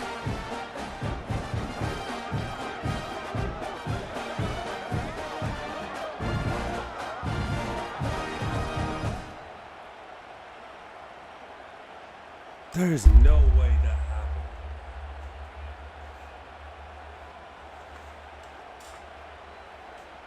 Lining up to tack one more onto that lead. And he knocks the extra point through the uprights. We check in with Kevin Connors. What's going on, Kevin? Guys, wanted to give you a quick update on a game happening in the American. Florida Atlantic has the lead right now, but if this team has taught us anything over the years, it's that no lead is safe there in Boca Raton. They're up by 8 over Army. Ought to be fun, fellas, to see how things play out in this notable matchup. He lobs one high down the left side. And the DB making a huge play, knocking it away downfield. And I understand the sense of urgency for the offense now because you're trailing here by a lot in the fourth quarter, and you're just trying to take a shot to see if you can get on the board and get some of the... He'll loft one deep down the left side. He got his hands on it, but couldn't hold on to it. What a time that would have been for their first pick of the game. They come to the line, facing 3rd and long from the 25. Looking to throw, it's Moffitt. Pocket breaking down. Intercepted. Big play stops the drive. Ball down at the 45. Yeah, I'm done with that game. Forget that game. Yeah, sorry. I'm moving on to something else. Forget that. Joke. And I know I wasn't supposed to win that game. I was unranked, even though I beat multiple ranked teams this season. I beat 2 ranked teams, and I'm still not ranked. And the committee's gonna punish me for 2 losses, and I'm still gonna be unranked. Yeah, that's a joke. That is an absolute joke. All right. I'm about to play a different game. Probably either Dispatch or Ghost of Yataya. Hopefully I pronounced that right.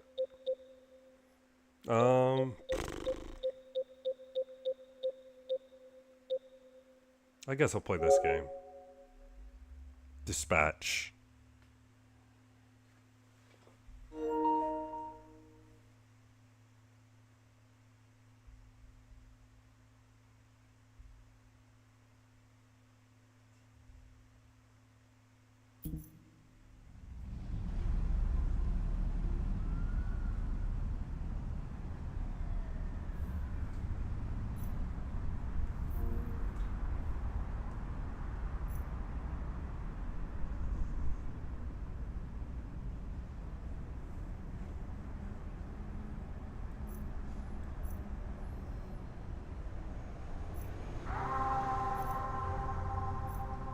subtitles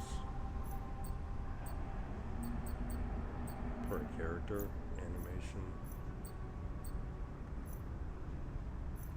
What do you mean by background?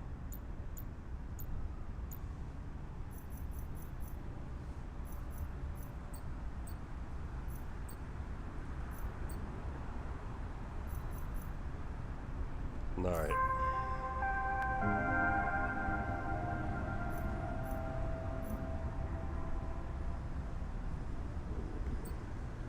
Nudity. Whoa. Okay. Yeah.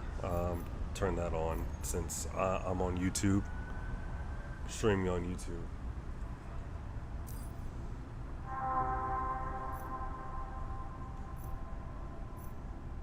QuickTime events, cinematic, or interactive? I guess interactive. Be a part of the action includes QuickTime events. Alright, but what about cinematic? Sit back or relax. Hides QuickTime events. Nah, we want to be involved.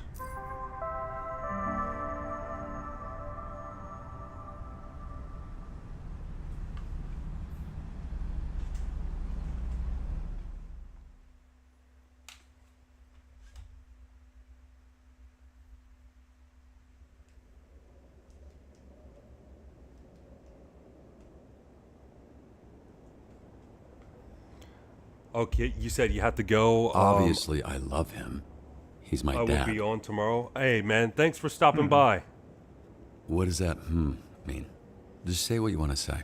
It's just when you add obviously. I'll it try to feels a play little better less tomorrow. Obvious. So, if I stream I'll ask tomorrow. again, how do you really feel about your father? It's as if maybe it's a little more complicated than you feel. How do I feel about my father? I don't know much about him. Admitting, which is completely understandable. I didn't pick Circle. Look, he's gone. That's a bit of an understatement. How so? Well, he's more than gone because he's fucking dead. That's the most gone you can be. Just so sensitive. Listen, if I didn't love him, we wouldn't be here, right? We don't have to get into it. Nope, we're in it now. Why would I be trying to find a man who killed him if I didn't love him? Why would I be doing any of this? Shit. My nose is bleeding. Thought I was getting emotionally snotty. No, it's probably from when I kicked you in the face. Yeah, thanks for reminding me. So, here's what's gonna happen. I'm gonna hang you off the side of this building, and you're gonna tell me where Shroud is, or I'm going to drop you to your death. Come on, I thought we were having a breakthrough. Hey, we did. You know, for being a real piece of shit, you're pretty easy to talk to, but the only breakthrough I need right now is the location of Shroud. I'm not telling you shit, you fucking loser! See, this is more like how I thought this would go. I hope Shroud kills you just like he killed your father. I hope he fucking spanks your little daddy issue bitch ass to death, you hear me? Are we outside? Windy up here tonight, huh? Why are we outside? No telling where you'll land. Smells like outside smells. Wait! I have Man, neighbors. action already? Use your inside voice and just tell me where Shroud is. Okay. Steel mill, Llewellyn Steelworks, okay? Fuck! You sure about that? Yes, please! That's all I know! Stop screaming, goddammit. Help! Hey, I will pull you up if you quiet the fuck down. Help!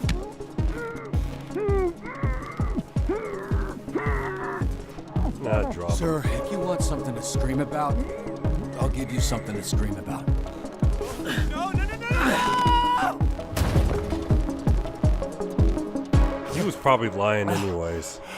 You piece of shit! Hey, I ruined a perfectly good mattress to make sure you didn't die, okay? You're welcome.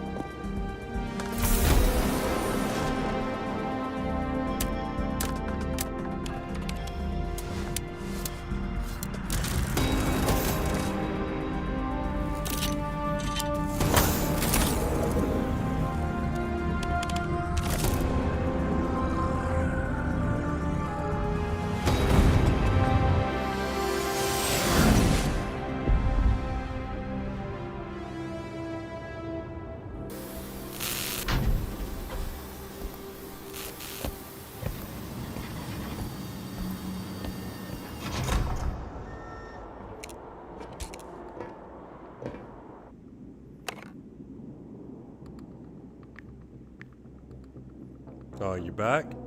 Welcome back.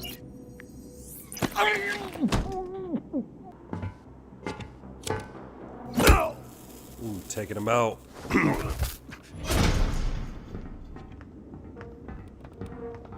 Playing Dispatch, by the way.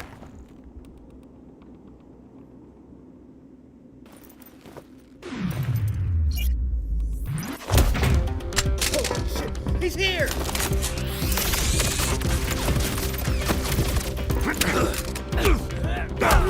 Ah, he hit me.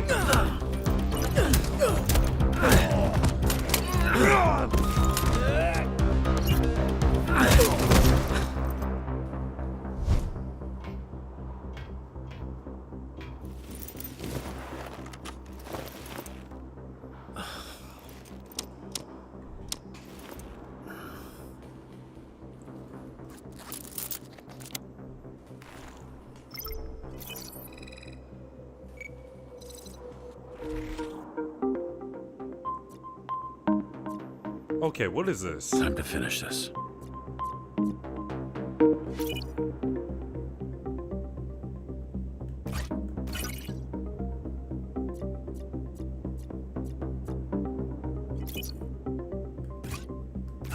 Fuck yeah.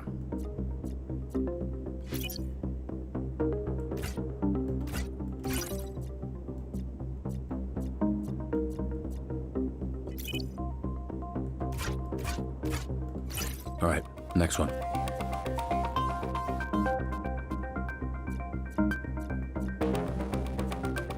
Okay, where else am I supposed to go?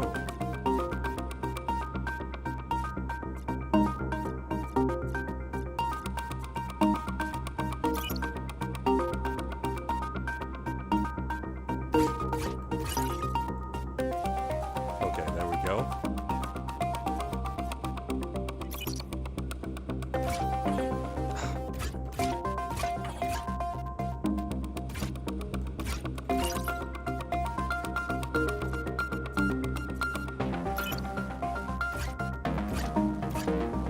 Just one more.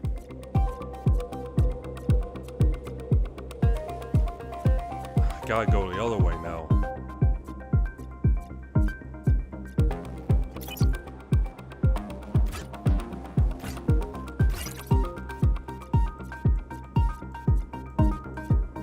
Alright, there we go. All right, got it.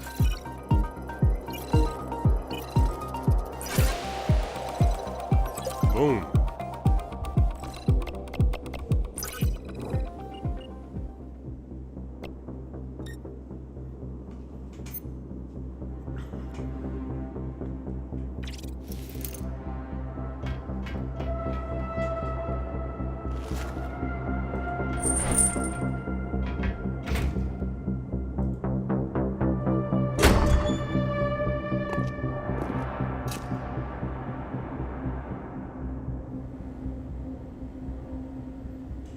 Hey, can I get a copy of that video when we're through here?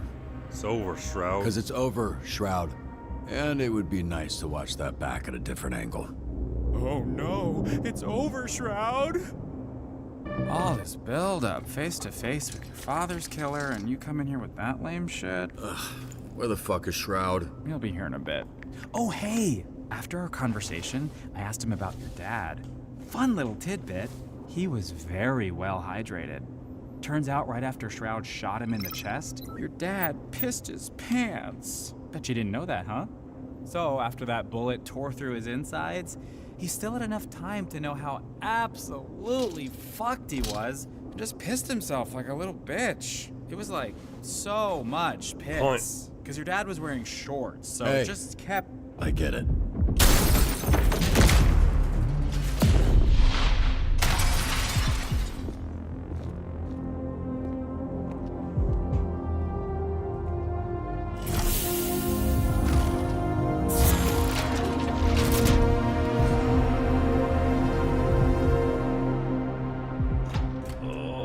Starting to think I didn't need to waste a perfectly good mattress to break your fall. Perfectly good.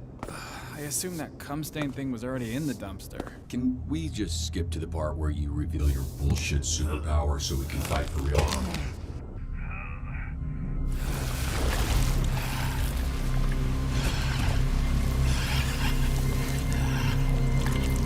What is that superpower? Cool dick. So you got some. Oh my gosh, dude. This dude really. Oh, thank God I censored it. Thank God. Oh my goodness. What is this game? You can call me toxic. Bro, that works on so many levels for you. Yeah, no shit. That's the point!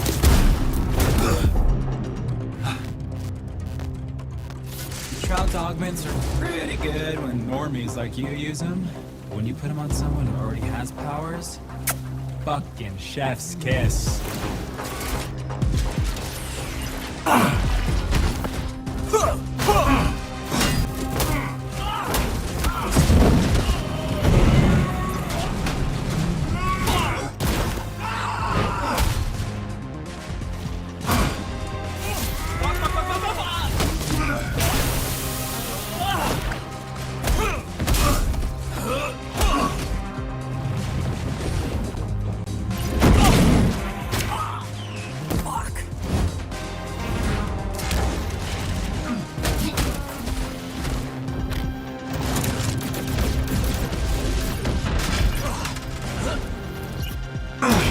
Oh man.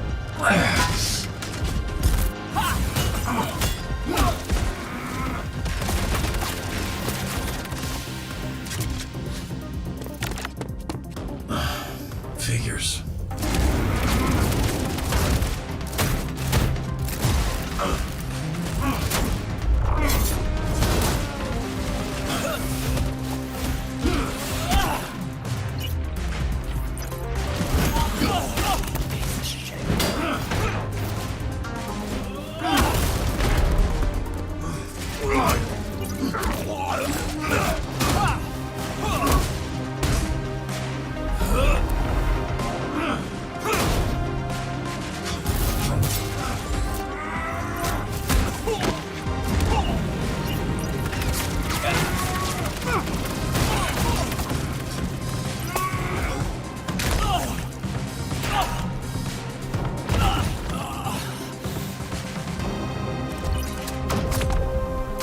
Yeah, we got him now.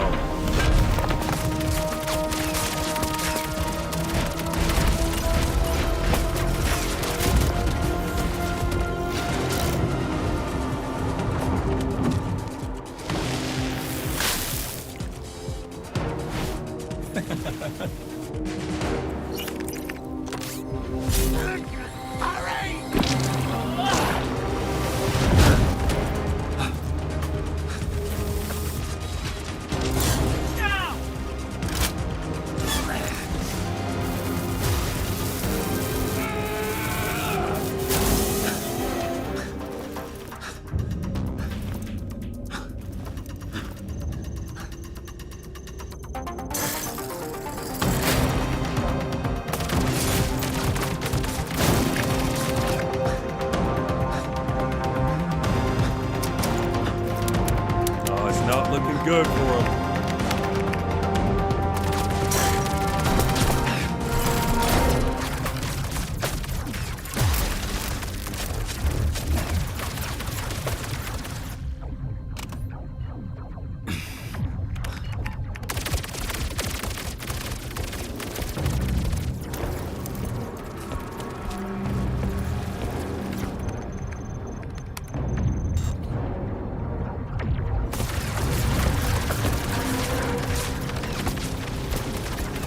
So, what do you got left on them shields?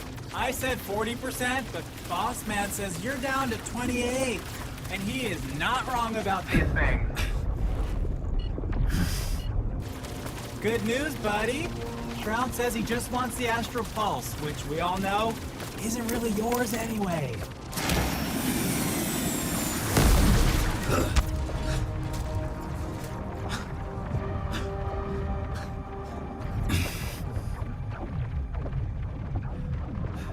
System check. Calculate the damage per second hitting shields. Then tell me how many seconds I need to divert Astral Pulse energy to rocket boosters. 12.89 seconds of damage before critical. Oh hey, Boss Man says if you're planning on diverting pulse power to the boosters, it won't work. This is a limited time offer, dude. What's up? You were so fucking talkative earlier. I'm just a messenger here. He says you're not calculating that shit stuck to your leg, dumbass. Fuck it.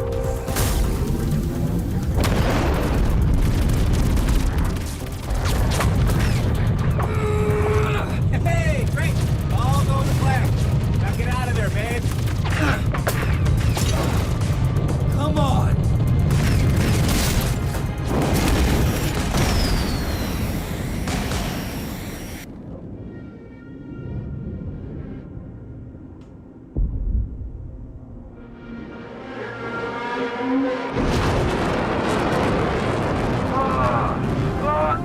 Yeah! Status. Pulse status. Stable. Foreign device detected.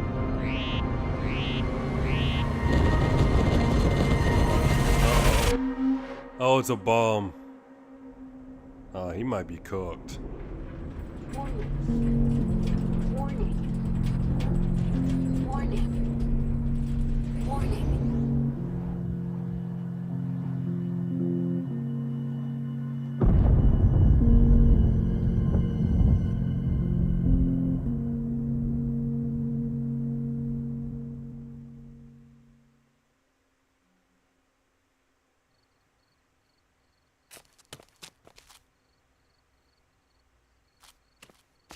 It was just over 4 months ago that images like this were recorded across the Southland.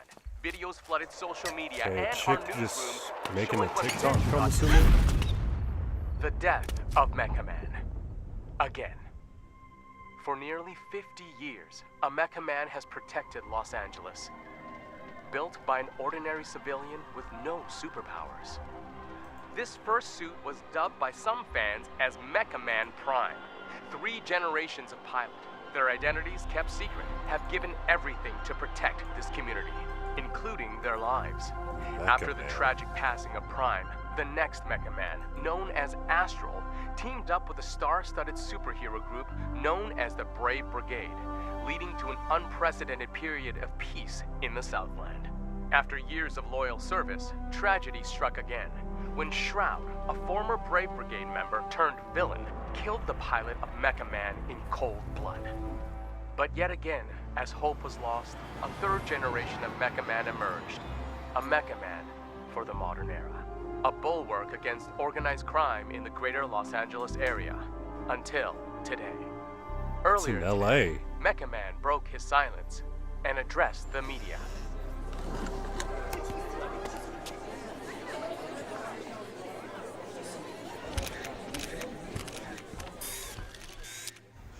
There's been a lot of speculation about my health and the state of the Mecha Man suit, and I'm here to put that speculation to rest. The suit has been damaged beyond my ability to repair, so I will be stepping back from superhero work, effective immediately. Does this mean you're finished? Can you repair your What's next suit? for Mecha Man? Does this mean your career is How over? badly were you hurt? One at a time, please. Ashley Rhiness, San Pedro Daily, do you have anything to say to your fans? The public outpouring, the vigils, a lot of them were worried you wouldn't wake up. Thank you. I just want to say thank you for the support. I hope to be worthy of it. Next question. Chris Stratton, Torrance Tribune. Does this mean you're retiring as Mecha Man? Word on the street is you're donezo. Say you're You're 100 years old? Why are you talking like that? Answer the question, buddy boy. Are you retiring? My readers need the skinny, and I aim to deliver. Let's get it on the record. Look, I'm not retiring. Not yet, at least. Any idea what you can do without the Mecha Man suit?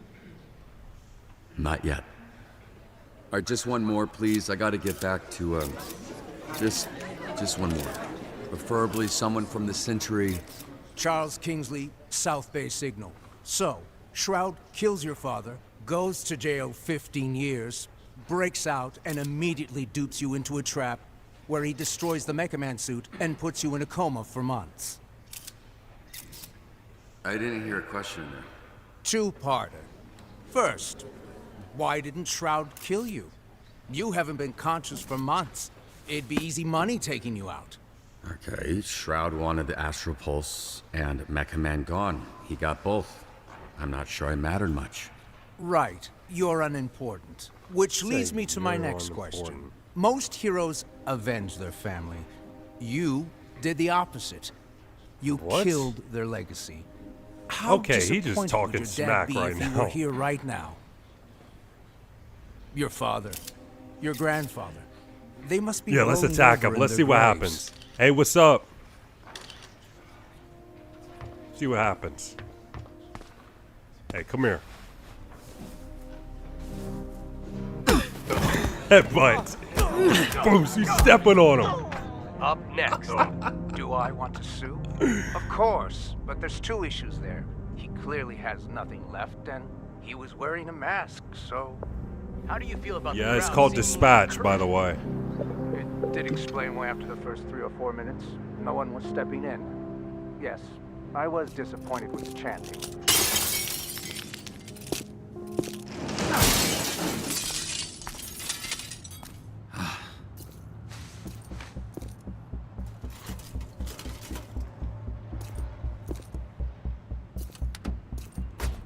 Yeah, I was watching that. Assholes. Yeah, all you assholes. I just started playing I was this game. fucking watching that. Hey, who you calling assholes, asshole? I'll handle this idiot. Keep loading. We're out of here in 30. And who the fuck are you? Yeah, you. Go fucking hobo ranger? Who the fuck are you? I'm Mecha Man. You're not Mecha Man. That's Mecha Man. I'm Mecha Man, dipshit, okay? That's my suit. Wow, you're gonna be wishing you had it right now. Whatever the case, I'm enough to deal with a pack of fucking Skittles idiots like you. Keep going. Gotcha. Look, you're hurt. You're not thinking straight. You Yeah, don't let's hit wanna him with the fight right. someone who knows which hand every punch is coming from. Oh, that. Okay, I got it. Alright, now I'm getting jumped. Oh my goodness. Where am I streaming from? South Carolina.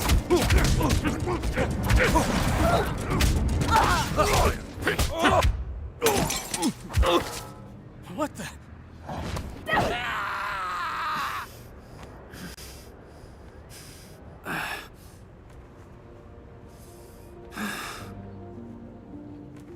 That guy I threw. You said I can't. You can't hear me? Can you hear me?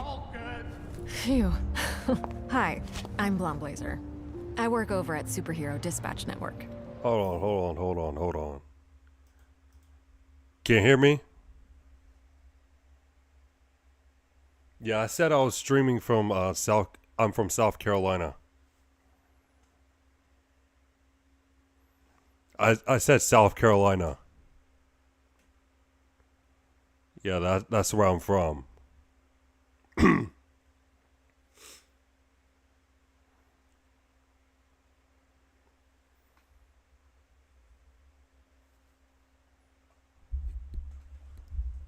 Yeah, I just have to put the mic closer to my mouth. Yeah, sorry about that.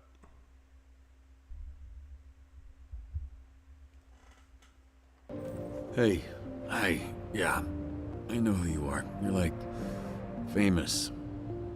Oh, I don't know about that. I'm just a corporate hero for hire. You're the real deal. You're the famous one. Blonde Blazer.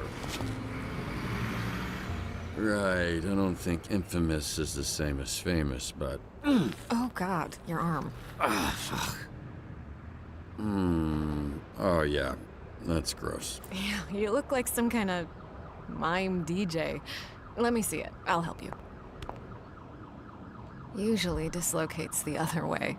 Okay, but have you done this before? Because maybe... Oh! Okay! Wow, that's okay. Thank you. One of them is on that roof. You look like you could use a drink. What makes you say that? Going to a bar? They were all Skittles colors. I didn't even realize it. Yeah, well, you know what? They can taste the rainbow in jail. What, Taste what the do you rainbow mean? in jail. Like different colored dicks? Oh, whoa. Sorry. I actually didn't know what I meant, but you know what? It should have been that. I'm a little buzzed. I don't really make jokes like that. I think Vizzy's rubbing off on me. Who? Someone I work with. It's... yeah.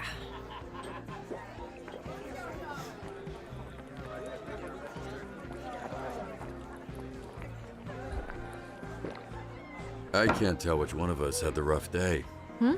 Oh, no. I had a great day. Well, that's not totally true. Oh, you're joking. Sorry. It's fine. Don't worry about keeping up. Something to do with the powers. It takes a lot for me to feel anything. What a sad sentence. Hey, you should give yourself more credit. To do what you did for as long as you did. Especially without superpowers. Not true.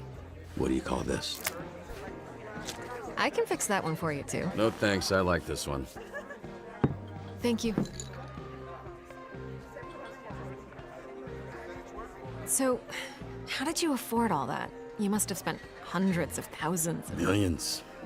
So you'll understand when the check comes. You're serious? Millions. Yeah, I basically burned through my entire inheritance keeping it going. The last couple of years have just been duct tape and sheer determination. Why did you do it? Do what? Sacrifice everything to be a superhero to the point of financial... Ruin?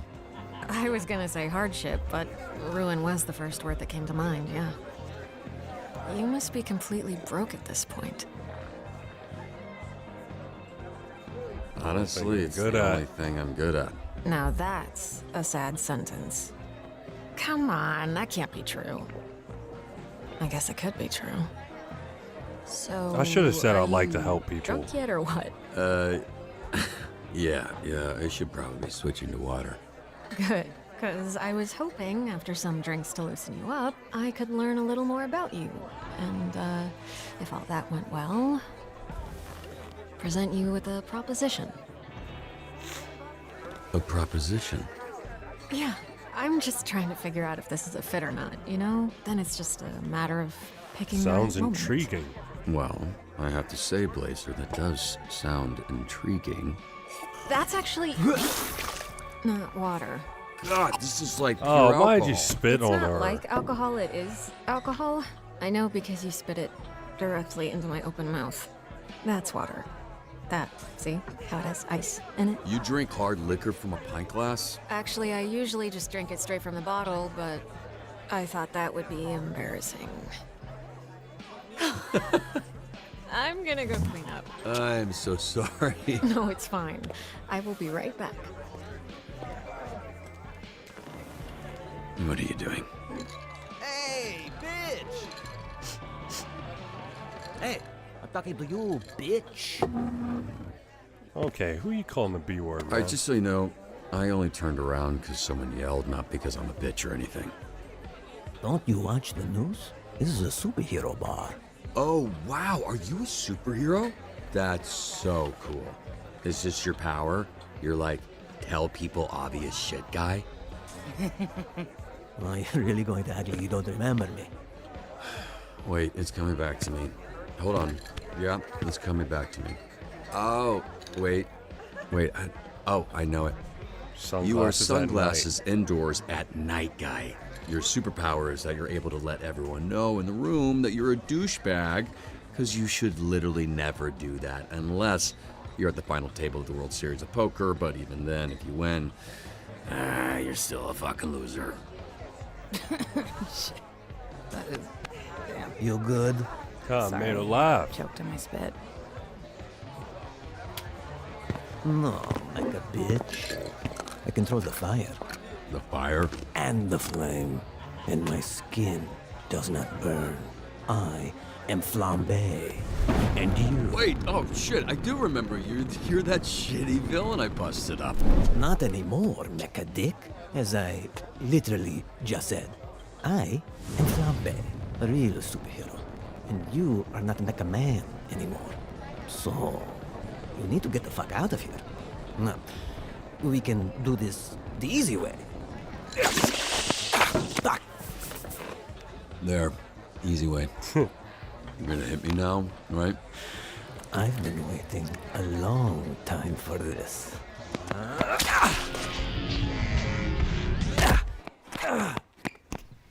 Made yourself look stupid. Holy shit!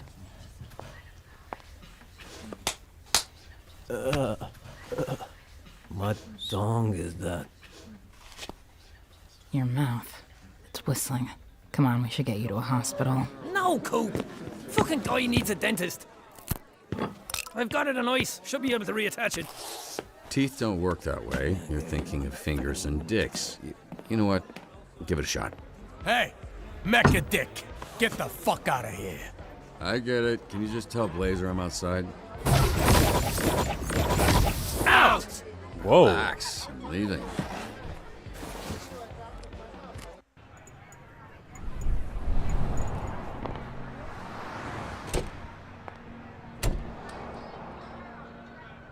Hey, I couldn't find you.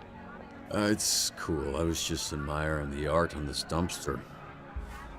Can't tell why anyone would put those words together. Fart, barf. Why are you holding drinks? Nightcap? You're in trouble. Actually, according to the bartender, that's exactly what you are. What happened in there? I walk out and the bartender's pissed. The whole energy is awkward. And I almost rolled the heck out of my ankle on this slippery floor. Yeah, it's crazy. This guy, he just fell down. The guy just fell down. A guy fell down. Yeah? Does that not sound convincing enough? Hold these. I know a place. You stung. It's a little out there. Easier if we fly.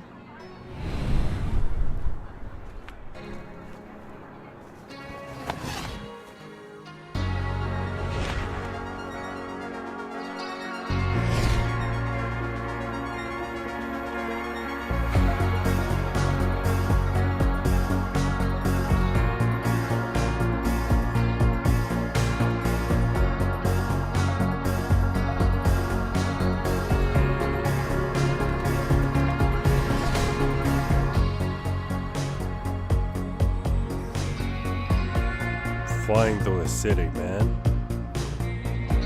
Started off, our big robot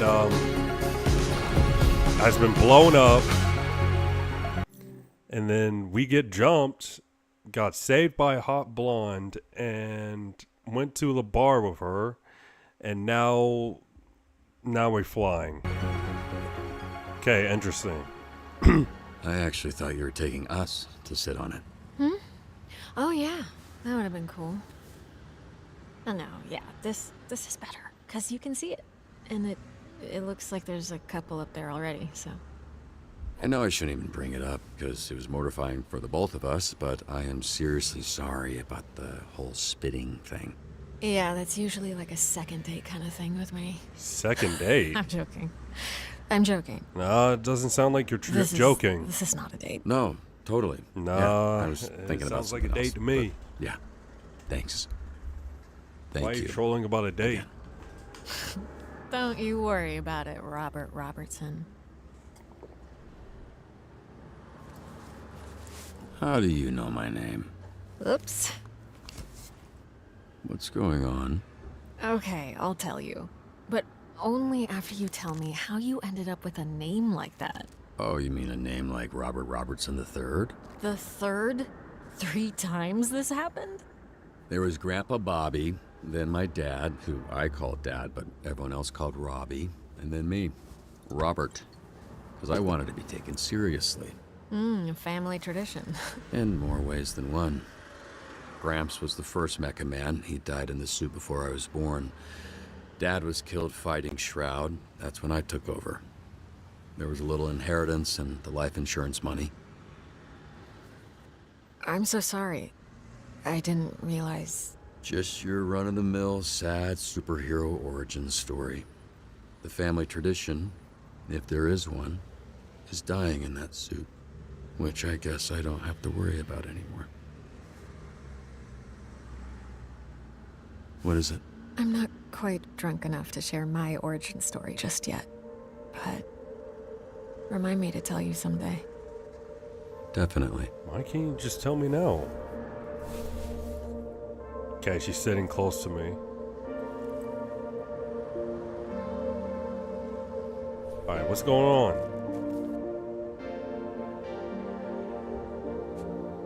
We can work with this. Okay, she's touching my face, so we might as well kiss.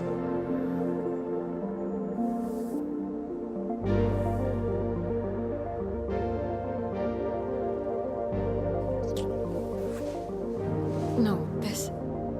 I'm sorry if I gave the wrong impression. Oh, no. All right. It's my fault. I'm so sorry. I totally misread that. You didn't. I mean, you did. But I definitely... The way I went about things tonight, I'm sorry. It was all a little loose, a little unprofessional.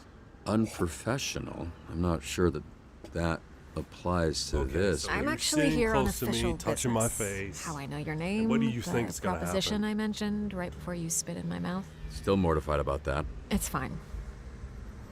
Do you remember a superhero named Trackstar? Remember, of course. He's like family. That I haven't talked to in a while, but what about him? I work with him at SDN. He recommended you. Mentioned that he worked with your father. Yeah, he was the youngest member of the Brave Brigade, so he was kind of my babysitter for a while. How's he doing? He's doing great. He's why I'm here. Robert, I would like to make you an offer. In exchange for dispatching and mentoring some of our rookie heroes, SDN can make you Mecha Man again. But this time with all the resources that a company as big as ours has at their disposal. No more paying out of pocket for repairs. Support staff, the whole shebang.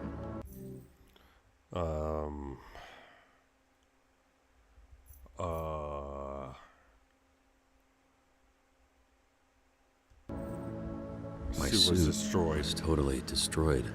I saw the report, studied the footage. It's not totally destroyed, just mostly. It's a big investment. It'll take considerable time and money to get the suit repaired and the missing pieces replaced. Plenty of time to learn how to dispatch and level up some of the heroes on our roster. Your experience, your work ethic, your perspective, it's all invaluable. Share it, Robert. You have a lot left to give. Yeah, when do I So start? when do we get started? Wait, so you want me dispatching? What's that even mean? Oh, right. I was supposed to test you at the bar. Here. The drunk people shouldn't be throwing things at drunk people. Noted. Am I waiting or are you waiting? What's going It on? was supposed to open up when I threw it to you. Okay, there. Pop it on. This is part of the assessment. And don't move too much in there. You're sitting on the edge of the building. All right, I want to make sure my mic is good.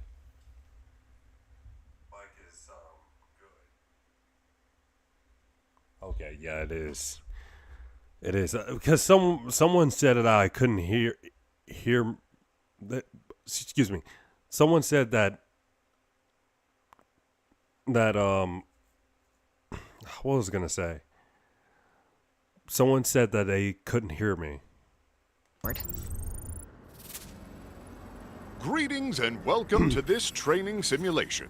We may be superheroes, but we're nothing without SDN's real hero, the Dispatcher. So, Dispatcher, where do we start? Well. I saw some scary, suspicious men last night leaving the old movie theater. You'll receive requirement. Such an array of This graph will show you what a hero does well and not so well. A hero with a knack for vigor and combat looks right for the job. That sounds like me. Okay, so we just send like other dudes to help. Now that at least one hero is being dispatched, it's time to get to work. A wise choice.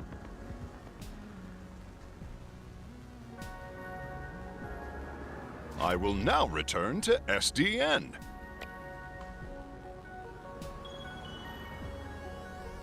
When a hero returns to SDN, they'll need some much... Okay, just rest Don't forget and to review recover. your heroes on SDN's state-of-the-art. Let's see how well I did after responding to that caller's... There's no such thing. The more that my skills align with the need...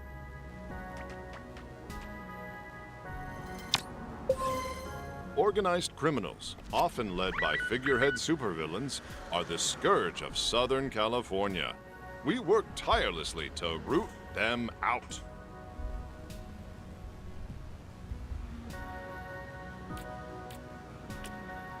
We've got a potential villain hideout on the college campus. Sometimes the solution is brains, not brawn. SDN's diverse array of heroes can solve any problem. I mean, this guy should be able to do it, right?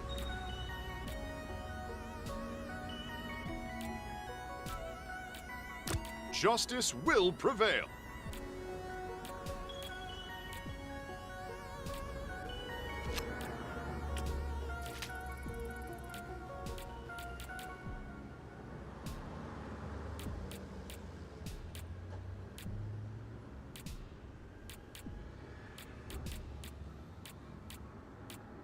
On my way, citizens!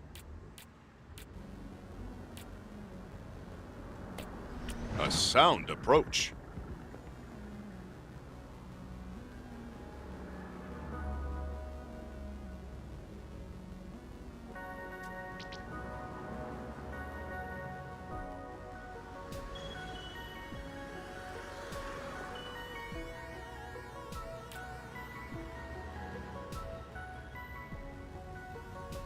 Alright.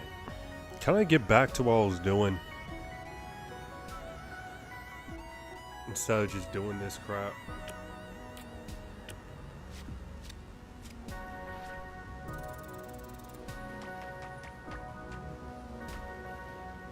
Okay, so he didn't do a great job. This outcome is all thanks to you. Another The one? museum is doing an exhibit on local superheroes and need a guest speaker.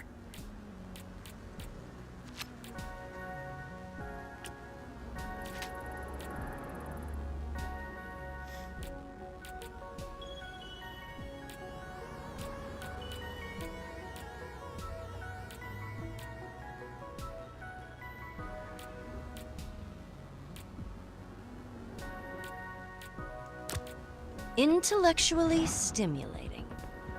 Yeah, she looks like she's right for the job. One of your heroes needs you. As their leader, your heroes will look to you. Make choices and follow where they lead.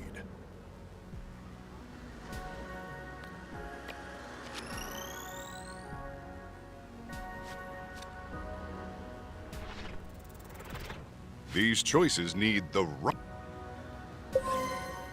Effortless excellence.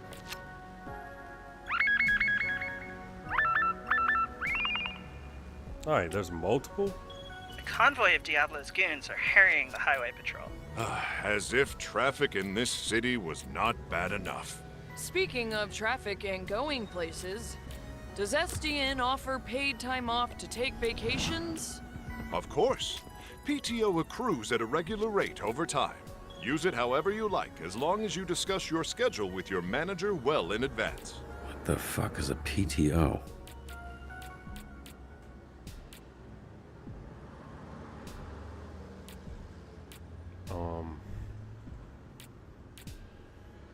This guy, I guess. Everything in moderation. There's a giant monster attacking downtown! Save us, SDN!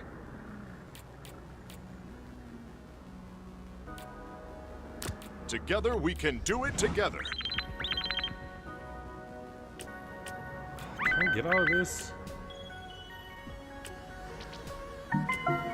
SDN values work-life balance. When the bell rings, your shift will end very soon. I need help getting to my doctor's appointment.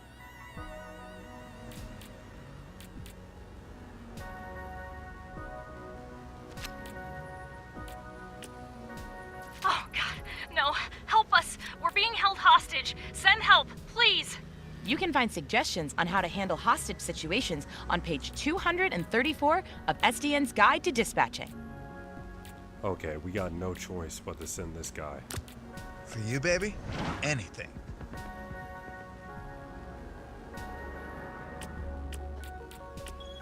Sometimes a hero can use their talents to tip the scales.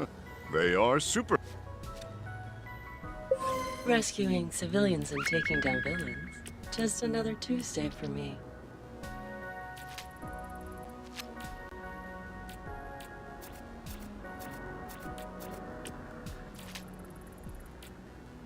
Stopping power. El Diablo's goons are running scared. We're right on the heels of his sidekick, El Diablito.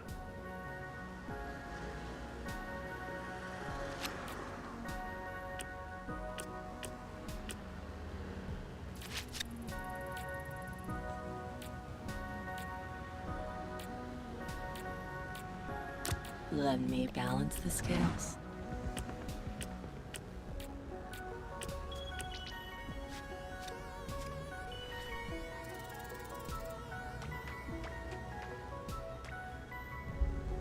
Dude, when can I get out of this crap, dude?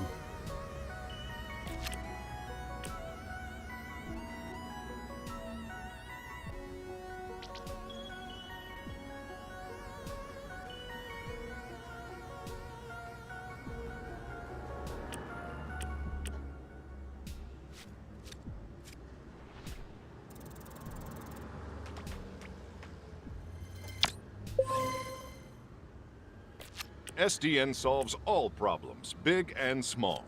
We never ignore the people of the city, particularly the elderly. Speaking of retirement, quick question, Phenomeman. Does SDN offer 401k matching? Yes, but there are limitations. Your HR representative will have all the details.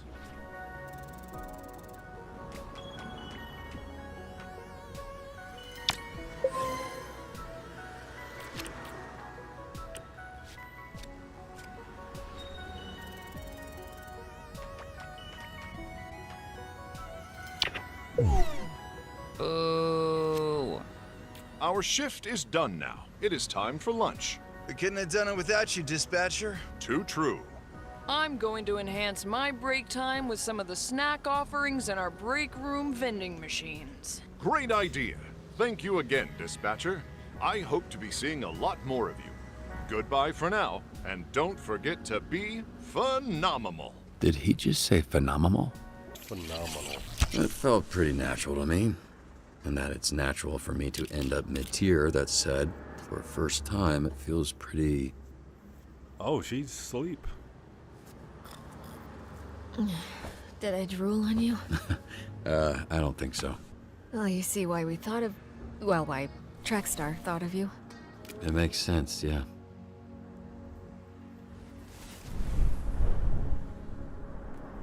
Meet me at the SDN offices tomorrow. I'm not done saving you yet.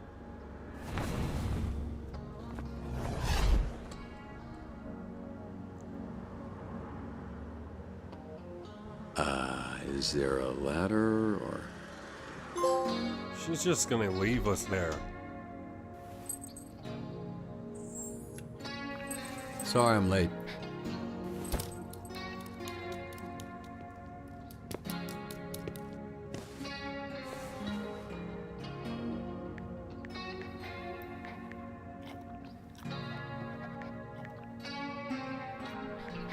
Yeah, let's give him something to eat. He's probably hungry. The folks at SDN are the best in the business, and we're striving to create a safer, stronger city every I single met a nice lady. The folks who live here have to take the She wants to help us out.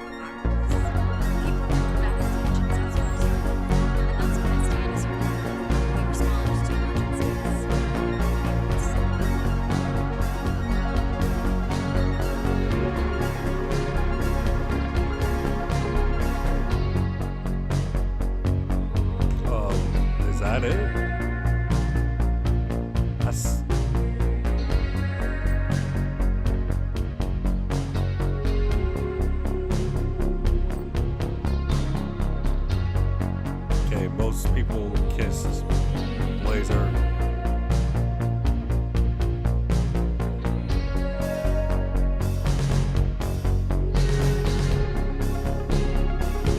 $75% better than 1% players.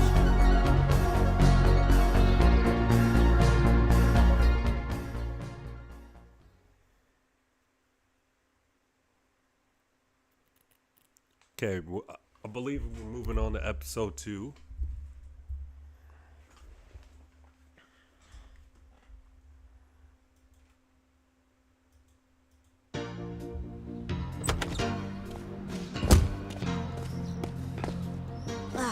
Dang it! I'm gonna be late for band practice. Unexpected things happen every day. Phenomenon! Can SDN help me out with this? It's blocking the driveway. You can count on SDN to help lift the burdens life throws at us. Let SDN be your rock, so you can rock. SDN is not. Yeah, that had to be a commercial. That had to be a commercial. She's definitely not making it to band practice. Yeah, well, yeah. Wait, what's that?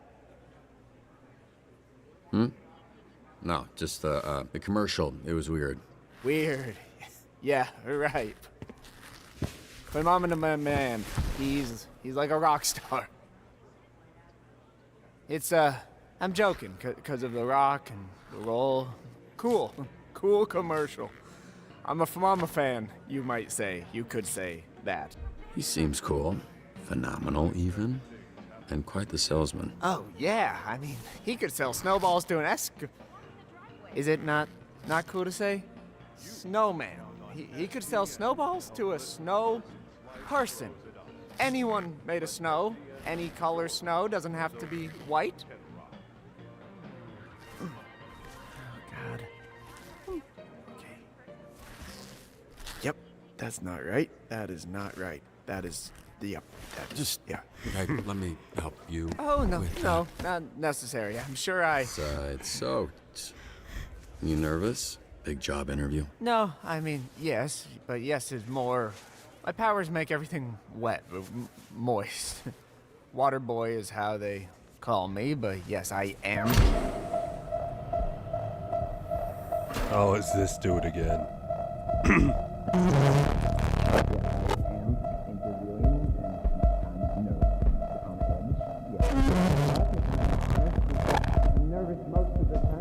Oh, okay. Oh.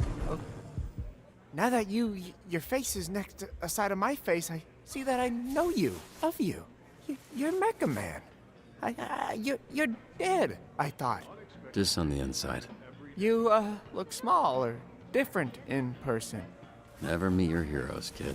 Oh, wasn't sure you'd show up. Oh, wow. Blazer, Lon, a real hero. Oh, sorry, but I need him for something. Follow me.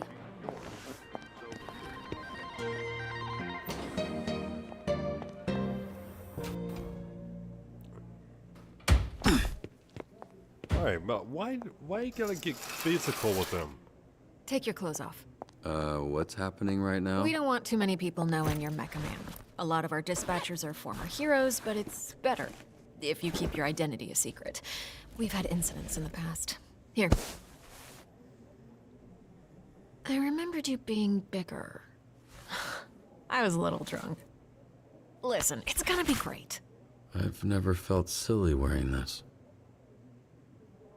Until now. Yeah, I was trying to imply that with the silence.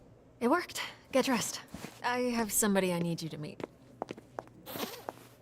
Oh, sorry. Should I turn around? Or what do you... should I close my eyes, maybe? If that makes you more comfortable. It's fine, I don't mind. Oh, yeah, no, it's sure. Yeah, we don't mind. I mean, don't stare me straight in the eyes or anything, because that would be odd. Yeah, I'll actually... Yeah, I'm just gonna... There. Yeah, she's gonna look.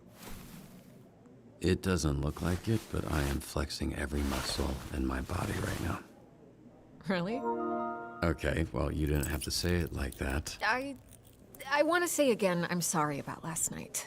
I regret the way I conducted myself. It was a mistake. A complicated mistake. I can, go into the details of those complications with you later. Didn't feel like a mistake. At least not to me. Well, that makes one of us. It was a nice night. Nothing more than that. Yeah, I'd like to keep things professional. Right, that's why you brought me to this conference room to strip down in front of you. Profesh. Are you serious? What?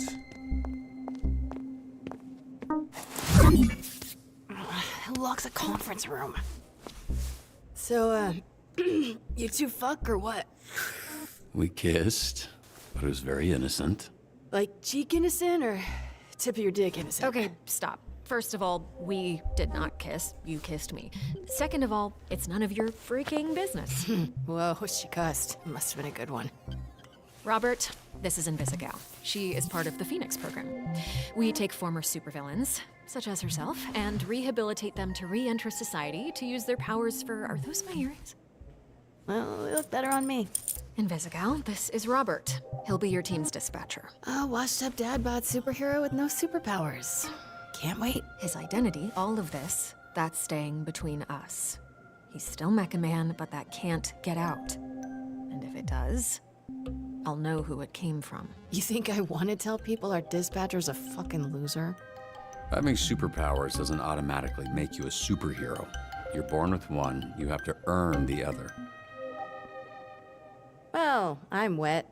I see why you like him. Look at that trip. What does that look? Best Buy Fight Club? Fucking hot. Okay. We have a weekly ranking list for all the heroes in the company. And she's at the bottom. She called herself Invisibitch when she was a villain. We're trying to rebrand her. Yeah, I thought Invisigal felt kind of corny for her. Oh yeah? The name was my idea. Just get your shirt on, Dad Bod. It's not Dad Bod. What?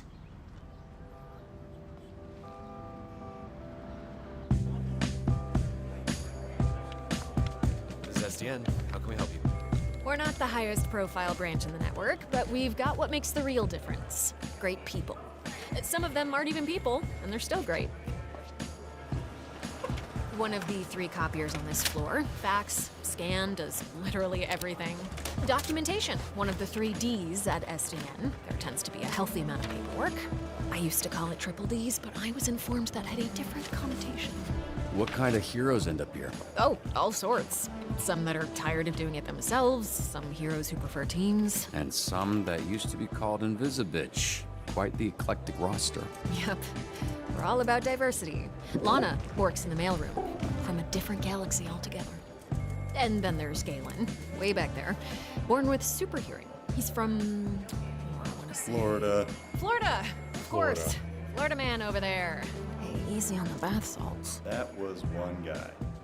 Hey, speaking of bath, where is the, Oh, need a bio break? Excuse me? Restroom. I mean, it's right over there. Sorry. At work, I tend to get a little... Corny?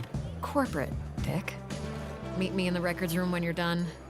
If you get lost, look for the door that says records room.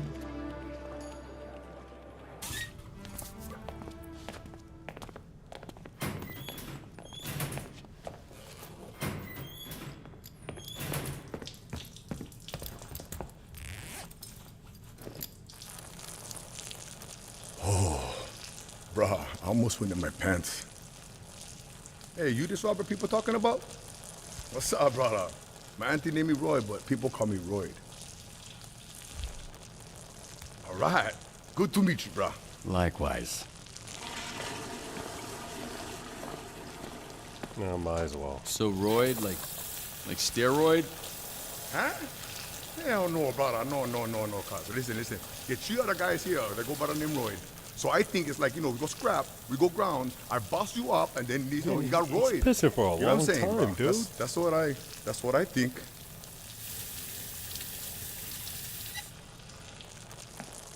Hey, you think that's why they call me Royd? Like I'm on steroids.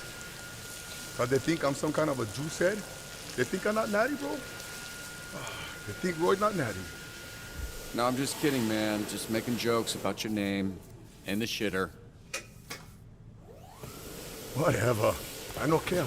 That's That was a long piss, dude. Nokia is probably best. Nice meeting you, Royd, even if it was while we were both holding our dicks. You one funny bugger. Mecha man.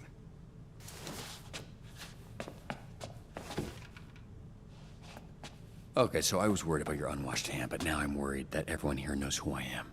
Nah, brother. It's Kapu. Need to know basis and Roy need to know. I don't want to come pick up your soup or fix them for the SDN. Cool. You gonna wash before you do that? Nah, bro. I never touch nothing. Just touch my pants and underwear only. Even for shake, I just do like this.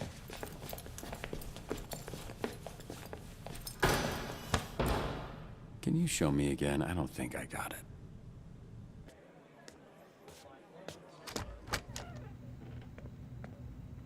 Holy shit, who's this freckle-faced fuck? How are you? That's an aggressive way to greet someone. Look at this skinny latte prick. Your bones, kid. You here to whip these assholes into shape or what? That's the idea. I'm sorry, do I know you? Why are you all tense? What? It's a hug, not a hand job. Lighten up. Be that as it may, I'm still confused. Oh, right, because I'm old as shit. How about this? And Unk talking to me like we known each other for years. This jog your memory? Trackstar? Holy shit! Yeah, you fucker. Why are you accepting hugs from old men you don't know? Oh, and hey, they call me Chase around here, so keep it, Sure, right. Yeah, Chase. It's been what, 10, 15 years? Has it really been that long? Yeah, I reached out to this little pissant when his dad passed. Then he got to ducking me like he owed me money. I was in a weird place. I understand, kid. It was tough on all of us, so I can't imagine what you went through. Yeah, so what's up? You gonna tell me why you look like Black Einstein? Sorry. He does look. Unk does look like Einstein. Fucker. It's the powers. I could move 50 times faster than the average person, but I didn't realize until it was too late. And I was aging 50 times faster when I used my powers. Nowadays, I'm moving slower than frozen piss to keep the old ticker from popping on me.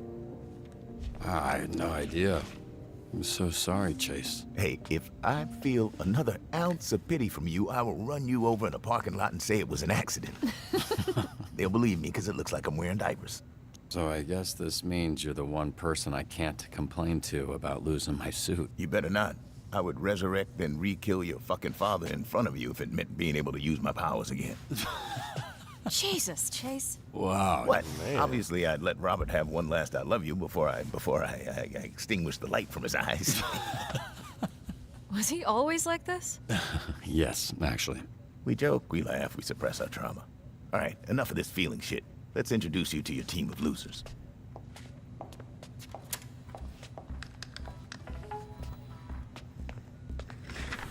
Now, if I'm being honest, I thought and still think we should have canned these tunas months ago. And you might get your wish, because if we don't see improvements soon, the whole program will be scrapped. Cool.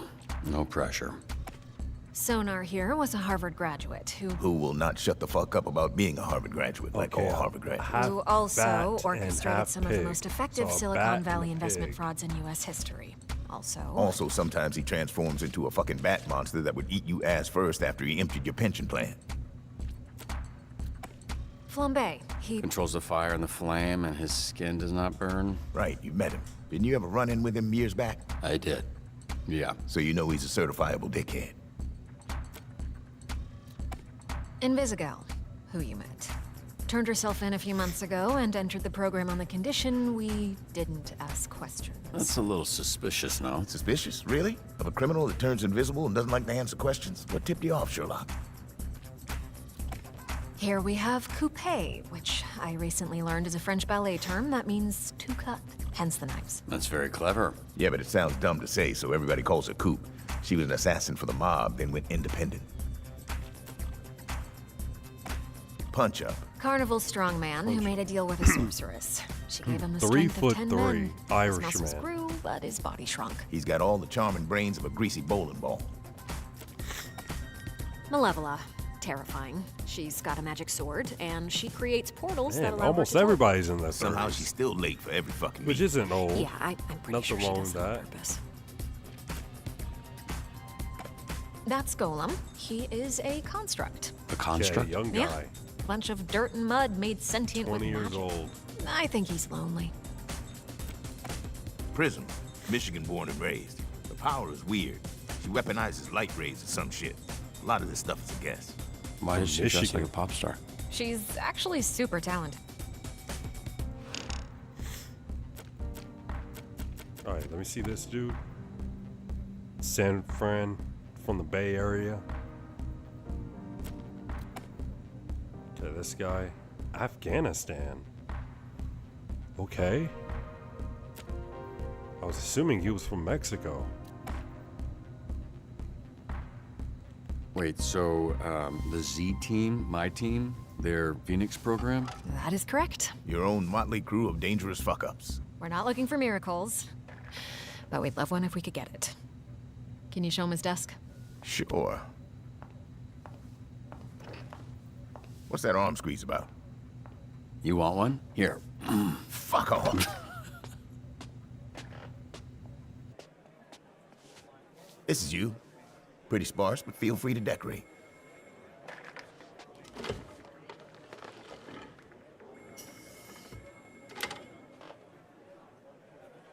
This computer's older than you look. That's it. Wait, 80s so computer. We're doing this? I haven't even met the team yet. We did the slideshow. First of all, that wasn't a slideshow. Look, we like to start slow. Most people don't make it past the first dispatch, and this is better for everybody's safety.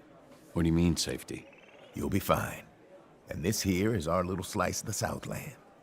Whenever there's a crisis in the area, we get a call, and guess who answers? Me. Exactly. Now put your headset on and introduce yourself to these pricks. Hey, team. This is your dispatcher, Robert Robertson. I'm starting my first shift. Oh, that's tough, man. They all laughing at Tell him. me that's not your real fucking name, bitch! You can't be this shook on your first day, come on! Can we clear the channel, please? There's a lot of overlapping on this.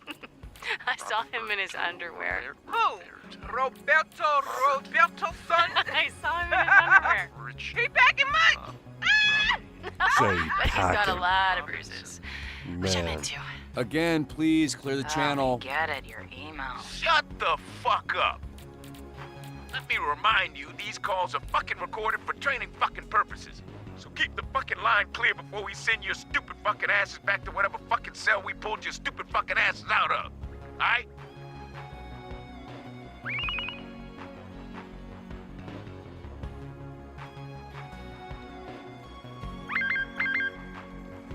All right.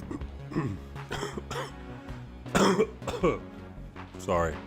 My son's balloon is stuck in a tree. Can you send someone?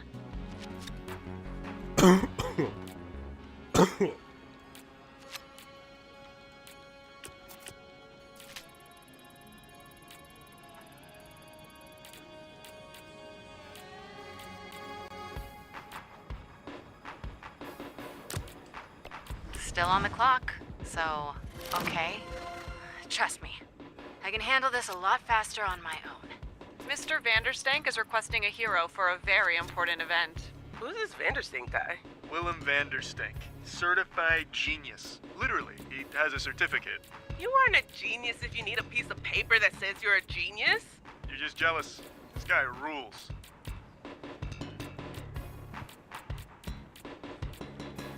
Okay, this guy might be a little smarter. I'll take Wednesday.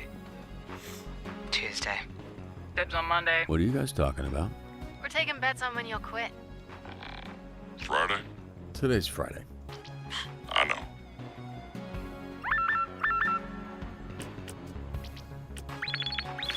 Oh my god! My bidet is spraying shit everywhere! Alright, now what is this?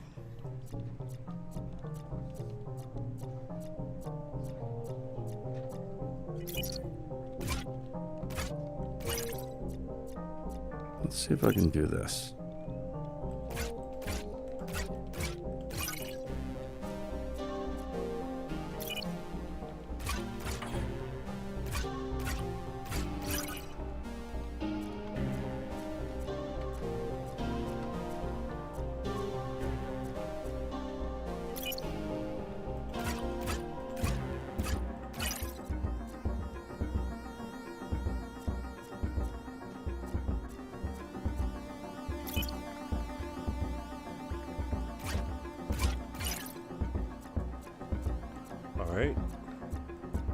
This way. Boom.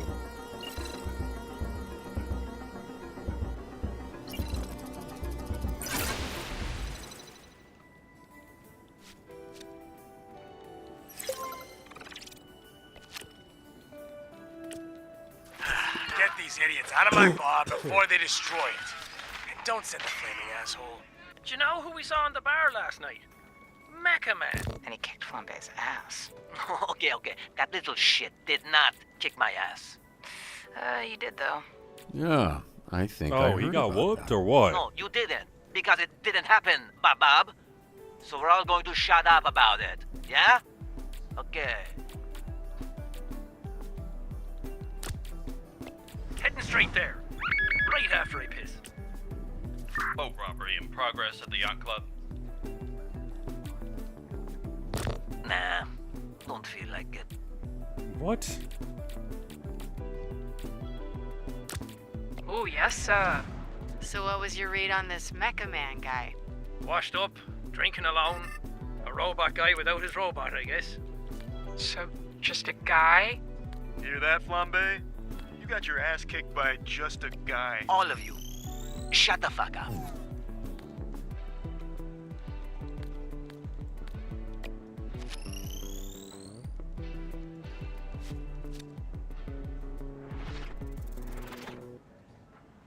I think I'm gonna use me head. Oh, he got hurt.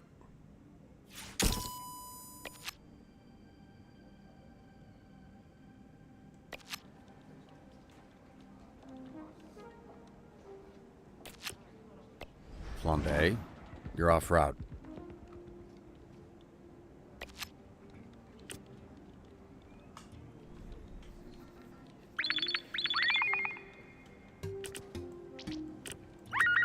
Hey, someone's robbing the museum. I don't know what you do, man. I just started today. Going now.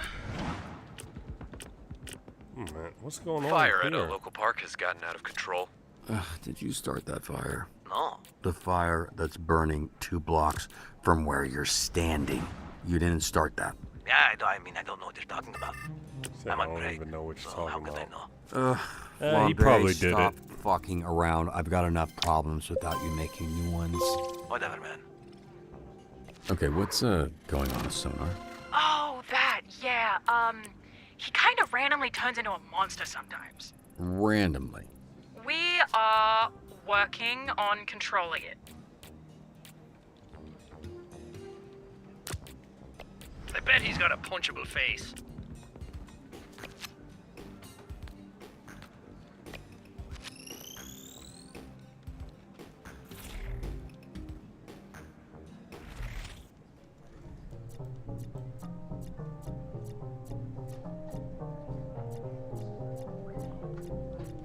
Oh, there's a time limit.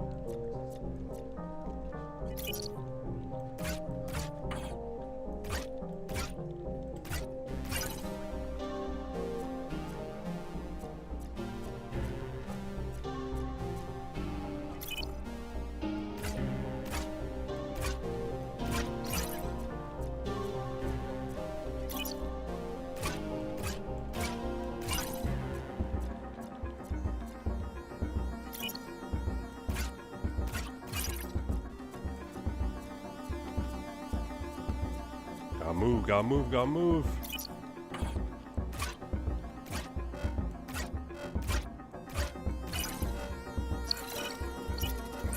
Got it. Piece of cake. All sensors are back up, team.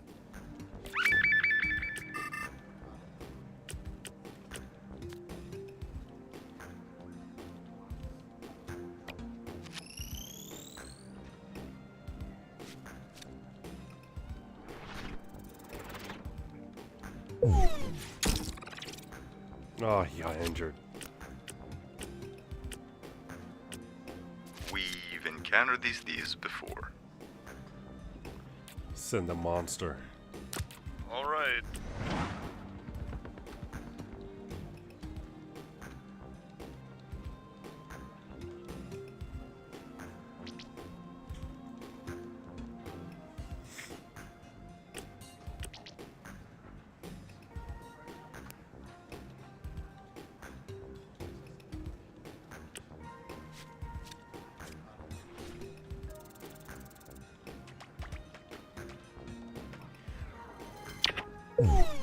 Spitball in here, but what if we How just did he forget get any of that injured? ever happened?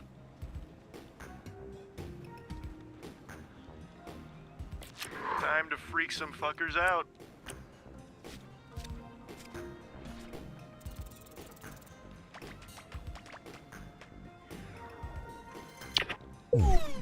That's some bullshit.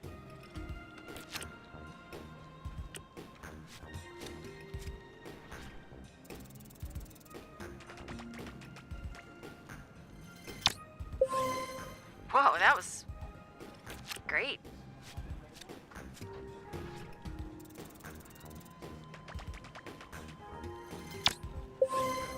Shit! Hey, Bobby.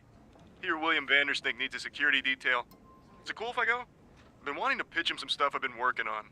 Yeah, pretty sure that's exactly what he's trying to avoid. Wait, okay. I think whoever that is sounds like Moist Critical. I'm not gonna lie. For some situations, Sounds like Moist. We're going to need you to protect Mr. Vanderstank from the Vanderstanker fan club.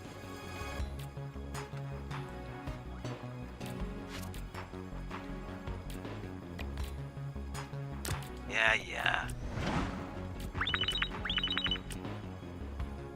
The flames are spreading to the houses. We need to evacuate.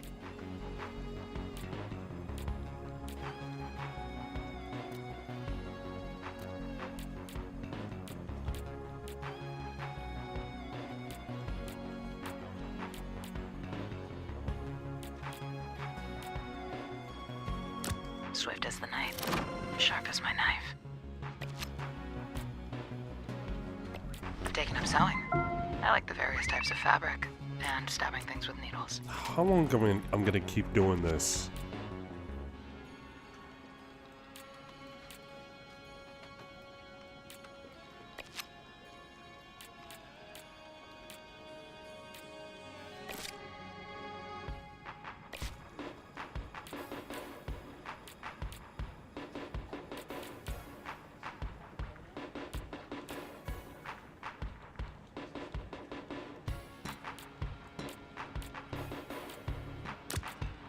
Kid's a hustler. I get it.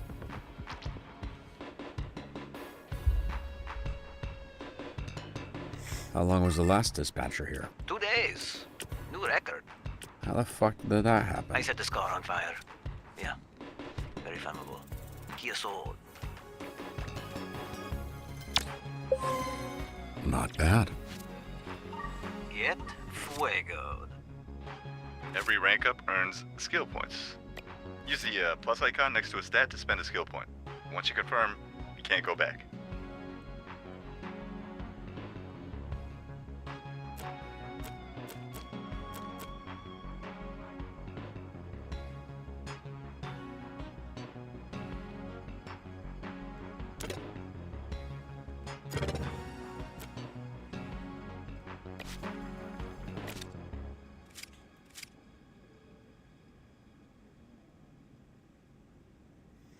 I guess we'll spend the skill point on charisma.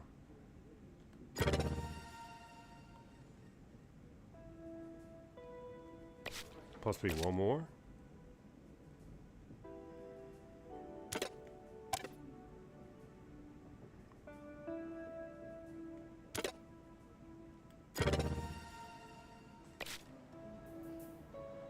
Wow, you're on fire today. Oh, this?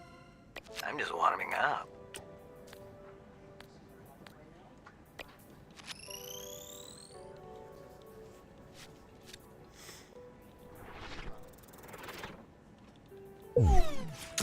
Can't be.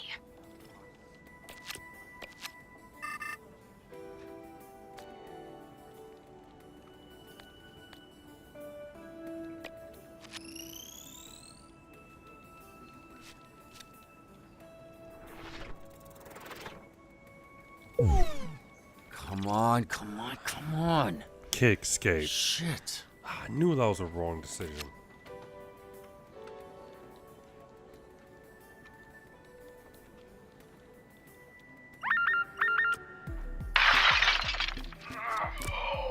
Grannies, I got this. Hold up, aren't you banned? Yeah, and I gotta get unbanned. I work better alone. Can I get ice down here, please? What does that mean? She's asking for a tap-in. We got access to security cams of SDN done. subscribers all over our territory. Wow, really? Is that legal? Don't ask questions. Just always make sure to read the fine print.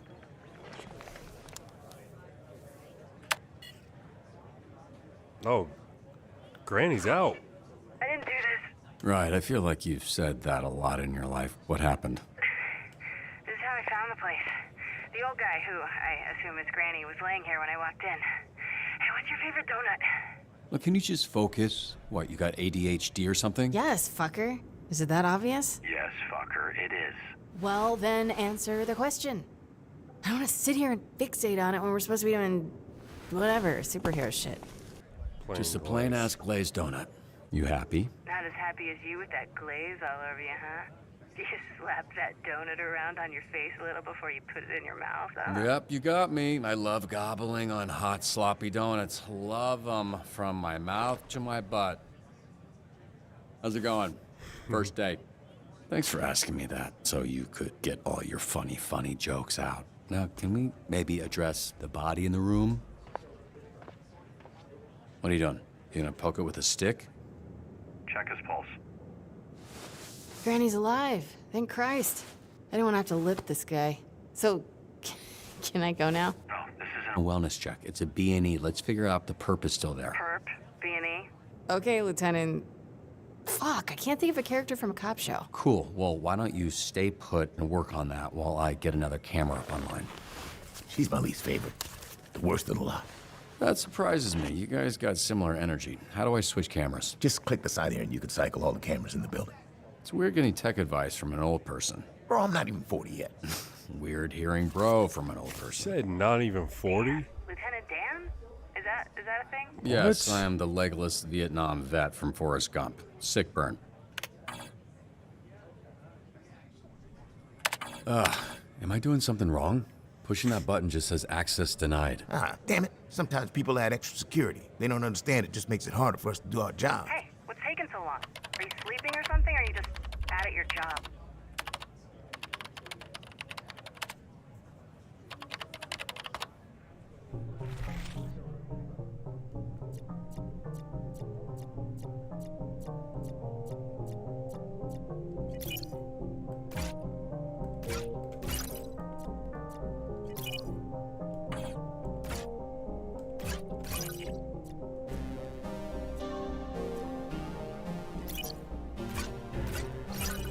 Why does a donut shop even need extra security?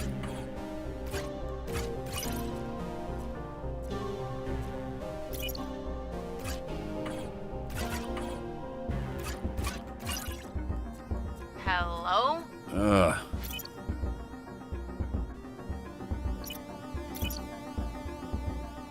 Oh, it's unknown. Okay.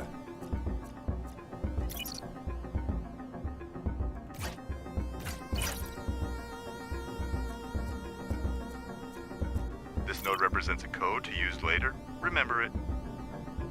Read only. I mean, I'm not sure if I'm gonna remember that, but okay.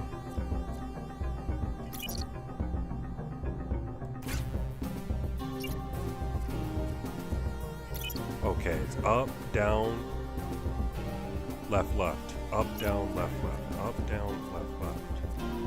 Up, down, left, left.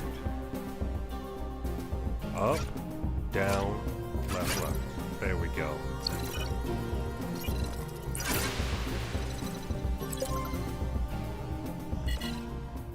Alright, what do we got here? Perp, B&E. Who are you, Lieutenant Dan? Hey, shut up for a sec. You're not alone.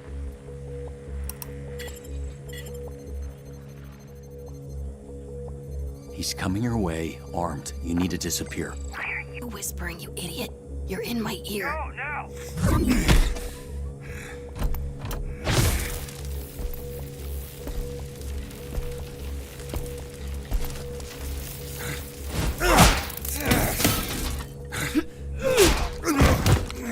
damn it. This bitch is a gusher. Be careful. I got this, Lieutenant Dan. Never mind.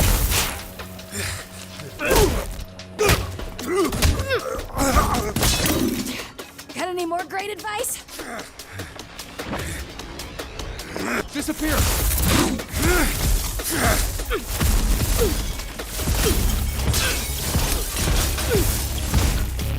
Shit.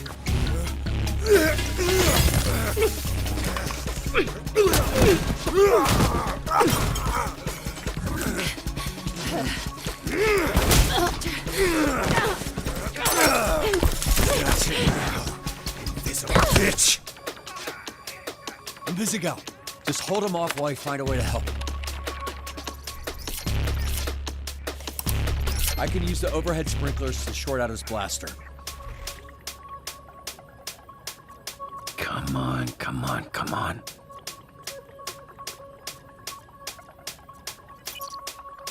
Got him.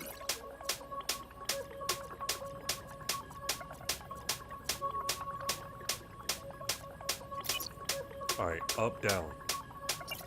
Up, down, up, down, up, down.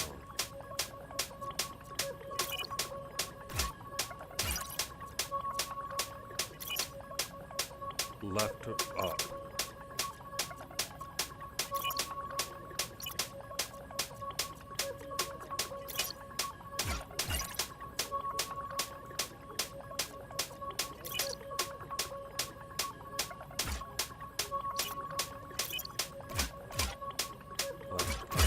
Oh, I got it. There we go. Got it.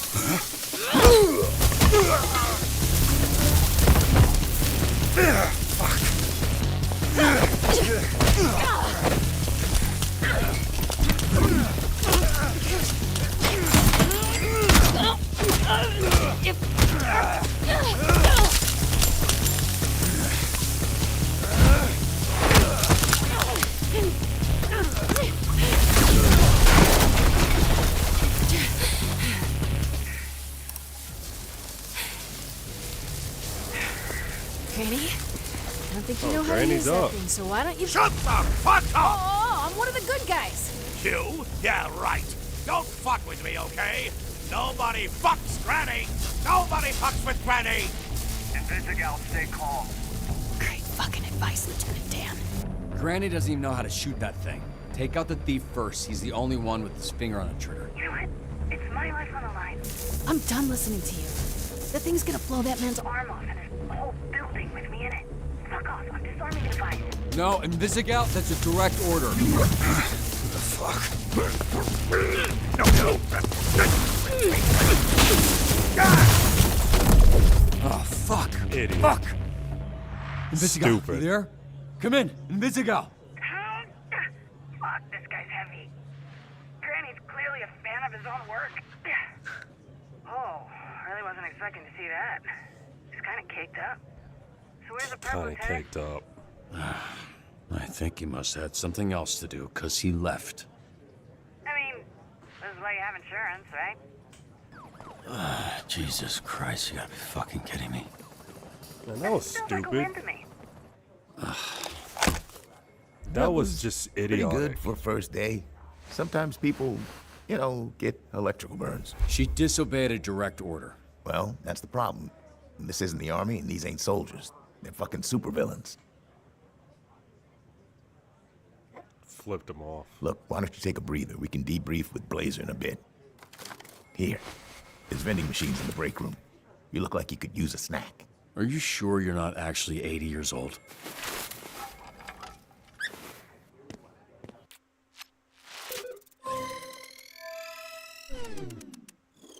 Went 6 for 6.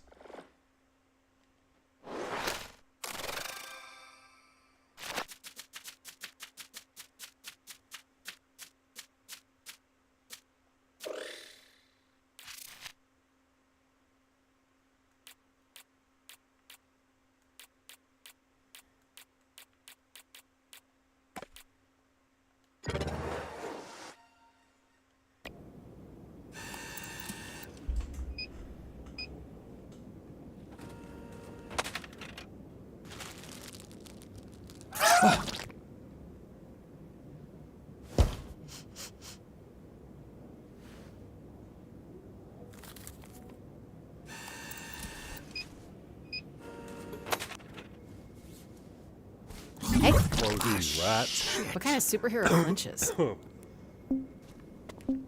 I didn't say which superhero. Chill out. If you had people trying to kill you for the last 15 years, you'd be jumpy too. What makes you think my life has been any different? You think growing up surrounded by a bunch of shitbag villains, I didn't need to watch my back? Yeah, well, I guess you should do a better job picking your friends. What the fuck? You can't just go around. Ow, why does he keep screaming? His name's Sonar. Yeah, I know what sonar means. What's up? Then why are you asking why he keeps screaming? She was just explaining your, you know what? Never mind. Good shift. This guy is weird. Yeah, he is. Nah, that is Moist Critical. Wow. Yeah, that is him. That is definitely Moist Critical. Just came by to celebrate the mission going well. Didn't mean to interrupt your little snack. What do you need, a pre-shoot like a little baby bird, bitch? Look at me. You You ignored my disobeyed a order. direct order. How can you think it went well? You trashed the place. The suspect got away. You got the client hurt. You think when that guy signed up for SD and that it'd result in the back of his ball sack getting scorched? Because they don't mention that in the commercials. First of all, the place was trashed when I got there. Second, I'm sure Granny would take some crispy nuts over losing his arm. As far as the bad guy, fuck, shit happens. Fact of the matter is that shit didn't need to happen. We could have had an outcome where the client doesn't get fried and we get the perp if you had just fucking listened to me. You ask for help, then I can... What now? I make the calls, not you. Here's some advice. You're right at home behind that desk because you're no hero. You were a nerd playing a video game in a suit your daddy built. Now you're a twitchy little bitch turtle without a shell. A real hero puts their ass on the line. A real hero can't just press a button and make their problems disappear. Let me make this clear. You're not half the hero that I am. Not now, not ever. Yeah, she sucks at her Based on what I job. saw today, you wouldn't last a day as Mecha Man. Because there isn't a mech suit in the universe that'll keep you from being a selfish fucking asshole.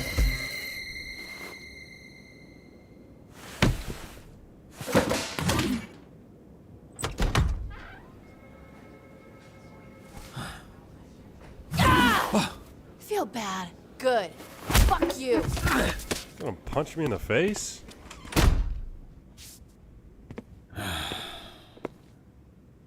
You gonna eat those Twinks? That's not what they're... You know what? Help yourself. What happened to your nose? Here we go. You have a tissue hanging from your nose, Robert. I was trying to ignore it, but that became Let's tell the impossible when truth. it started soaking in blood. Invisigal punched me in the face, but I asked for it. Robert, this is serious. It's not. I asked for it. Okay, there's nothing you could have said that warrants her hitting Would you. it be any different if I said I literally asked for her to hit me in the face, and then she did it? I suppose. Okay, then let's go with that. We're here to assess Robert's first shift, and aside from whatever happened here, I thought it was pretty good. What? Told you, Robbie. I was watching on the monitor. The work you did dispatching. I don't think the Z team has ever had a better shift than that. We just might need to confront the fact that it might be the best they can do. Especially the way the Granny thing went. Yeah, now the Granny situation, that wasn't ideal. But I've seen so much worse with Invisigal. Let's be real. She ain't gonna make it. She's difficult to work with, sure. But I see a lot of promise in her. Really. She Even the other Z disobeyed teamers an respect order. her. They're afraid of her. Yeah, she doesn't She listen. disobeyed a direct order. That's kind of her thing. It's why we're so hopeful you can help her. And I'm happy to do it, but, you know... Look, Robert, you should be proud. The bar is very low with this group. Well, it's not low for me. Look, I like to make a joke and keep things light as much as the next person. But when it comes to work, I'm not fucking around here. If you want the Phoenix program to survive, the bar needs to go up. And how would we do that? By treating the Z team like what they are, a bunch of villains. And leading a supervillain team takes a different approach than a superhero team.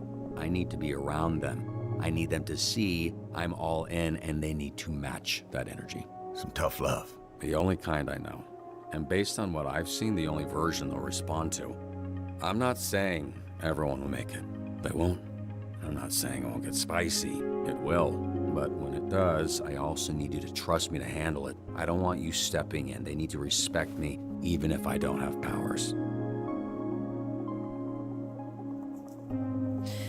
Okay, we'll do it your way. Monday, we'll get them in a room and introduce them to their new supervillain leader. I can't promise it'll work. I can only promise that I'll do my best. No fucking way it's gonna work, but it'll be way more fun to watch. Chase, some optimism, please. God damn it. Yeah, I also promise to do my best.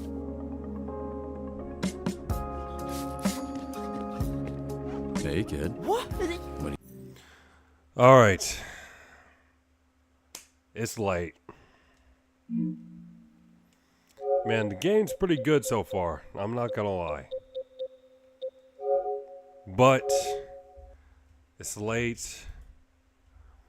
I'm gonna go ahead and take a shower and get in the bed. Thank you to everyone who tapped in. I'll probably be live. Probably go live tomorrow.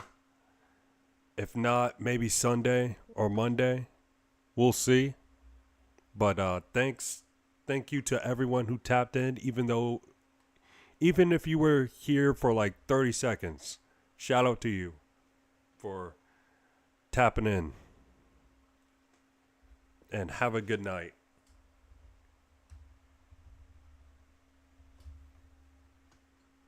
Okay, it's not gonna work. But anyways, have a good night.